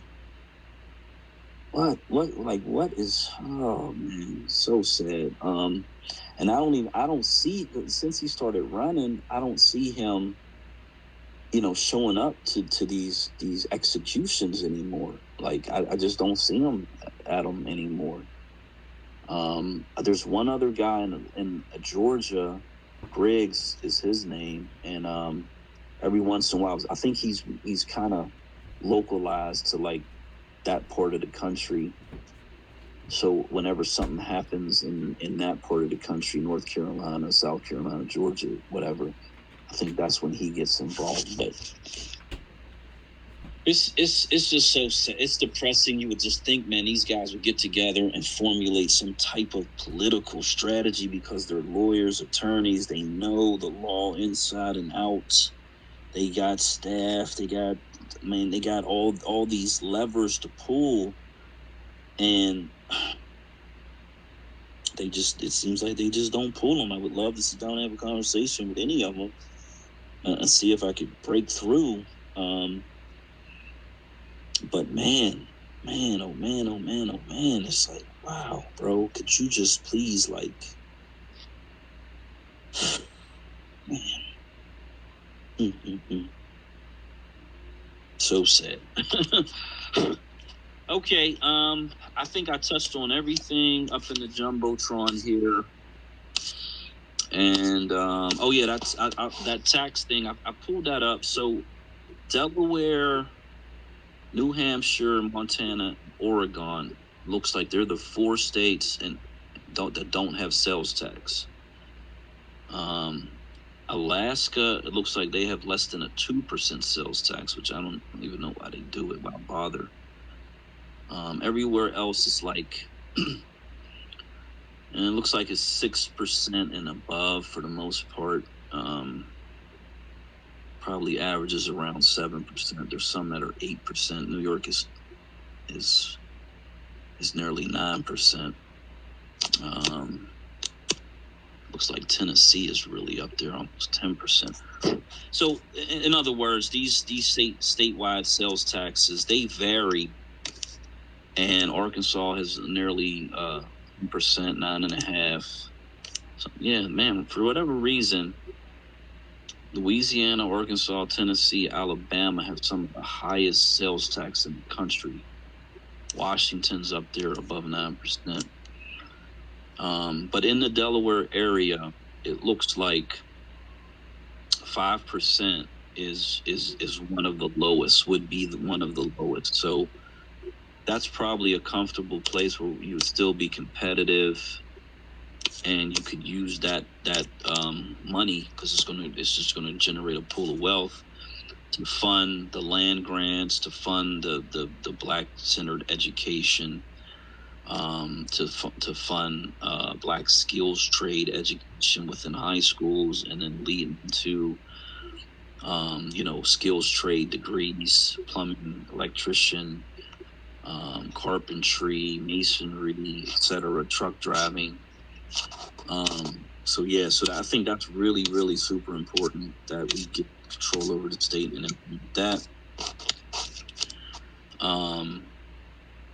Someone had a question about commuting, and because I think Married Black Parent, he had his graphic, and they were like, "Man, this looks really good. Now all we got to do is thinking about the job." So I posted this, and because I said, okay, well, Biden's famous, Jim Crow Joe, he's famous for commuting from D.C. to Delaware.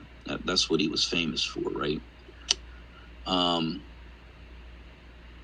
So they say the Philadelphia airport is like 18 miles away. This is from Wilmington. And then they talk about all these other airports and since that they are. In 2016, the regional GDP was $2.95 trillion, nearly $3 trillion. This is the regional GDP, and that region essentially stretches from D.C. to New York and like a circle into Pennsylvania, Maryland, and possibly Virginia. So a 3 trillion. And I know I've seen places that said that it's the 5th largest region in the country, and maybe even on the planet Earth, because I believe it's very comparable to California as in terms of the GDP of this particular region together. So it says Wilmington, Delaware is just 30 minutes from Philly, an hour and a half from New York, and DC by train. Wilmington is central to everywhere. And it's really true. Like Wilmington, Delaware is really in the middle of these major power centers. There is just endless opportunities for someone who is self-motivated and wants to build a business or just work remotely or whatever the case may be. There's so many opportunities there, and we got to take advantage of them as quickly as possible so that someone came into the room. I was just checking them out. Okay. Got to unite the blue in the room.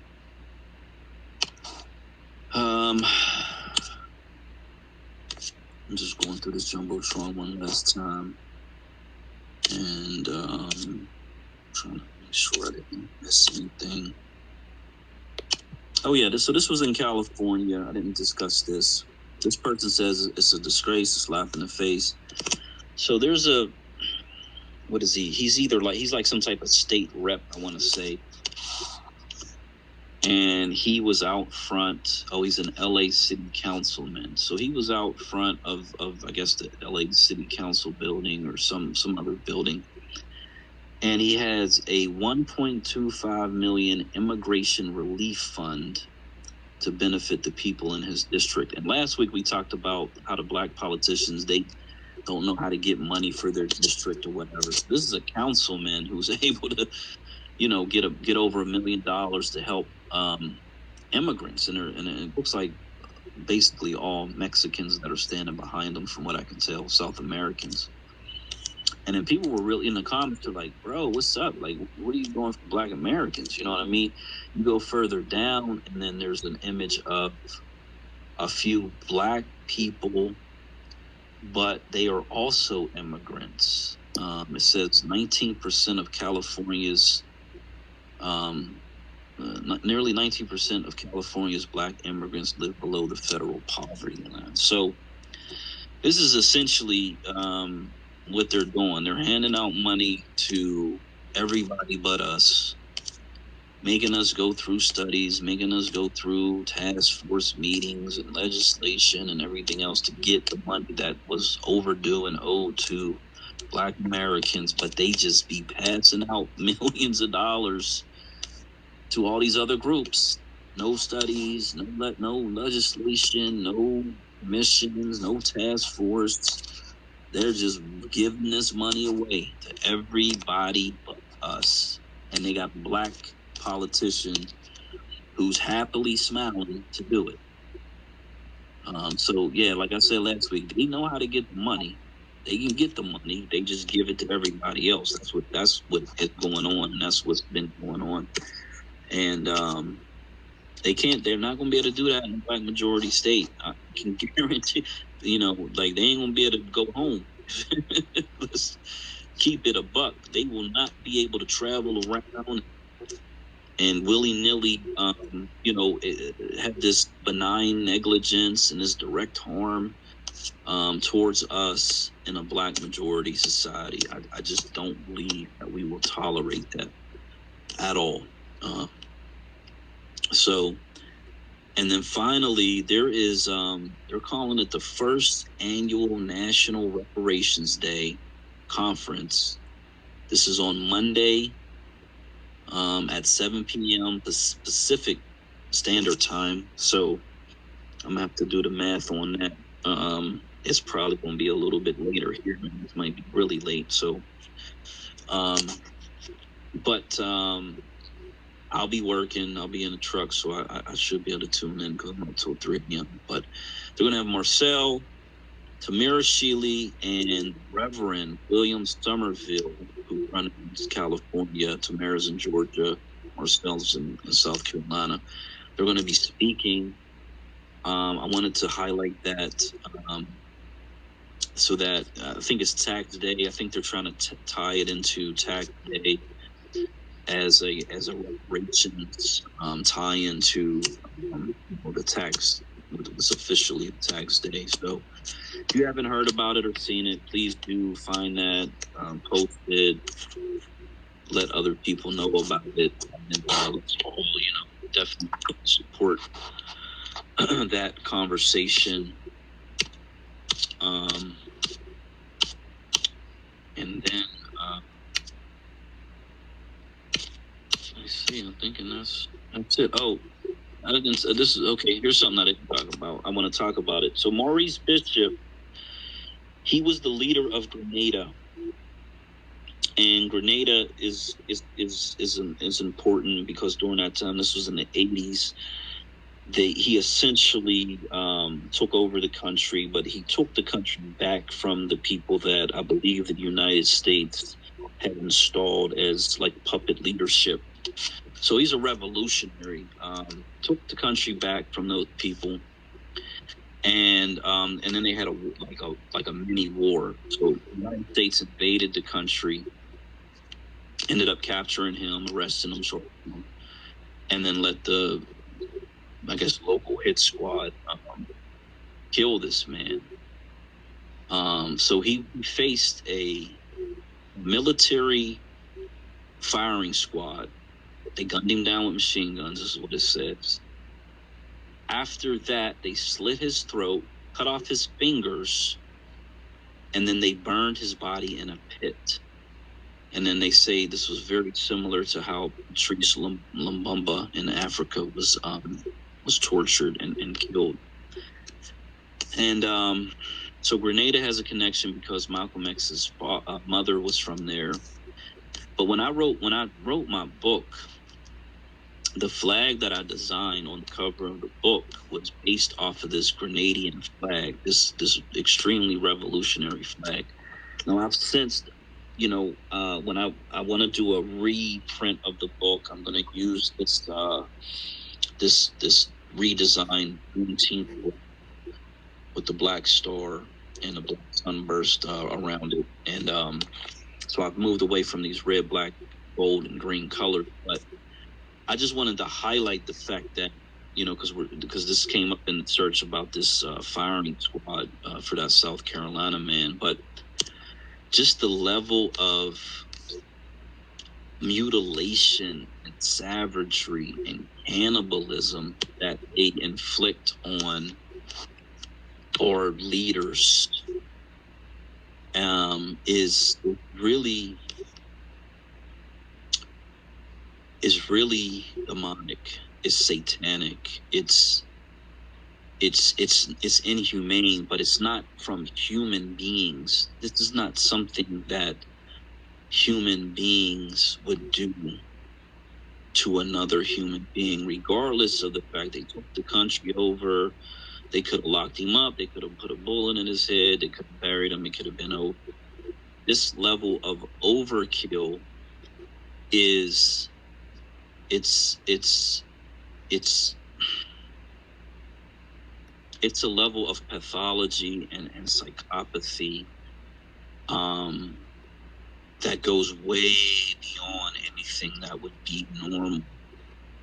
It's not normal at all. But these are the people that we surround ourselves with. These are the people that we live up under, to be perfectly honest. These are the people that we are dependent upon for our survival, because they produce everything that we eat. All of the power. Blacks, let me see what this Black Southern Strategy talked about: infrastructure and power generation.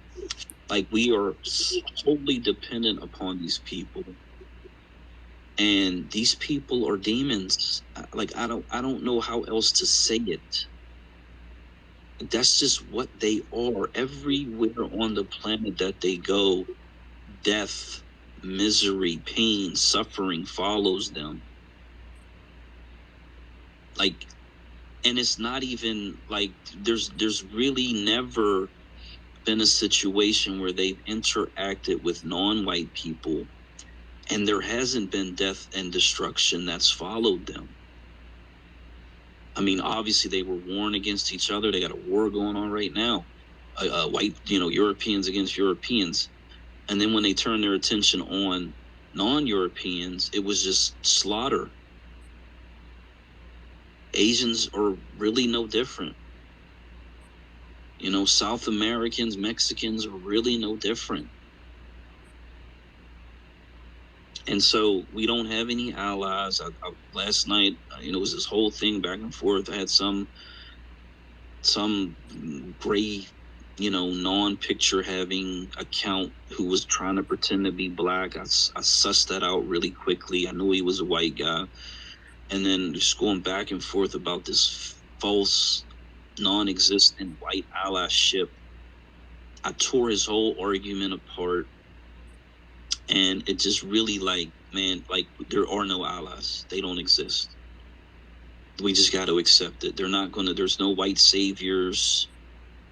Everything they do is to save themselves. Everything they do is to protect and preserve themselves. And I just want to end this, just that we have got to start thinking in a way where we start to preserve and protect Black American people and nobody else. Like, just period. Like, we just gotta stop trying to fix their country. As the one extremely intelligent Black MBA person stated, we gotta stop thinking like that. We just gotta stop it. We have to think about Black Americans and nobody else. How do we protect Black America? How do we prosper Black America? And really, truly, who are we protecting Black Americans from? Them. Like, quite literally, the protection we need is from them. They control everything. They're responsible for every trauma that has occurred in this country. They have full responsibility for it. So, man, all this tragedy is all from them. It's all from the society they created.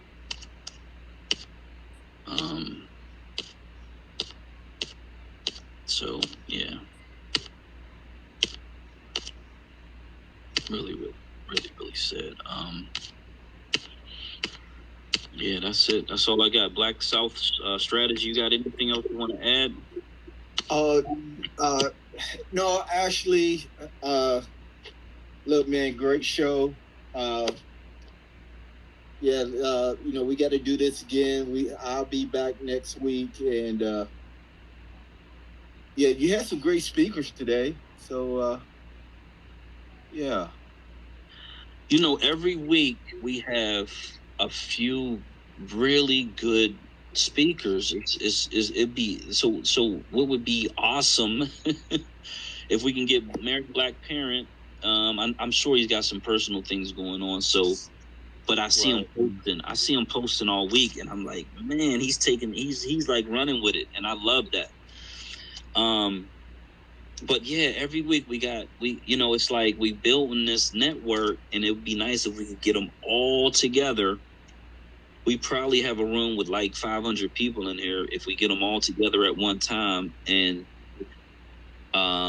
have them have the ability to express their thoughts and views and everything. It would be, but I think we're building towards that anyway. You know what I mean? I think that's the whole point, is that we're just building towards that. So I'm gonna open it up to anybody who would like to speak. Grab a mic, ask any questions before we close out the room. We got Barella in the building. We got Dawn in the building. We got Keese, and I know Keese got a lot of really good things to say. Charles, thank you for bringing up the fact that there's three campuses. Man, I really love that information. We got Miss Georgia.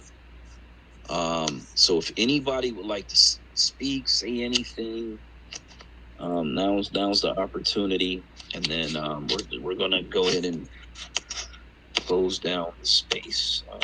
If no one wants to speak, and after people speak,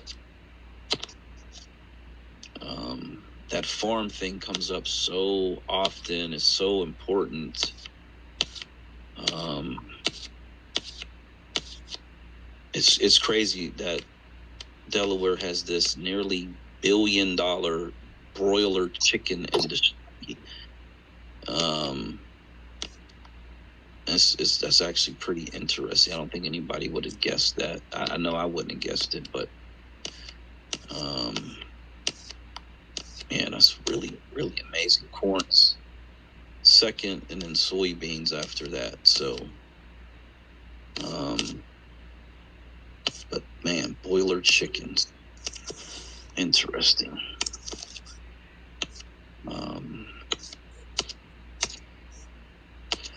Okay, on that note, yeah, we're just going to go ahead and close it out. If no one wants to add anything to it, and we do it every Saturday evening, 8:30 p.m. Eastern Standard Time.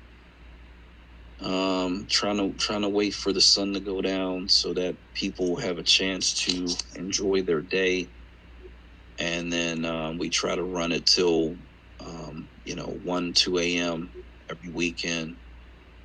And so please follow Black Southern Strategy. Follow everybody in the room if you get the opportunity, and definitely DM, engage with the post throughout the week. Join the Black Majority State group that we set up, community on Twitter. I try to post specific information for Delaware in that space, in that group, throughout the week. So definitely join up there and engage with the posts that we put up. We've had some people, I've met some people who have really absorbed this information, and they are running with it, and they are really becoming educators with this information and bringing other people into the fold. And so that's essentially what we need, is we all become advocators and educators, and just really get the information out to as many people as possible, so that when we know we got the numbers, we just move in and take over, and just keep growing like that. So I want to thank everybody for coming in, and if I don't see you in a space, hopefully I'll see you here next weekend. So thank you so much. Have a great night. Have a great week. All right, guys. Have a great morning. Take care.